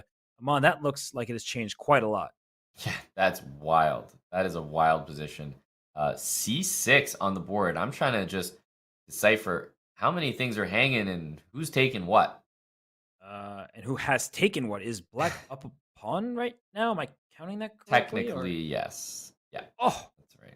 B5. What a positional move that is. And Fabi, I don't know if he was wincing or smiling or what, but he's like, give me the light squares. I'll take here, bring my knight to c4 next. And instead, bishop b7. But that move not approved by the engine. No, I wonder if it's just like, if things open up here, are black's pieces ready to handle the center of the board? Like pawn takes on f5, for example. I kind of wonder if black's ready for the pressure on the e pawn. I don't think so, and that's why she's not taking. I say she's not taking what she does, but the e pawn might just drop as the knight is pinned to the queen. E5 is loose. EF opens up another attacker here. Yeah. What can black do? Why is this like hovering slightly better for white? It looks why is this really okay? Yeah, it looks like terrible to my eyes. Yeah, rook b8 looks like a nice move. I mean, you want to defend your bishop, which was loose, and obviously x-ray the queen, so you do have your own tactics now. Bishop c6, bishop a6 are both on the cards, and it kind of forces white to immediately react. And look at how Fabi does. He takes away both of your bishop a6 and c6 moves. Yeah, that was not nice by Fabi. I was relying on those. And rook a8 doesn't work, right? Because rook a8, just to show a quick line, bishop takes d7, you take my queen, I take your queen, and white's up a piece at the end of that variation. Yeah, this is no good, and that's why Harika had to play rather strange looking bishop c8. You never feel good playing a move like that. Oh gosh, I mean, her position's falling apart. You called this, Aman. Black was not ready for the center to open, and now it's open, and it's just falling apart. Yeah, you almost have to go so if you play rook takes on f5, then you're kind of you're covering the e pawn there, but you're handing over the e4 square. White already owns the c4 square. Let's not forget, down the line, white could just win the a3 pawn back, and black is up a pawn here, maybe trying to claim that that's something that's worth something, but no, that pawn is dead if white ever wants it. Fabi wants more than that. He certainly does. I wonder what his response is going to be, because bishop d3, we can go to a new diagonal and go after this king. That looks very pleasant. You mentioned knight c4, knight e4. I think for now, I just am a little scared about rook takes f3 if this knight were to move. But yeah, he's just putting all the pressure on. And if the rook moves, there's still knight takes e5 because the queen is hanging. Oh my goodness, this looks really bad. Good point. Yeah. Yeah, rook f7, for example. knight or rook takes e5. Rook f7, knight e5, and bishop g6 is like lethal. This looks like a great position for the Archbishops and 5-minute Caruana. One more point is rook f4. You hit the queen, but you lose a rook on the spot because after I take, I'll just show that quickly, you have to take back with your pawn. Hey, you got my queen, but I get yours with interest, full extra rook. So the tactics are working in Fabi's favor. I think Harika's in big trouble, but her teammates, some of them are doing very well. So let's go to our view of all the boards because Harika, she may be perhaps on her way to a loss in the top left. But look at the bottom right. Amin Tabatabai in charge against Rochelle Wu. And the top right, Aditya Mittal with the upper hand against Nicholas Theodoru. Right. Yeah, no, this is what you need from Amin. He's coming in, he's playing against the board 4. That's obviously a matchup that you want to capitalize on. I think that game is one that we should jump into, Robert, because we haven't visited it yet, and clear advantage for Amin with the white pieces. We tell you that we love bishops with an open board, and look at these two. Wow. This bishop hits all the way down to b7, can stop on e4 or d5. The knight's not coordinated very well. If your knight tries to come back in the game, your rook probably just gets trapped in the spot. So it's white's turn after all that is said. And I feel like you can play d4 to open up this, not there, this diagonal for your bishop as well. Oof, unpleasant. Yep. Yeah, there's so many options here. And, queen g4 has been the move tried. I think there are actually so many moves that you could play as white, and they'd all be okay. Simple development, d4, even just going for the a file with bishop e3 and rook a1, nice and simple. Knight on d8 is just tethered to a defensive duty on a b7. Yeah, black's pieces can't move. The knight on h7 wanted to go to f6. There's a rook in its path. Knight f8 doesn't really help. As you said, rook a1, take over the a file, and this is really, really bad for Rochelle. So she's had two very tough pairings. She played against Arjun Erigaisi. Now she plays against the nearly 2,700 Amin Tabatabai. He's fully focused. He wants to score this victory for the team MGD1. So, yeah, I think she's going to try her best just to muddy the waters a little bit, but this seems very simple. Your move, rook a1, looks very powerful. You want to bring your rook to the other side. Yep, I like that. It looks like it should get the job done. Rook down to a8 can even be followed by, I'm looking at queen c8. A lot of ways to infiltrate with every piece. No, this looks overwhelmingly good for white. So let's leave these two at it while Amin Tabatabai considers his next move. It could just be rook over to a1. We'll tune into the other teammates because in the top left, Fabiano Caruana is still in charge, controlling all of the light squares. But look at the top right. I don't know what has happened in that game. It's been wild since the beginning, but now it looks completely closed. Aman, are we seeing a position where neither side can make progress? I think we are. And, the move was bishop h3. I think that the move b6 it's just that last nail in the coffin to really say, okay, no one's doing anything here. If you take on h3, then potentially white could try to take with the queen and even give up a pawn just for entry points into the position. I'm not sure that this is anything special, but I don't know. It's something you might not want to allow. Yeah, this actually already starts to look quite scary for the black king. You might survive it, but white will always have a bunch of checks against that king. So bishop h3, no response yet. I don't really know how we got here, so we'll leave the analysis board up. We'll bring it back for you just to show you how we got here, because it suddenly looked good for black. Took a pawn. The second knight came in, and then this knight traded. So this was the problem. The king in line with the rook. We see exactly why that's an issue. And wow, Aditya Mittal saying, if I'm going to lose the pawn, I'm going to keep your knight at bay and not open the position up more. That's just brilliant stuff. And black, it almost seems like might have a small edge in some of these positions. Of course, they should be just equal, but I like the dark squares.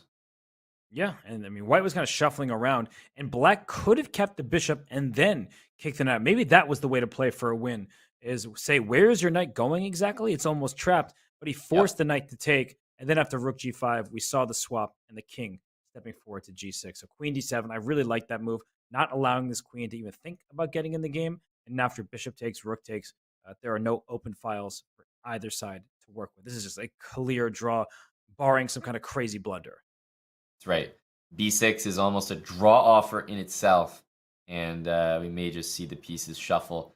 Black has like these outside dreams of like taking the G pawn, but guess what? They're not happening. White has rook G2, and you're tethered to the H5 pawn, defending it. So yeah, this should be probably repetition of moves, or they might agree on a draw.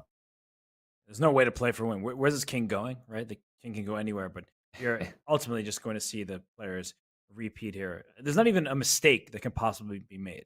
No, there truly isn't. You'd have to, react to queen h3 with like a queen blunder. That's literally it. So this one is locked up. I think the draw will be in the bag. Aditya Mittal. That means he will have drawn Fabiano Caruana and then Nicholas Theodore with the black pieces. A great start for the board 4 of Team MGD1. So let's zoom out of here. Yep. We can trust the players to split this point. And what else is going? Wait, Fabiano Caruana. Let's go to our bird's eye view. Fabiano Caruana's advantage seems to be a thing of the past. And you know what? It looks to be off the back of a move that you highlighted, which is so interesting. Rook takes on f3 has clearly happened in this game. All right, well, let's dive in as the Theodore Aditya Mittal game was drawn. Let's go to the game between Caruana and Harika Dranavali. You were saying where it happened. Rook takes knight. That complicated matters. White still had an advantage, but the king is a bit airy. So let's see what happened. We saw a trade. Bishop comes to g7. Extra exchange for white. Should be winning. So where did Fabi actually blunder? He went a3, and he missed, I guess, this knight coming to g5, and then back around to f4, things of that nature, and had to give up this pawn. So still, I guess, an advantage for white, but black with some chances. And watch out. Yeah. Queen h3 should probably happen, but guess what? The rook on b1, so cleverly defended by the queen on e4. So queen h1 just does nothing. Amazing. So if we just bring up the analysis board, just a couple moves ago, it seemed like black was doing okay, I guess, for a moment, but it's the eval bar saying something rather than it being easy. So where was it? Around here. Right here. I'm going to cheat. I'm going to turn on what the line is. We see the eval. Okay, queen e7 somehow is the right move. Wants to go this way and this way. All right, I get it, but not that easy to find. No. With limited time on the clock. So yeah, that's no not shot. that easy. Yeah, this looks like the more natural way because, black wants to play bishop h6. The problem is there might be a check like rook b7. I think that's the plan, though. If c7, you got f2 hanging, there's no check coming, and bishop h6 is nearby. Rook b7 just says no. Great calculation by Fabi. Giving up f2 with check. The king is running. Knight e2 is another check, but the king keeps going to b4, and black quickly runs out of useful checks as the king will just hide. Maybe even eventually up to the other side of the board. Your pawn will seriously promote. Careful of queen e5. Knight d4, queen e5, knight c6 is obviously a serious pitfall there. Don't play king b5. There's knight c3. Speaking of a pitfall, wait, where's this king going? If you give another, you can block with your queen. That's super annoying. Yeah, you could even just keep trucking up the board there, king d6. But yeah. The bishop is pinned. That's what's key. Bishop f8 would change everything. Bishop f8 would win for black. Yeah, might win. Yeah. Unfortunately, pinned. So queen g1. I think queen e3 is the simplest move. You have no more checks for black after queen to e3. The threat is c7.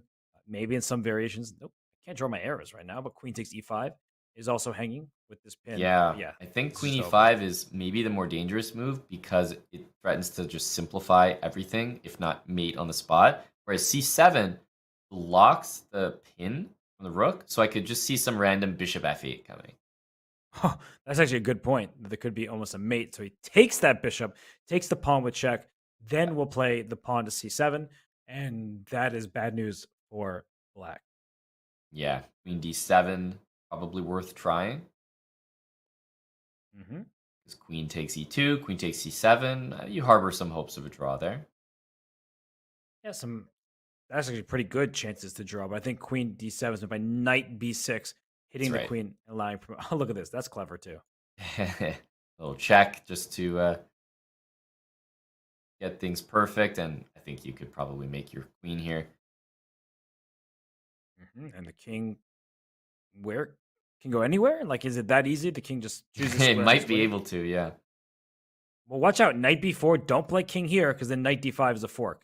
So watch out for the fork. He does. And now the king attacks the knight. The queens are going to win the day for Fabi. Yep. That should do it. There are too many queens on the board for Fabiano Caruana. So he gets it done in round 2. It means the score temporarily tied 3-3.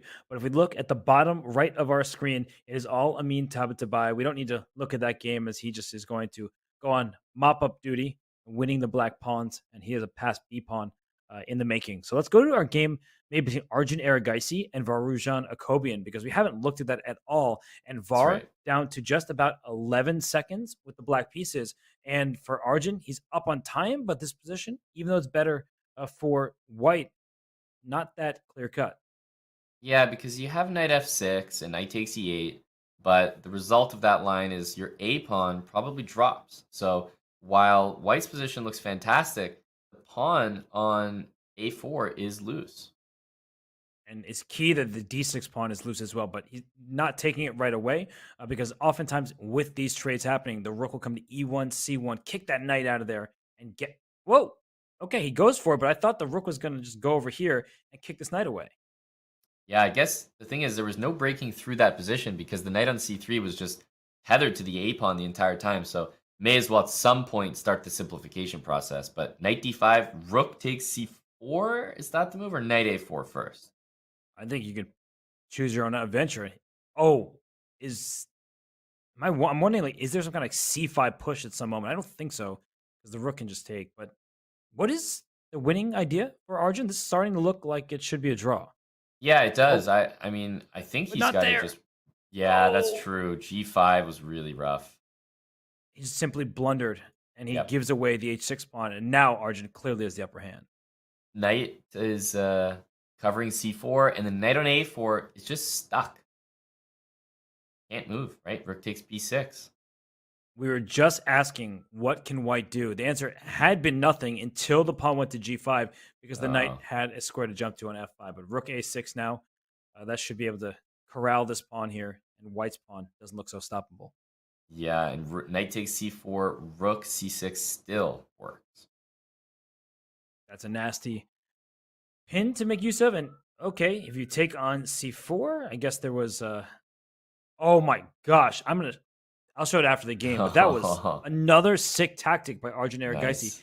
He sees everything. Just to show that quickly, Var can't believe it. He's beside himself. But rook c4, there's rook a8 check. Your king can't step up to e7. Has to go to d7 and knight b6 with a fork. Dang. Arjun Erigaisi sees all the tactics, no matter how big or small. Yeah, that's a super nice tactic there.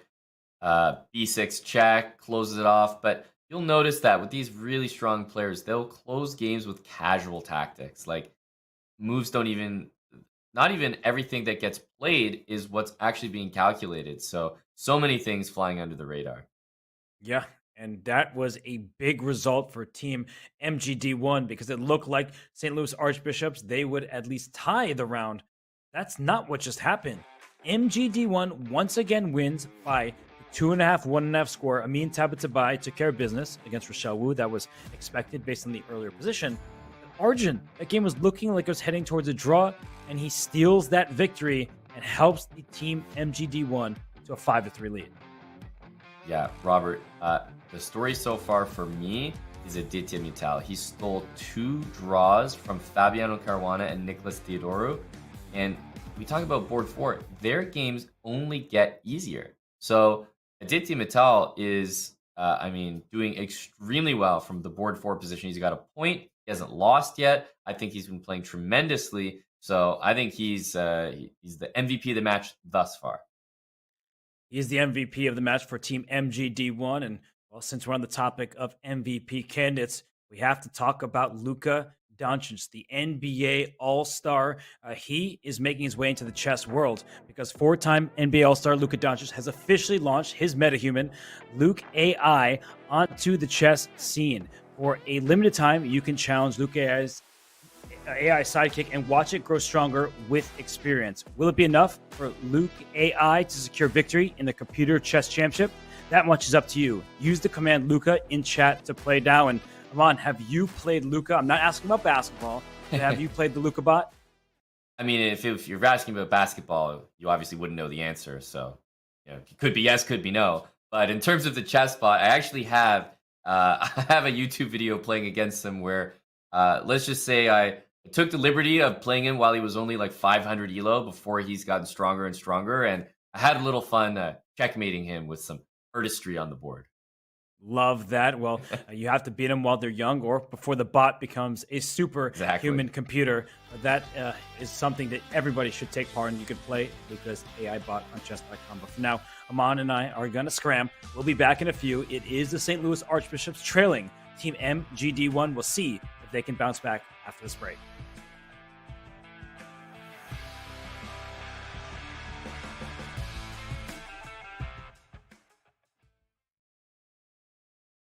Do you wish playing a chess game with a friend was as easy as sending them a text? Well, good news. Now it is. With Chess.com's new iMessage app, you can start and play a game directly in iMessage. Your friend doesn't even need a Chess.com account. It's just tap and play. Head over to go.chess.com/iMessage or use the command iMessage in chat to learn more.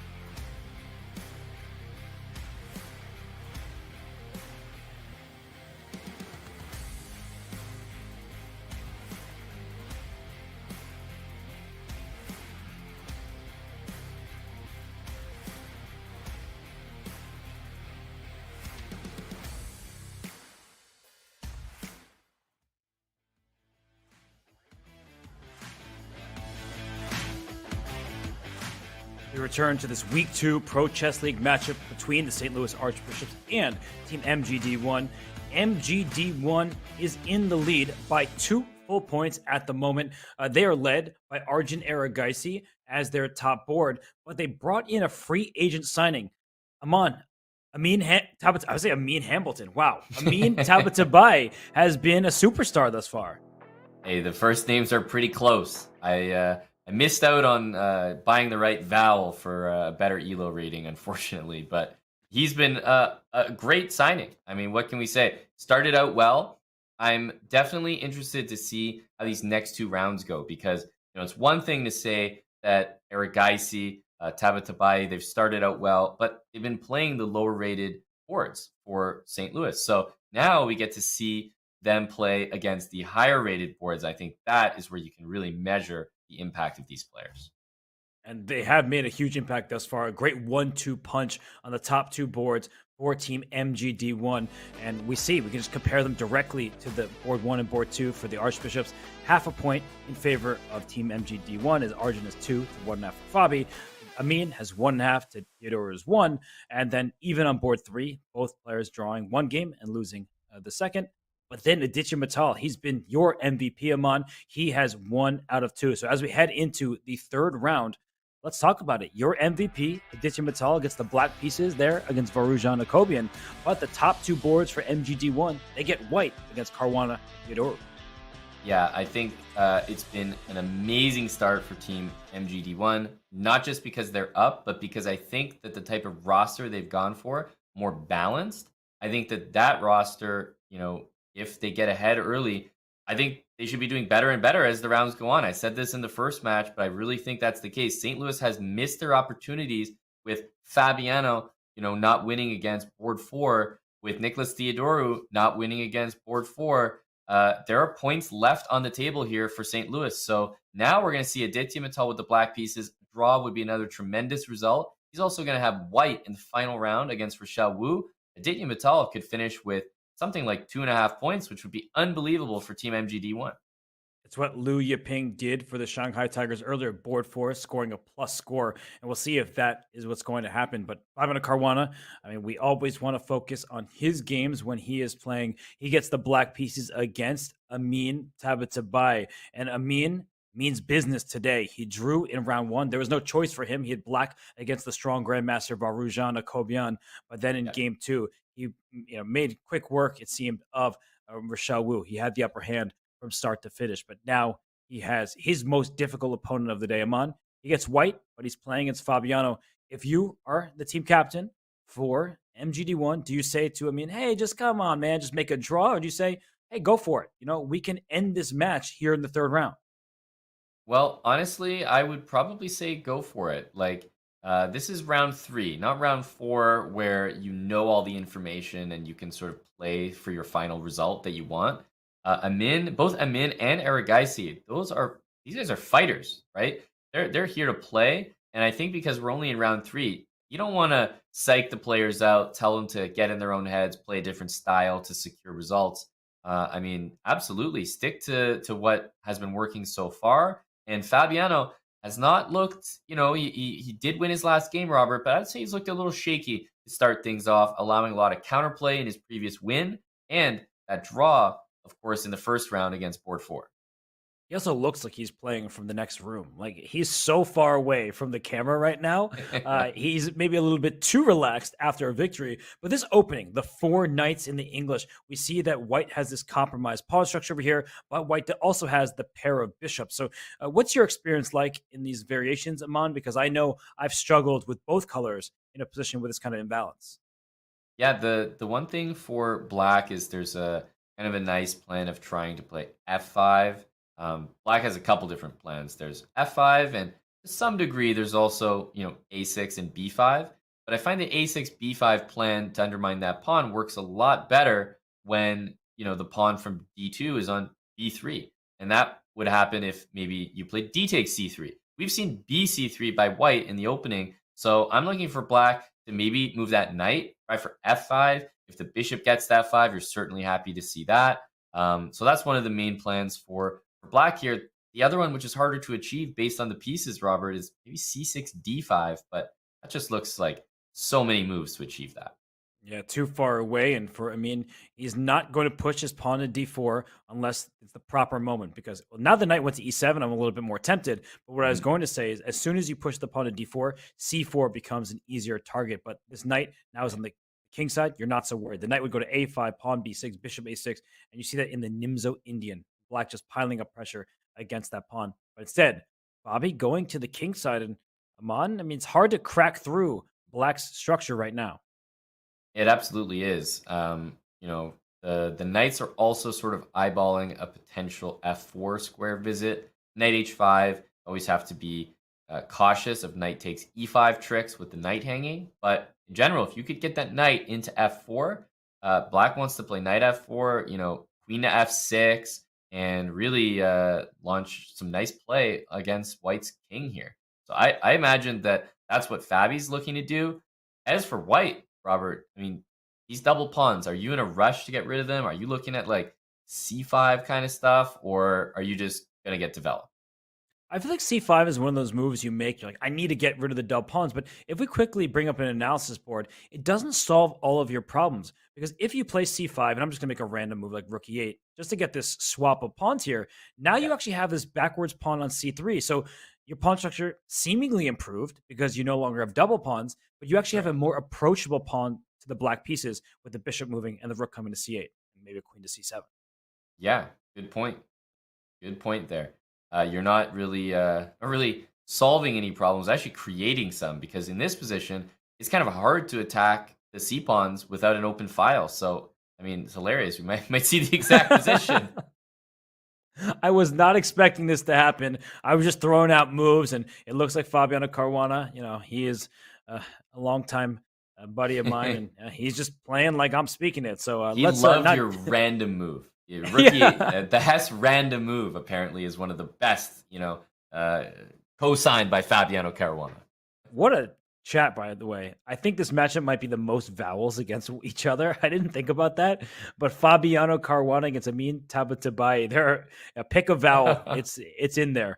Wow, this exact variation just happened. We may see some problem for White on the c3 square, but we'll come back to this game for sure because all 4 games are in progress right now. And in these matchups, you need to score somewhere. If you are the Archbishops, you're down by 2 points. I'm looking at that game in the top right, Aman, between Arjun Erigaisi and Nicholas Theodoru. And I feel like Arjun's just trying to take it to the Archbishops. He already has 2 wins under his belt here, and he wants to take a third. Yeah, I agree. That game looks really exciting to take a look at. It seems as though in the last couple moves, he's made his intentions very clear, right? Queen c2, absolutely no queen trade. You do want to keep the queens on the board. The g file is open. The d5 square is screaming for a knight to be planted there. This looks great for White. Yeah, the d5 square is ultra juicy, and this is what happens when there's a bishop against a knight. It kind of reminds me of a Najdorf. It's not the same structure, of course not, but in the Najdorf, you get these positions sometimes where Black has a dark square bishop that can't do anything, and White has a knight that hops around the light squares, in particular d5. The good news compared to a Najdorf is your pawn's not on d6. It can go up to c6. Get that knight out of there.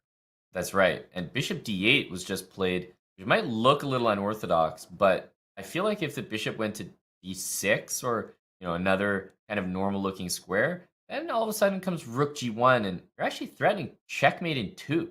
Threatening knight f6 check and queen h7 mate. Yeah, that is actually looking spicy. So the bishop covering the f6 square is important. Look at this move. c6 is not good anymore. The knight hops back to an odd square to b4. Look at this. I'm just going to put this on the board. Your now pawn is under attack. You play c5, you're just strategically lost. You might be tactically lost as well, but you can just resign strategically. If I put my knight on d5 or to c6, give me all the light squares. That's right. Yeah, that would be just the worst possible configuration. But if we can't do that, what are we do we want to play almost a5? The pawn is hanging. I want to play a5 and then c6, but way too slow. There's threats happening. h5, queen takes e5, rook g1. We don't have time for all that. I forgot the e5 pawn was hanging. I wasn't even looking at that pawn. It's hanging I forgot right on the spot. Rook e8 played. So now maybe there's c6 because you can bring your rook up to e6 afterwards, but it's True. is looking just like a shaky defense for Theodoro here. I really don't envy this task. I love that knight on d5. It's a stallion. It is. It is. I'm also thinking, if the move f4 happens, that black might have f5, quite possibly. Wow. Decides to just start with that. He says, give me the light squares. That knight can go to c6. There are also tactics available for white. But what do you make of this, Aman? I really feel like white is better, even though the eval bar says black is doing just fine. That's exactly how I feel. Like, the bishop on d8's a little bit strange. There's no queen e6 move. Funny enough, the rook on a8 would be hanging. And if you play f5, you're always facing queen d5 check. Seems like a nice centralizing move. Knight on c6 looks annoying because you can't play rook e6 to challenge that. And I'm just kind of wondering what moves you're supposed to do. So I agree with you. I like white's position, but the engine is saying they're just unfazed. How? Why? I just love the look of a knight landing on c6, but somehow the engine is unbothered. But it's just a great square. Like, that's your dream square. It's a target square. Truly. You just want to bring the knight up over to the c6 square. Give me that square. Yeah, honestly, knight c6 looks like a good move here. I'm looking at queen e6 after. Maybe. Yeah, maybe, right? That's how we feel. We're like, okay, maybe the e5 pawn might be loose, but also there are going to be tactics with the rook in line with the queen. So I guess for now, black is holding on. I would prefer white, maybe even just h5 at some moment. Knight c6 first. I like saving the knight, then trying to push this pawn up and use it as a battering ram. So we'll see if Arjun Erigaisi can break down the defenses of Nicholas Theodorou. But for now, let's look how the teammates are doing, just because this one seems like Arjun's slightly better. But what's happening in the other boards? 5-minute Caruana, slightly better, according to the engine in the top left. In the bottom left, Varakobian, maybe slightly better for the Archbishops, still early stages there. What's going on in the bottom right? Rochelle Wu is going after Harika's pawn structure, but the eval bar is saying, nah, Harika's doing just fine. Yeah, I like the look at that game. That looks very spicy, especially with the imbalance that's clearly present. 2 bishops for black in that position, but we see this interesting situation where the knight was just making a ton of threats, but once they just got defended, the knight's also trapped. Whoa. And f4, throwing the pawn forward. You were right, the knight was about to be trapped, but now it can hop back to f2. So are these pawns total terrible weaknesses? Oftentimes, black will try to push pawns on the queen side at some moment. e3 is not really a target just because the e-file doesn't have a rook on it just yet.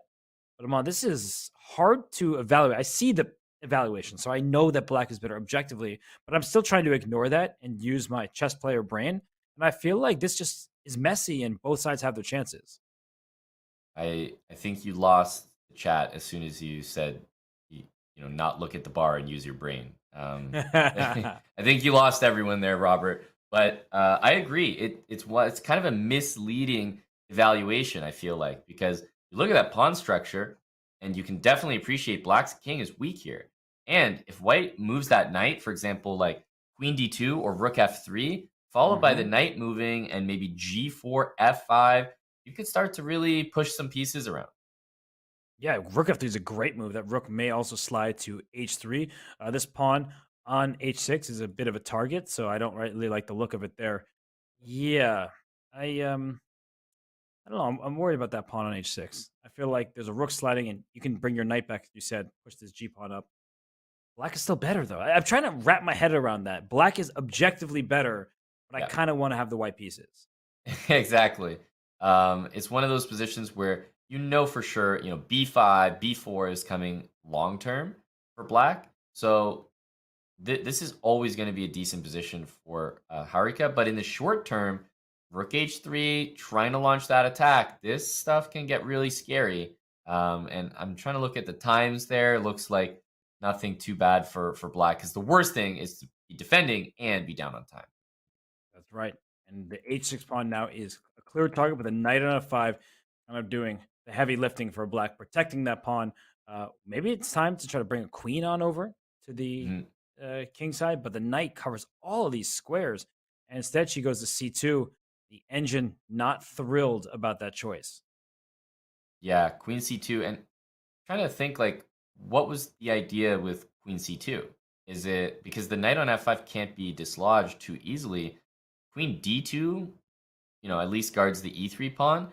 Basically, what's the follow-up to queen c2? Because I don't know how to add more pressure to knight on f5.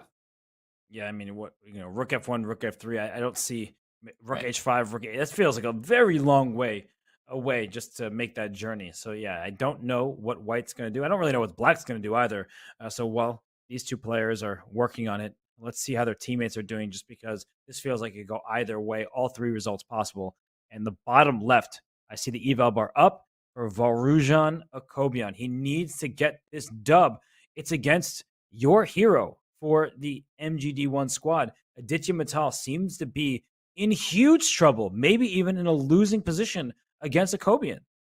Yeah, and VAR this is his kind of position. It's so stable. There's no threats to the king. He's just grinding down a slightly better position, and he's increasing the advantage, it seems like, with every move. b5 has been played. He's going to create a weakness on c6. e4 is also a target. a4 is a target. Meanwhile, white has pretty much nothing that black can attack. So, VAR could not have hoped for better thus far. And now it's about the conversion phase.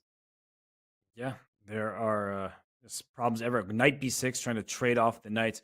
But you're right. This pawn, this pawn, this pawn, all the pawns in the position are worse for black. So huge advantage for the very experienced Grandmaster Akobian. So for those of you not familiar with VAR's play, he loves his solid openings, whether it's the French defense or the Caruana is black. He just tries to be as solid as a rock and play for little positional edges. So we see that the St. Louis Archbishops have been down by 2 points. They're fighting back, and we are going to bring back their team captain, Nemo. So she's going to join us, talk about what's happening here. So if we can bring her on, that's ideal. And hey, Nemo, how are you feeling? I know your team's down 2 points heading into the round, but seeing the games unfold right now, you feeling a little bit better with VAR on the ground?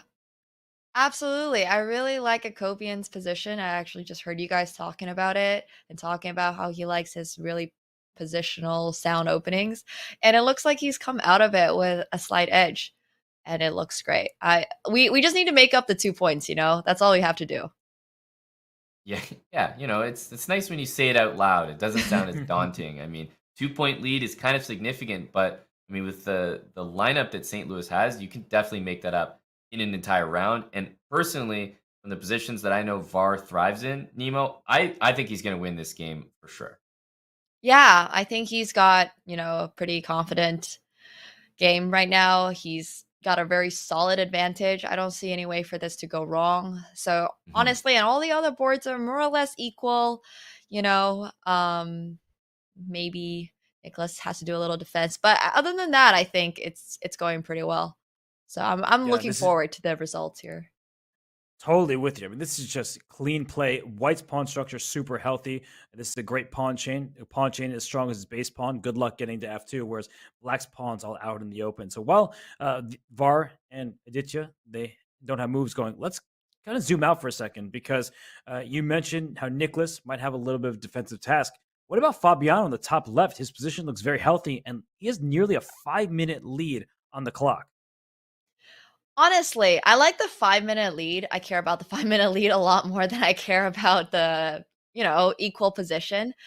It is a 10+2 format, so Tabatabe is going to get increment, but it's queen and knights, and there's like this thing in endgames you like having, you like to pair queens with knights because you get more control over different squares. So I like his chances, especially with 5 minutes, with 6 minutes to 1 minute. Like that's pretty solid. And he's pushing his pawns. He might go for h3 or something. I really like that structure for Fabi. He's pushing for a win for sure. Yeah, this actually does look like a position structurally. White's queenside pawns look a little disconnected, and with h3 coming in, you might get to a situation where like White's king is under constant threat, and meanwhile the queenside pawns are also a problem. So Fabi's like creating problems on both sides of the board, which I think is a great strategy. Absolutely, rule of two weaknesses, right? That's right. Exactly. Exactly that. And I was thinking, and he drew his first game, so people are like, oh, what's Fabi? What's wrong with him? But he was playing a very strong player. He won game 2, and now he's posing all the problems here in the third game. But, the pressure is kind of on each and every individual on St. Louis. They feel like they have to win because they entered the match, third round of the match here, down by 2 points. And Fabi's hopping his knight around, and watch out. Yeah. A lot of attacks are coming. Mm-hmm. It's looking good for Fabi. You like to see these weaknesses. Suddenly the f4 square, maybe even throwing the pawn to h3. I think if the knight moves from e3, we might even see a sack on g4. Anything up. I really like the knight coming to f4. White just has to play so carefully now, and with such little time on the clock, I think it's very, very likely that Fabi is able to pull off a win in this game. Yeah, if king f2, you can play queen d3, try to get a queen trade because there are forks everywhere. That's why the king stepped here. So this is the only piece not in the game. This knight and f6. Like if you could bring this knight somewhere, you would feel great about it. But I was just say I don't want to give the d5 square. I forgot about the other knight. It's covering it. Well, maybe there's like some knight h7, knight g5 ideas just coming for the f pawn, coming for the h3 square as well. A lot of things are definitely happening. Yeah, maybe queen c6, queen takes c3, set up a few cheapos. Those are the things that sometimes work when you're low on time. And, Fabi is going to be so good, I think, at using his time advantage to create these little problems that are tough to navigate. Absolutely. To be fair, Tabatabe is 26.55, so, I don't know if the cheapo might work, but you can always go for it. I forgot I wasn't back on my stream doing Sub Sunday with the chat. Sorry, I got carried away there. Well, Fabi's in great shape here in this game, but let's zoom out for a second because every single point is important for the squads. Wow, I mean, Amin is living on the increment. But look at the bar; it actually dipped in that game as soon as we left it from Fabi, and we'll go right back. It looks like the king quickly went to f2. I mentioned queen d3 as one option. I actually don't know what white does after queen d3 because your threat is simple: take and then fork on d3. Yeah, it looks really uncomfortable, honestly. That's a powerful fork. I mean, after queen d3, I assume you just have to play queen to d2. But black just looks like he has so many options in this position. White can hardly move. He can pose so many threats. It's the Nemo. It's the Nemo line. I like it. It's a great choice. Yeah. Activating just all the pieces. Just want to activate, Yeah. Just gotta go for that. White can hardly move. I mean, okay, you get one pawn push. You can pin this knight over here. Maybe we'll see a queen try to go to d8, but I don't think Fabi's going to blunder us going to back rank checkmate or anything like that. Yeah, no back rank checkmate. But if queen c5, queen d2, knight g5, queen d8 actually wins that knight, might not win the game because there might be like a knight d3 to follow, but just kind of a weird fork there. There's knight h3 though, right? Because you have the fork. You can just win the queen back. Oh, that's nasty. So maybe a cheapo, knight g5. I think that you're wondering it. No, he didn't play knight g5. What is this, Fabi? We were just planning out Tabatabe's loss. We mapped out the whole blunder. He's too strategic. He's saying, you played c4. Let me get my knight into d4. Come on, Fabi. We want tactics, not strategy right now. He's too strong. he's too That's good. the problem right now. Yes, he would have won this game a lot faster if he just cheapoed. I actually think that is true. Like, no joke. I think he would have won on the spot if he had played knight g5. But this is also domination. Bishop a3. Okay, the queen can just move, pick a square anywhere. Maybe c6 or c8. I don't know. Pick one. Yeah. There's just no way for white to really break through. I mean, I like queen c8 because maybe after queen at b4, there's some queen f8 idea. So you're just preemptively stopping that. And then you just go for knight takes f3 with no worries at all. So I like that idea a lot. Yeah. But every move looks more or less. Yeah. I think Fabi's done well when he listens to you. Exactly. Every move looks more or less like your moves. That's what I was about to say. This is the job of the captain, I'm feeding him brainwaves. Very nice. Oh, look at this move. Knight b5. Knight b5. This is an amazing game. Just take this, take that, play h3, and go checkmate this king. That's so extravagant. Beautiful. Yeah, that's so... Yeah, that's some Fabi style right there. That's great. I feel like there's got to be a mate somewhere with Queen E2. Let's go right for this king. Exactly. Yeah. Yeah. Queen E2, King H3, and just sit there for a sec. He's G5. definitely just calculating. He's just thinking right now. Yeah, Queen E2. G5. Hey, One. at least I got one. Finally, after all my blunders. G5. Wow, what a win for Fabi there. Gorgeous. Yeah. So, Nemo, you feeling a little bit better now after that victory? Absolutely. I mean, that game was beautiful. There's just G5 finishing off the game. You're threatening Queen F1. The only way White can defend is Queen C1, and then you can just take on F3 with checkmate. I mean, that's a really nice tactic to spot, and the whole setup leading up to that moment was great. So, we're now only down 1 point, and as far as the other games go, I'm feeling pretty good about the match overall. Akobian still, winning in his Rook end game. I'm sure with as much experience as he does have, he can win this Rook end game. I wouldn't be so confident, in myself, but I think he's got this one down. I mean, I'm confident in your play. You just told Fabi what to do. He did everything. He won the game. So it's a clean extra pawn for Vara Kobian. We did see that Rochelle Wu is probably about to lose her game to Harika Dronavalli. It's what happens when board 4 for one team is lower rated than the rest. But right now, we see that Vara Kobian up a minute, up a pawn, and it's a healthy passer. And Amon, that was your hero. That was Aditya Mittal. He was the one who was upsetting the Archbishops, but not in this round. Well, hang on. I think there's work to be done. Like, it's definitely about as bad as an endgame could get for black because your king is cut off. But hey, the white king doesn't have progress to make, and it's not entirely clear what white's going to do if black just shuffles this rook. Right. That's I think you have to, go for the F3 pawn push, but I don't really see what Robert, you're an expert on games. What would you say White's plan here would be?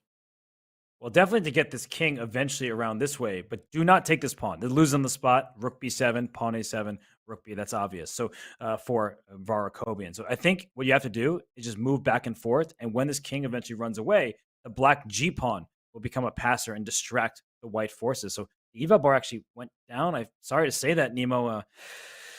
Oh no, this could be a spoiled opportunity for the Archbishops. But Nemo, I know you're streaming and we do want to let you have calmer territory with your channel. So thanks for joining us here. And I just have to say, Arjun Erigaisi beat Nicholas Theodora. So I'm going to send you on your way. And sorry to be the bearer of bad news, but it's always great to have you on the show. All good. Thank you guys very much for having me. See ya. Bye. This could be really bad for the Archbishops because it looks like Rochelle Wu lost her game to Harika Dronavalli. Arjun Erigaisi, he won against Nicholas Theodoru. And in this game, as soon as she leaves, there was a mistake. And the E-pawn is going to win the day. I don't get that because it seems rather trivial that you just throw the E-pawn up the board and the king can never leave G7 and H7, right? No, the king has to stay put because as soon as the king goes this way, everybody, the rook slides to H8. If the king goes to F6, rook F8 check. You're about to see this happen, and then you get a promotion. I think we're going to have to tune back to that moment because it said the game should have been a hold, and now it's obviously a loss. Aditya Mittal is not happy. Yeah, I know that G4 was like obviously a clear blunder. For Varujan Akobian winning that endgame, he is pumped up. That's great for his confidence. But what was missed here? Because G4 definitely doesn't make sense. But let's say black does nothing and goes like King G7. Isn't white also playing E4 and running a pawn up the board? Yes, and the reason why is because of what we saw in the game. The white king stepped in front of the pawn, so it appears it was much trickier than met the eye. Rook A1 check. You keep checking this king because if the king goes too far in this direction up to C3, then when you play G4, you need a king to scramble back here, and it cannot. So that would have been what black needed. Wow. Yeah. So I mean, I was thinking that Mittal was actually going to pull that draw out, which would have been huge for MGD1. But Var is playing a little bit of a hero here, especially considering the other results in this round, Robert. It was not looking good for St. Louis. No, it was not. We see the results on screen. It was a win for Fabiano Caruana and Arjun Erigaisi, even that one up on the board 1. Then board 3 for each side took down board 4. So it was board 1s and board 3. The higher rated players did win for each team. And now that this round is over, Amon, this brings us to a 7-5 lead for Team MGD1. We know that 1.5 points for Team MGD1 wins the match. What do the Archbishops need to do to fight back? Well, Robert, it's going to sound dire because it is, but honestly, Aditya Mittal, I think, has a big advantage on board 4. So Rochelle needs at least a half a point. I think that's where it starts because GMs on all other boards for the Archbishops, any of those results could swing either way, but you need Rochelle to get on the board here, not necessarily with a win, but just a draw, because I think, losing all your games, I mean, she's been playing up every round is so tough for her, but without every other player on her team overperforming, she's going to need to put some points up. Otherwise, this win is just too far out of reach. So with 7-5 here, Robert, I think it starts at the bottom with Rochelle. If she can make a draw, then moving up the rankings, obviously everyone on the St. Louis roster can win these matchups, even though they'll be super tough games. You heard it from Amon Hamilton. Started from the bottom, then they get there, it would appear. But Rochelle Wu, well, she will have a tough matchup. And Fabiano Caruana and Arjun Erigaisi, they're scoring big points for their respective squads. We're going to step aside, take a quick break. When we return, it's the 4th and final round of action here in the Pro Chess League matchup between the St. Louis Archbishops and Team MGD1. You won't want to miss it because we'll see if the Archbishops can mount a comeback. Stay tuned, everybody. Be right back.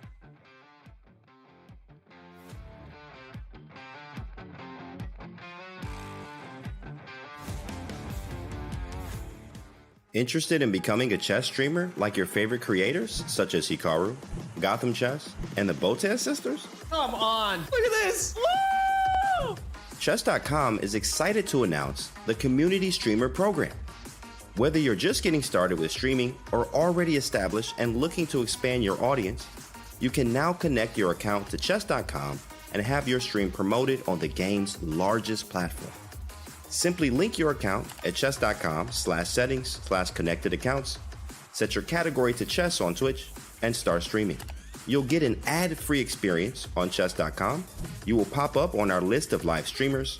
Your chess.com profile will feature your Twitch stream, and your stream will be linked to your games on our Play server. Type Command Community Streamer in chat and start growing your stream today.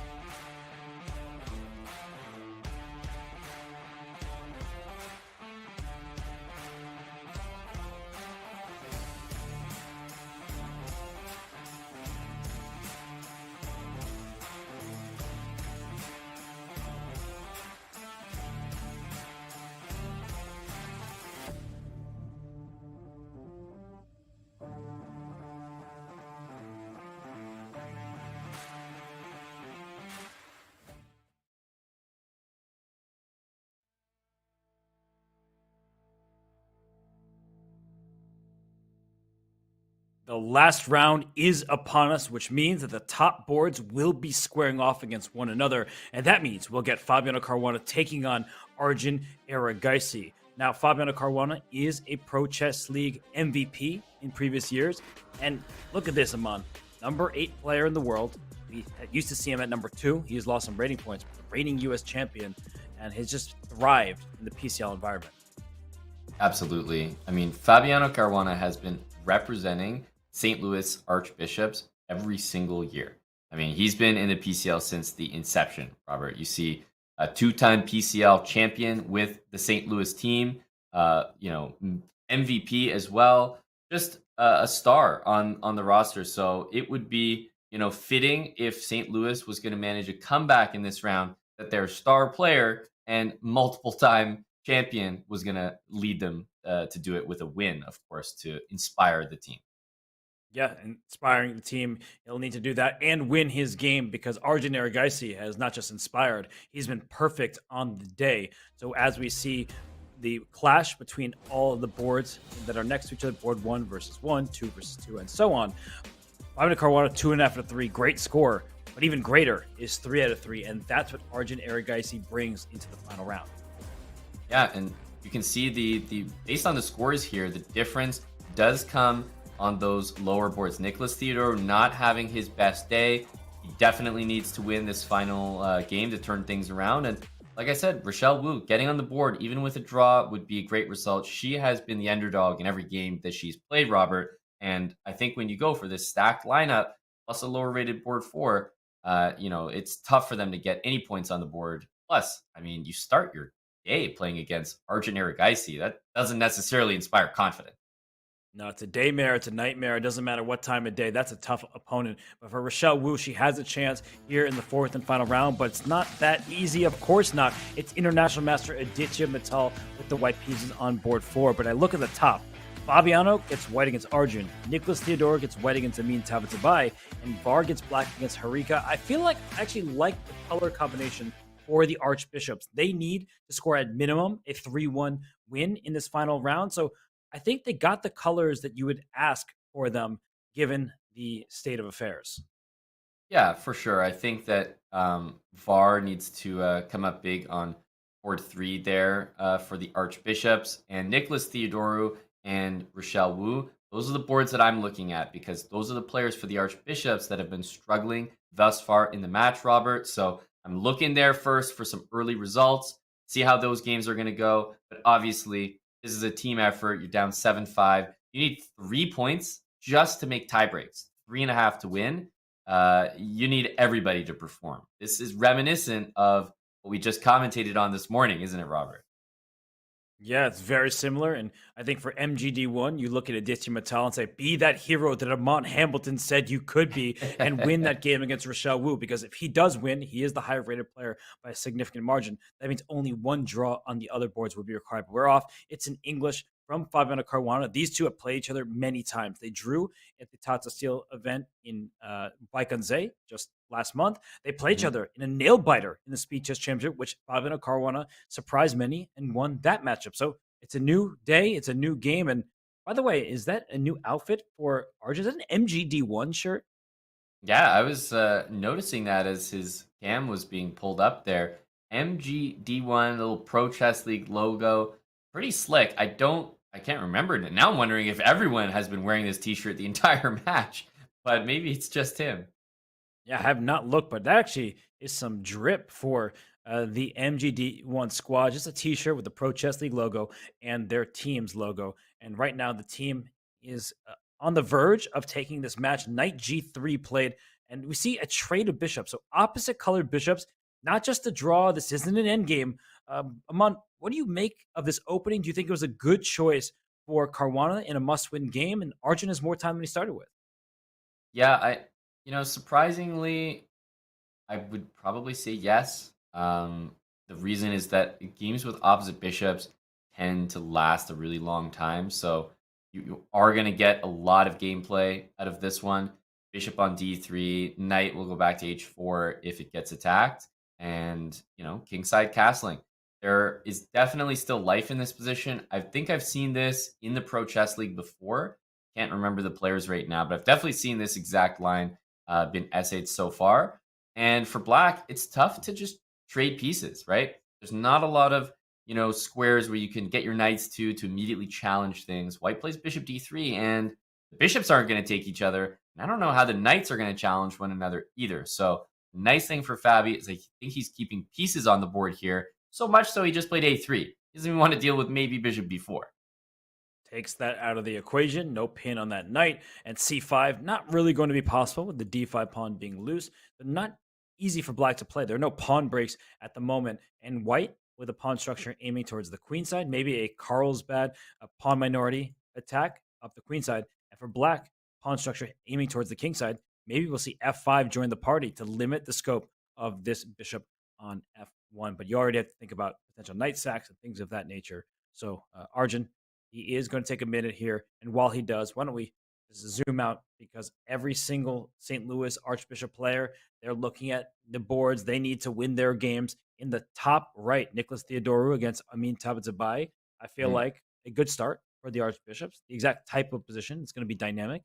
And the bottom left, well, we only have seen a few moves in the Catalan between Harika and Varujan Akobian. Yeah, exactly. There's not much that has developed in that particular game yet. But obviously, Amin and Nicholas Theodorou, this is a super important game. I think we should probably jump there, Robert. Let's do it, because Amin just lost in the third round to Fabiano while he had the white pieces. And we see that we have this dynamic. It's kind of a King's Indian structure, but instead of striking the center with e5, we just see the pawns on c6 and d6, not striking just yet. And, well, Aman, this pin on the knight and f3, is black going to take? White can't play h3 now because d4 is hanging at the end. But I guess my big question is, this trade on f3, is that actually good for black to hand white the pair of bishops? Well, it's never a good feeling to do that, but I definitely think that's the intention, especially when I see a move like knight d7 here. It just takes away the diagonal, shortens it from c8 to h3. So after h3, there's nowhere for that bishop to go. Of course, as you mentioned, h3 right now does actually drop that d pawn. So we'll see moves like rook d1. We'll see moves like bishop e3 from white, looking to overprotect and guard that d pawn.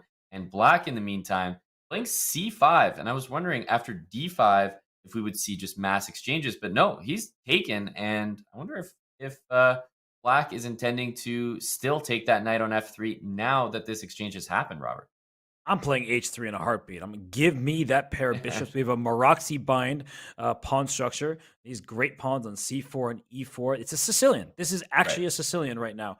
And so black will try to take advantage of some of these dark squares, but white will have a pair of bishops. You just play h3. You swap here. You take back. You bring your bishop back to g2.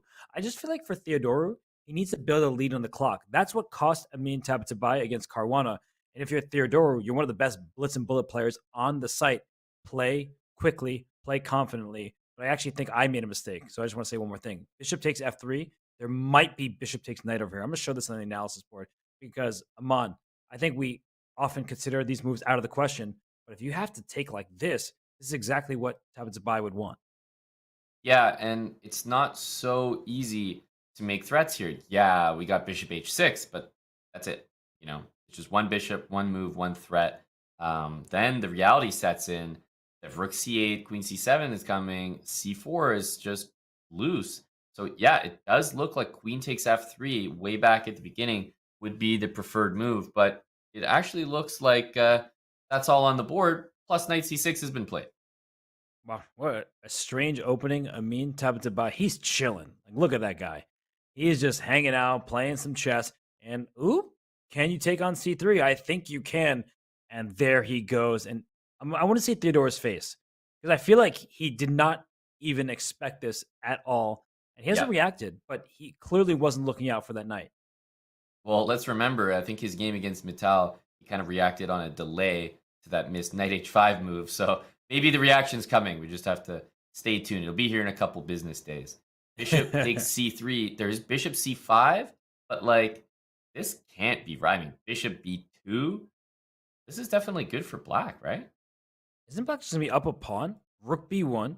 The bishop slides back, and you can't even take on b7, because if you do, you're going to lose your piece. This bishop is still under attack. Don't forget that. You just can't take it because of the queen. So the queen will slide to c8, hit the rook, and the bishop will be lost. Very confusing.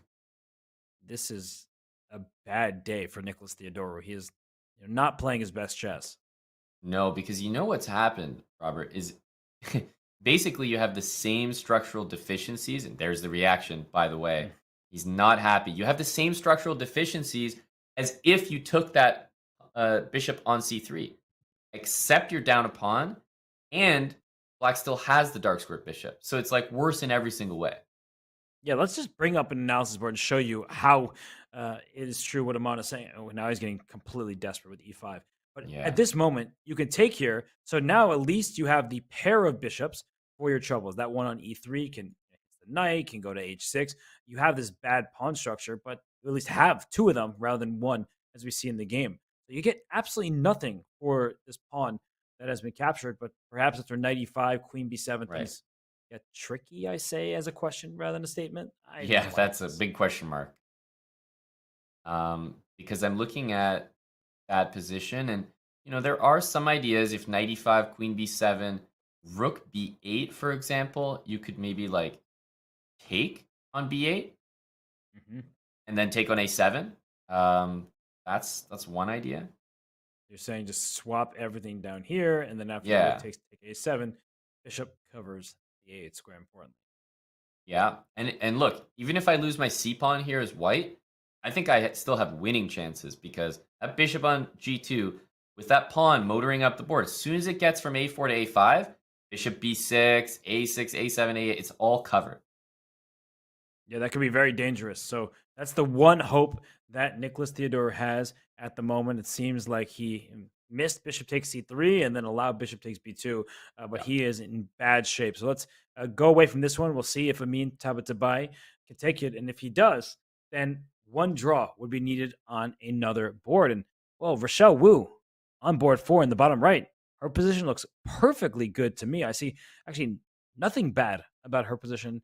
So maybe for the St. Louis Archbishops, they can rely more on their fourth board, and that means they need to strike on boards 1 and board 3. Yeah, it definitely does look like Rochelle, as expected, by the way, because she has been basically started with her toughest games and finished with, in terms of ratings, that is her easiest pairing. So it makes sense that she's having her best game here, but she's definitely delivering. That board does not look too scary. I'm looking over at the VAR Kobian board, and hey, that's a very comfortable slight edge for VAR in that game as well. So slight edge for Fabi, slight edge for VAR, and then hopefully trying to maintain some equalities in the other two boards. Robert, is that the recipe for success? I think it will have to be just because of the positions we have. Rochelle Wu, very solid. Why don't we go to that game between Vara Kobian and Harika Dranovalik to explain to everybody why the eval bar tends to like black's position in this line. And the last one was h3. You're not going to take. You're just going to wrap the bishop around to h5. And if g4, go to g6, induce more weaknesses. White feels like you're a couple moves behind. You already need this pawn on b4. You need to be able to strike on the queen side over here. So I feel like for VAR, at some point he'll look at the e4 push as well if his bishop gets kicked to this diagonal. Yeah, that's definitely true that white feels slow here, but by the same token, black doesn't have the pawn on a5. So even getting to play the move b4 seems like it's usually an achievement in these kind of positions. And yeah, I guess she just played it straight away. I think it's the only chance because without b4, you're definitely not doing anything. Maybe you want to play a4 and b5 to follow up. Maybe b5 and rook takes. But, I mean, you have to try something here. I love Vara's position, but at least b4 is there for Harika. And you just have to watch out for e4, as you mentioned, by black. Yeah, this e4 push is really important because if you can play e4, you're going to explode the board. So that you're going for the square, and white is not really that easily capable of stopping it. I mean, what if you play e4 right now? If you take, then this knight comes into e4 and into c3 with a fork. But the d4 pawn is also loose, Amon. So it's a tough decision for a Kobian. That's right. Yeah, rook d8 is, very logical. I can only assume b5 is the intention here. c5 is another attempt, but you have to be very sure what you're doing after c5, because c5, the bishop moves away, and if you follow up with b5, your c pawn is suddenly a little bit loose. So you need to calculate that whole line out before you go for these pawn pushes. Never easy to push a pawn here. I think b5 would be a strategic blunder because the hands block the dark squares. But c5 and b5, oh, she goes for b5 first. But I like what you were saying about c5 to lead the way. But now knight b8, knight d7, knight c5, and this d3 pawn is just a permanent weakness in White's camp. So I really like how Akobian is playing.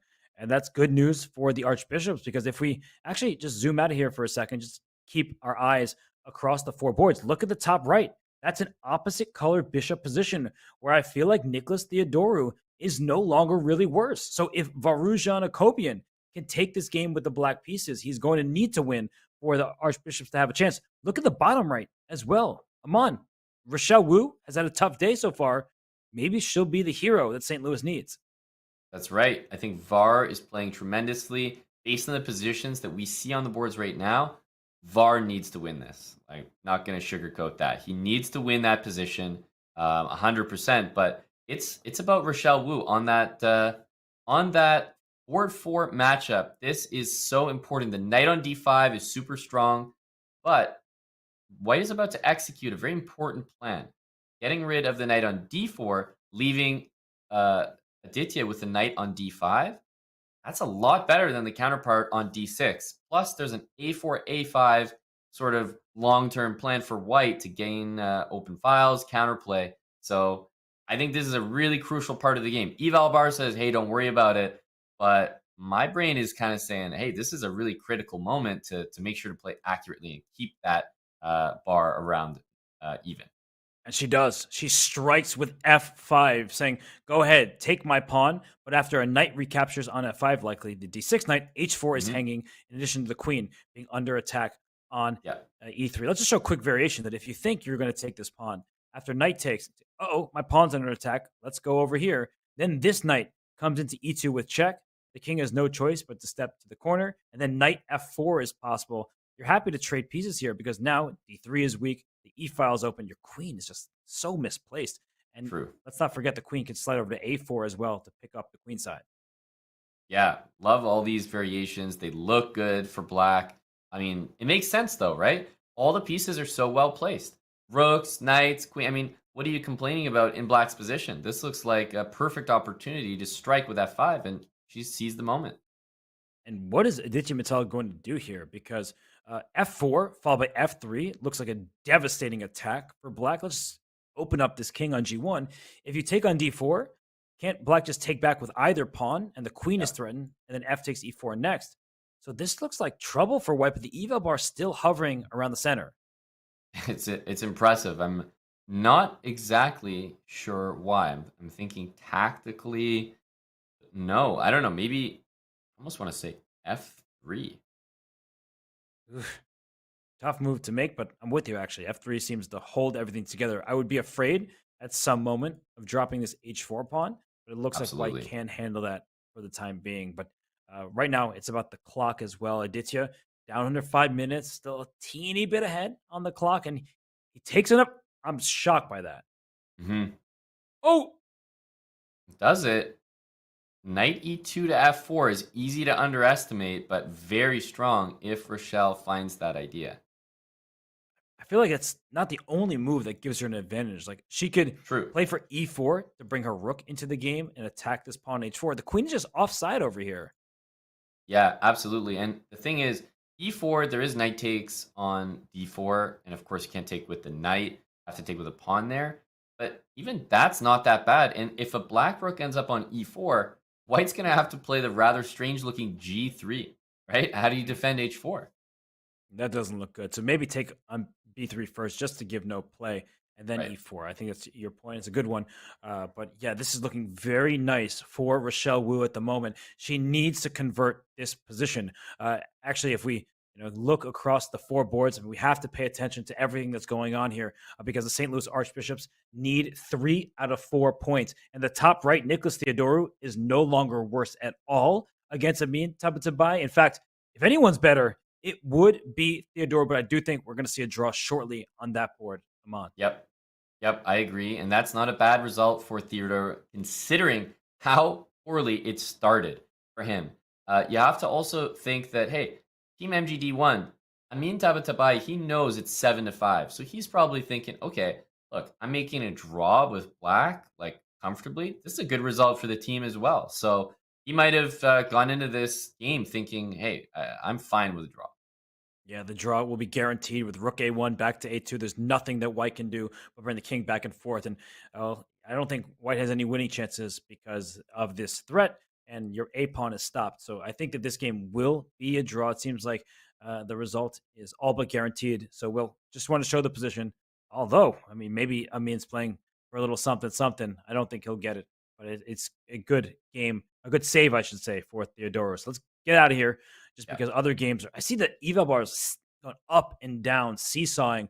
The only one that has remained stable is the Caruana Erigaisi game. That one looks very even. So let's maybe tune in because it might be our last time.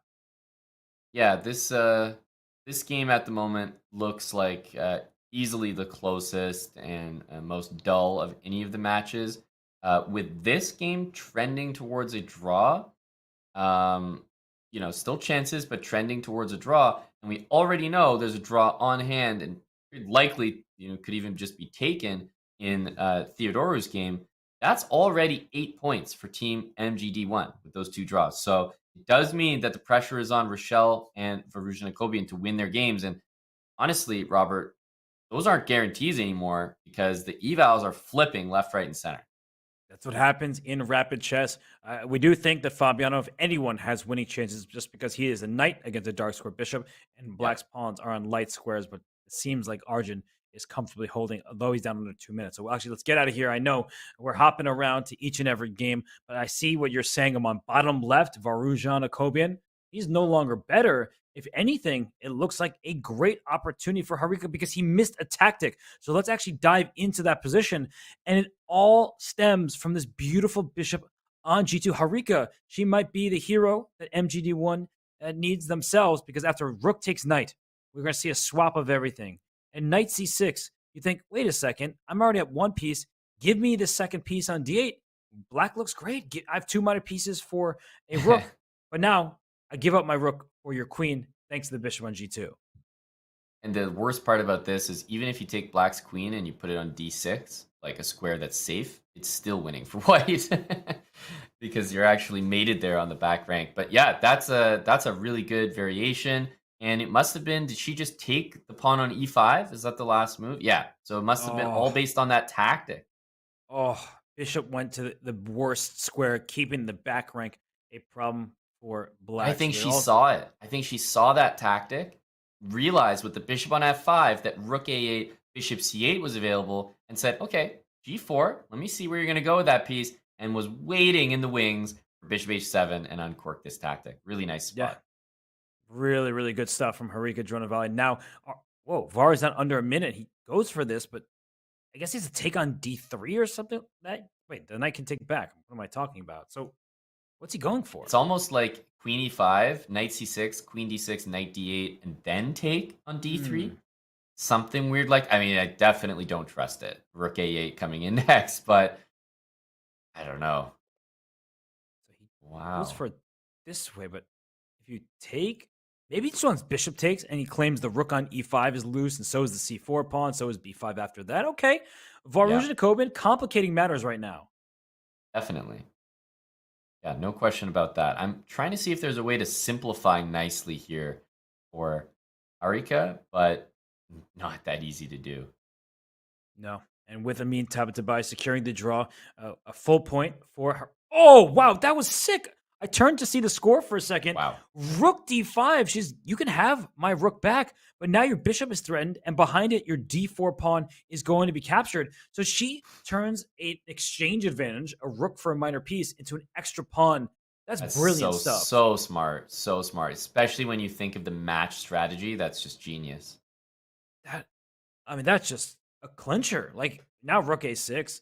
Go after this pawn on B6. It feels like white controls the entire board. The bishop on D5 clearly better than the counterpart on G6. And she swings to the E file. Can't blame her. But wow, she's just up a healthy pawn. Yeah, VAR is in serious trouble now. But you know what? I was just sneaking a peek at our 4-board view, Robert, and it looks like Fabiano Caruana he's got serious winning chances in his game as well, which is amazing news for the Archbishop. Yes. So let's go to that game because suddenly it seems like the Archbishops, if they can survive on the other boards, but they need wins. They don't just need draws on two of the other boards. But Fabiano Caruana in the top left, we're going to dive in there in Argent Erigaisi's time trouble. I think it's just a winning endgame. Just trade queens, bring your knight to the D7 square, and then march your king over at some point. Yeah, and he's spending his time here. How much time does he have? He has a minute. He plays H6. Wow. Sickening. He just wants checkmate. And now just knight D7? He just changed the move order. Trade queens in knight D7. That's nice and simple. Oh, wow. That's also just brilliant. I think knight D7 leads to checkmate, right? That's right. Yeah, knight D7 is like very, very good as well. Yeah, it's mate. Good call. Mate on F8. The king has to go to G7. Wow. Fabiano, looking to win this game and go to 3.5 out of 4. Arjun, we thought that he was just even. It was, but time was not his friend. So Fabiano Caruana wins, which means that if Varujan Jacobian can somehow survive, and if Rochelle Wu can score a victory, then the Archbishops have a chance. But as we zoom away from this one, it's not looking good for St. Louis despite that Fabi win. No, Fabi, I mean, he did all he could there. Theodora with the draw, and that was from a really bad opening. So, I mean, all things considered, that was a good result. VAR had amazing position, but right now has just been outplayed by Harika after spotting that tactic. It is looking really bad for the Archbishops, and if Harika can win this, it's all over. And look at Harika's lead on the clock, her domination of pieces against her opponent. You can almost not even move here as black. And rook c7. I'm not sure what the threat is, but I like it. Now queen takes b6 can be played because the rook's no longer in attack. Great move, though, by VAR. f5. You need to start creating chaos if you have any chance in this one. That's right. That's right. And, well, I mean, what is the best move for white? Because if you take, the h5 pawn is loose. Maybe there's some chances there. I was honestly looking at, I was thinking of g5. g5 with h6. And trying to play queen e5 mate. Yeah, that's actually sick. I mean, you're just on fire. She takes on f5 with the queen. Whoa!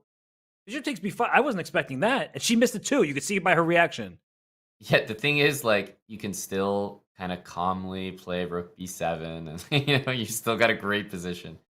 Yeah, that's true. It feels uncomfortable to miss a tactic like that. But she still is up a pawn. She can go, as you just said, win this pawn on b6. And she remains up a healthy passer. I don't know how you can stop it. Watch out. Do not get checkmated. Yeah, it's just so difficult for it to happen. White would do well to even play bishop f7 to g6. Just put that king in a permanent prison. So there's always checkmate threats. Oh my gosh. If she falls for this, that would be the ultimate swindle. But no, she smartly brings her king up the board, up to f4, and she has it under control. She's just cruising. Yeah, she's been playing really, really well in the match, but especially in this game. Yeah, this is a great display of technique from Harika Dran. Oh, and speaking of technique, swapping off the rooks. You can't do anything, otherwise you lose your bishop. And now it's easily winning in the bishop and pawn ending. Yeah, at least black has an h-pawn, but you're right. This should not. Oh my goodness. The technique is immaculate from Harika right now. Oh my gosh. So good. Just push it and push it and then bring your bishop around to e6 and that's game. Yeah. Not c7. Well, yeah, I guess you could play c7 first, but I think it's even more professional to bring the bishop to e6 beforehand. And you said professional. She said, that's me. And she just brings her bishop back. King e7, king e5. The black king can't actually inch closer to the pawn. Oh, you don't even need it. What am I talking about? Just promote. Can't stop it. And she wins c7. on time, but she wins on the board. And wow. Harika drawn a volley. I'm so impressed by that game. There were so many little moments there where it looked like VAR was getting some counterplay. She spotted all the tactics. She gave back material to get rid of counterplay. This was a masterpiece game by Harika. And hey, Robert, it wasn't just her that secured the victory. Obviously, Fabi tried everything to lead the Archbishops to victory, but MGD1 got it done on multiple boards. Yeah, MGD1 They only needed 1.5 points. They decided, that's not enough. Let's get 2.5. So Fabiano Caruana in the battle of these superstars of the chess world, he takes down Arjun Erigaisi in what looked like a pretty level game. But when all was said and done, Fabi, his knight against that dark square bishop, it was a win for him. Nicholas Theodore played a very bad opening against Amin Tabatabai and was kind of lucky to survive. But it was good enough for Team MGD1 because Harika Dronavali and Aditya Mittal, Aman, those bottom two boards, they were powerful for the Indian squad. Absolutely. I think the St. Louis Archbishops just got themselves in a hole that they couldn't dig themselves out of. Fabiano had a great day. He actually looked, I'll be the first to say it, a little shaky at the beginning, but he quickly got into stride. I mean, there's a reason he's been a champion and MVP before in the Pro Chess League. 3.5 points there for Fabi. It's just that his team was not behind him in this one. Yeah, really great performance by the St. Louis Archbishops top board. And as you said, the others all had minus scores. And for Rochelle Wu, she gave it her all, but the other team outrid her in each and every single match. So a good win for Team MGD1. And, well, that means they go to 1 match win, 1 loss. And for the Archbishops, this is going to be the biggest surprise of the early season. They're 1 match loss away from elimination. That's right. You don't want to find yourself at the bottom of the standings at 0-3. If you get to 3 losses, then you will be eliminated from the Pro Chess League. You will not make it to the playoffs. And, I mean, it's just insane that I'm even saying this out loud, but the St. Louis Archbishops are at risk of doing just that with another loss next week, Robert. Surprising stuff, but MGD1 was rewarded for bringing Amin Tabatabai onto their roster, and we are going to bring Amin Tabatabai on for an interview. So, chat, if you have any questions for the highly rated Iranian Grandmaster, please put them in the chat. We'll maybe feature them. So, Amin Tabatabai will be joining us for an interview after this short break. Don't go anywhere.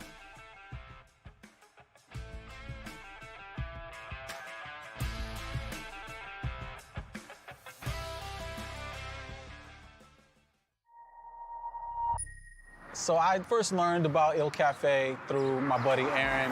He was like, hey, me and a group of fellas meet at this cafe downtown on Sundays, and we play chess there. It'd be really cool if you could stop by and hang out with us and, you know, just feel the vibe. And so I showed up, and it was a nice vibe. I was like, yo, Il Cafe is pretty ill.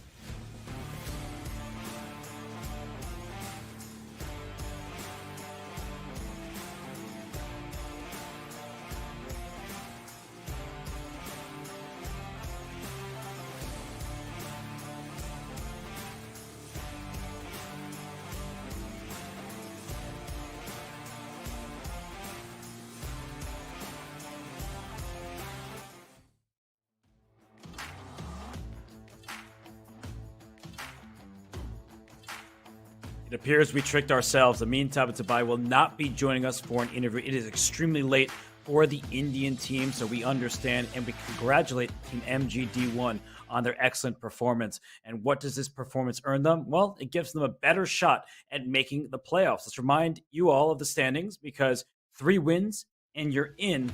And Aman, after 2 weeks, the full week hasn't finished yet. We do have some matches tomorrow, but we know the 3 teams at the top. We saw the Shanghai Tigers win their match earlier today.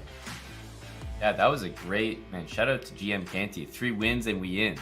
That was a nice one by you, Robert. Absolutely. 3 wins is the target here for these teams. And while we don't have another 2-0 to speak of course, we do have an 0-2, and that is the St. Louis Archbishops getting closer to 0-3, which would eliminate them from playoff contention. But MGD1 getting back on the right track here, moving to 1-1, Robert. It is extremely surprising to see the St. Louis Archbishops down towards the bottom of the standings. Team MGD1, you just asked, okay, after 2 weeks, 1-1, what do you think? You say maybe they have underperformed, but for the Archbishops, 0-2, they have a lineup led by Fabiano Caruana. In week 1, they had Lenier Dominguez. I guess they just haven't found a week where they put the 2 of them together. And right, if we're being honest, board 4, having a much lower rated board 4 has not worked out for them thus far. Yeah, and who knows what the optimal strategy is, the correct strategy. We need more data in order to figure that out. So it's not like they're doing it incorrectly, but hey, it might be a cause for them to switch things up. If it's not working, then maybe shuffle the lineups, try to go for a more balanced roster. I'm sure that they could, try to mix some things up. There's only been 2 weeks, and there's a lot of players on that roster. And some teams haven't even played 2 weeks, and there will be 2 great matches in store tomorrow. An All-American Clash will be the second half of the doubleheader, but we start with a European showdown. The Berlin Bears and the Croatia Bulldogs. They start us off at 7:30 a.m. Pacific time. And Aman, we finish the day with the Gotham Knights, led by Hikaru Nakamura, taking on the California Unicorns that have the likes of Ukesh and Sam Shanklin. Yeah, 2 extremely exciting matchups. Especially, the Berlin Bears nearly shocked everyone when they played the Gotham Knights last time. Eventually, the Gotham Knights picked things up from a crazy first round and managed to win that matchup. But I think all these teams we just don't know enough. It's only been 1 week. We might see some brand new rosters, brand new lineups from their rosters, that is. And that could bring just a whole different dynamic. So just because you watched a team maybe take a tough defeat in week 1, Robert, doesn't mean anything about their playoff contention. Aman, I'm going to put you on the spot. And I'm sorry to do this, buddy. We've had a great show together. Tell me, who's going to win those matches tomorrow? Well, it definitely, I will say that while I'm being put on the spot, I'm also not, it's a little unfair because I don't know what lineups they're going to go for. So if I knew the lineups, I would be able to make a real call. But let's just say, going off what we know, I'll go for the Berlin Bears and the Gotham Knights. Okay, so you're saying that Josephine Heinemann, who famously defeated Hikaru Nakamura for the Berlin Bears, she will be playing tomorrow. So for all those who became a fan of hers after that win, she will be in action tomorrow, as will Hikaru, of course, as he takes on the California Unicorns. They have Sam Shanklin, Ray Robson, Christopher Yu in the lineup. So it's going to be an American-heavy clash in the second half of the doubleheader. But for now, all the action from today has ended. Aman, what are your final thoughts from what we saw today? Shanghai and MGD1 winning, but the Pro Chess League continues to excite. Well, I've been a broken record today talking about how lineups that are just more evenly matched, if they get off to a good start, I think they do well in the long run in these 4-round matchups. And that's been my takeaway from today. Those even lineups are very exciting to watch. Teams that are able to field an extremely strong woman player. I mean, look at what we've got as a result. You get like 200 rating points for free based on counting as a 2350 for the average rating. So if you can do that, I think that's a big asset. And personally, I'm loving these lineups that are a little bit more balanced across the board, where everybody has a chance to take points off everybody else, versus kind of throwing a board 4 into the doghouse there with some really, really tough pairings, playing like people 300 points higher rated every single round. So I think those are my two takeaways. If you're able to field a super strong female player, Robert, that's a massive asset to the team. And, just having players across the board that can take points. And you're not just saying that. We saw that happen today. Ju Wen-jun scored 3 out of 4 for the Shanghai Tigers. And then Harika Dronavali, board 3 for MGD1. She scored 2.5, including that very important final round victory over Borusia Jacobian. So I just want to say that is a very good point. And I want to thank everybody who has tuned in, watched us throughout this Thursday afternoon, at least in the U.S. No matter where you're watching, we appreciate you. And your bosses, tell them it's okay. I'll write you a note. You should continue watching chess. Tomorrow, we'll be right back at it. Same time, same place. We will have the Berlin Bears and the Croatia Bulldogs starting off the day tomorrow. You will not want to miss the action. This is the Pro Chess League. Thanks to all of you for watching. Thanks to our producers. Thanks to everybody at chess.com who makes this happen. Thanks most of all to Amon Hamilton, you, my co-commentator buddy, and the players, because without them, this doesn't take place. But see you tomorrow, everybody. We'll have to have a night off before we have another fun day of the Pro Chess League.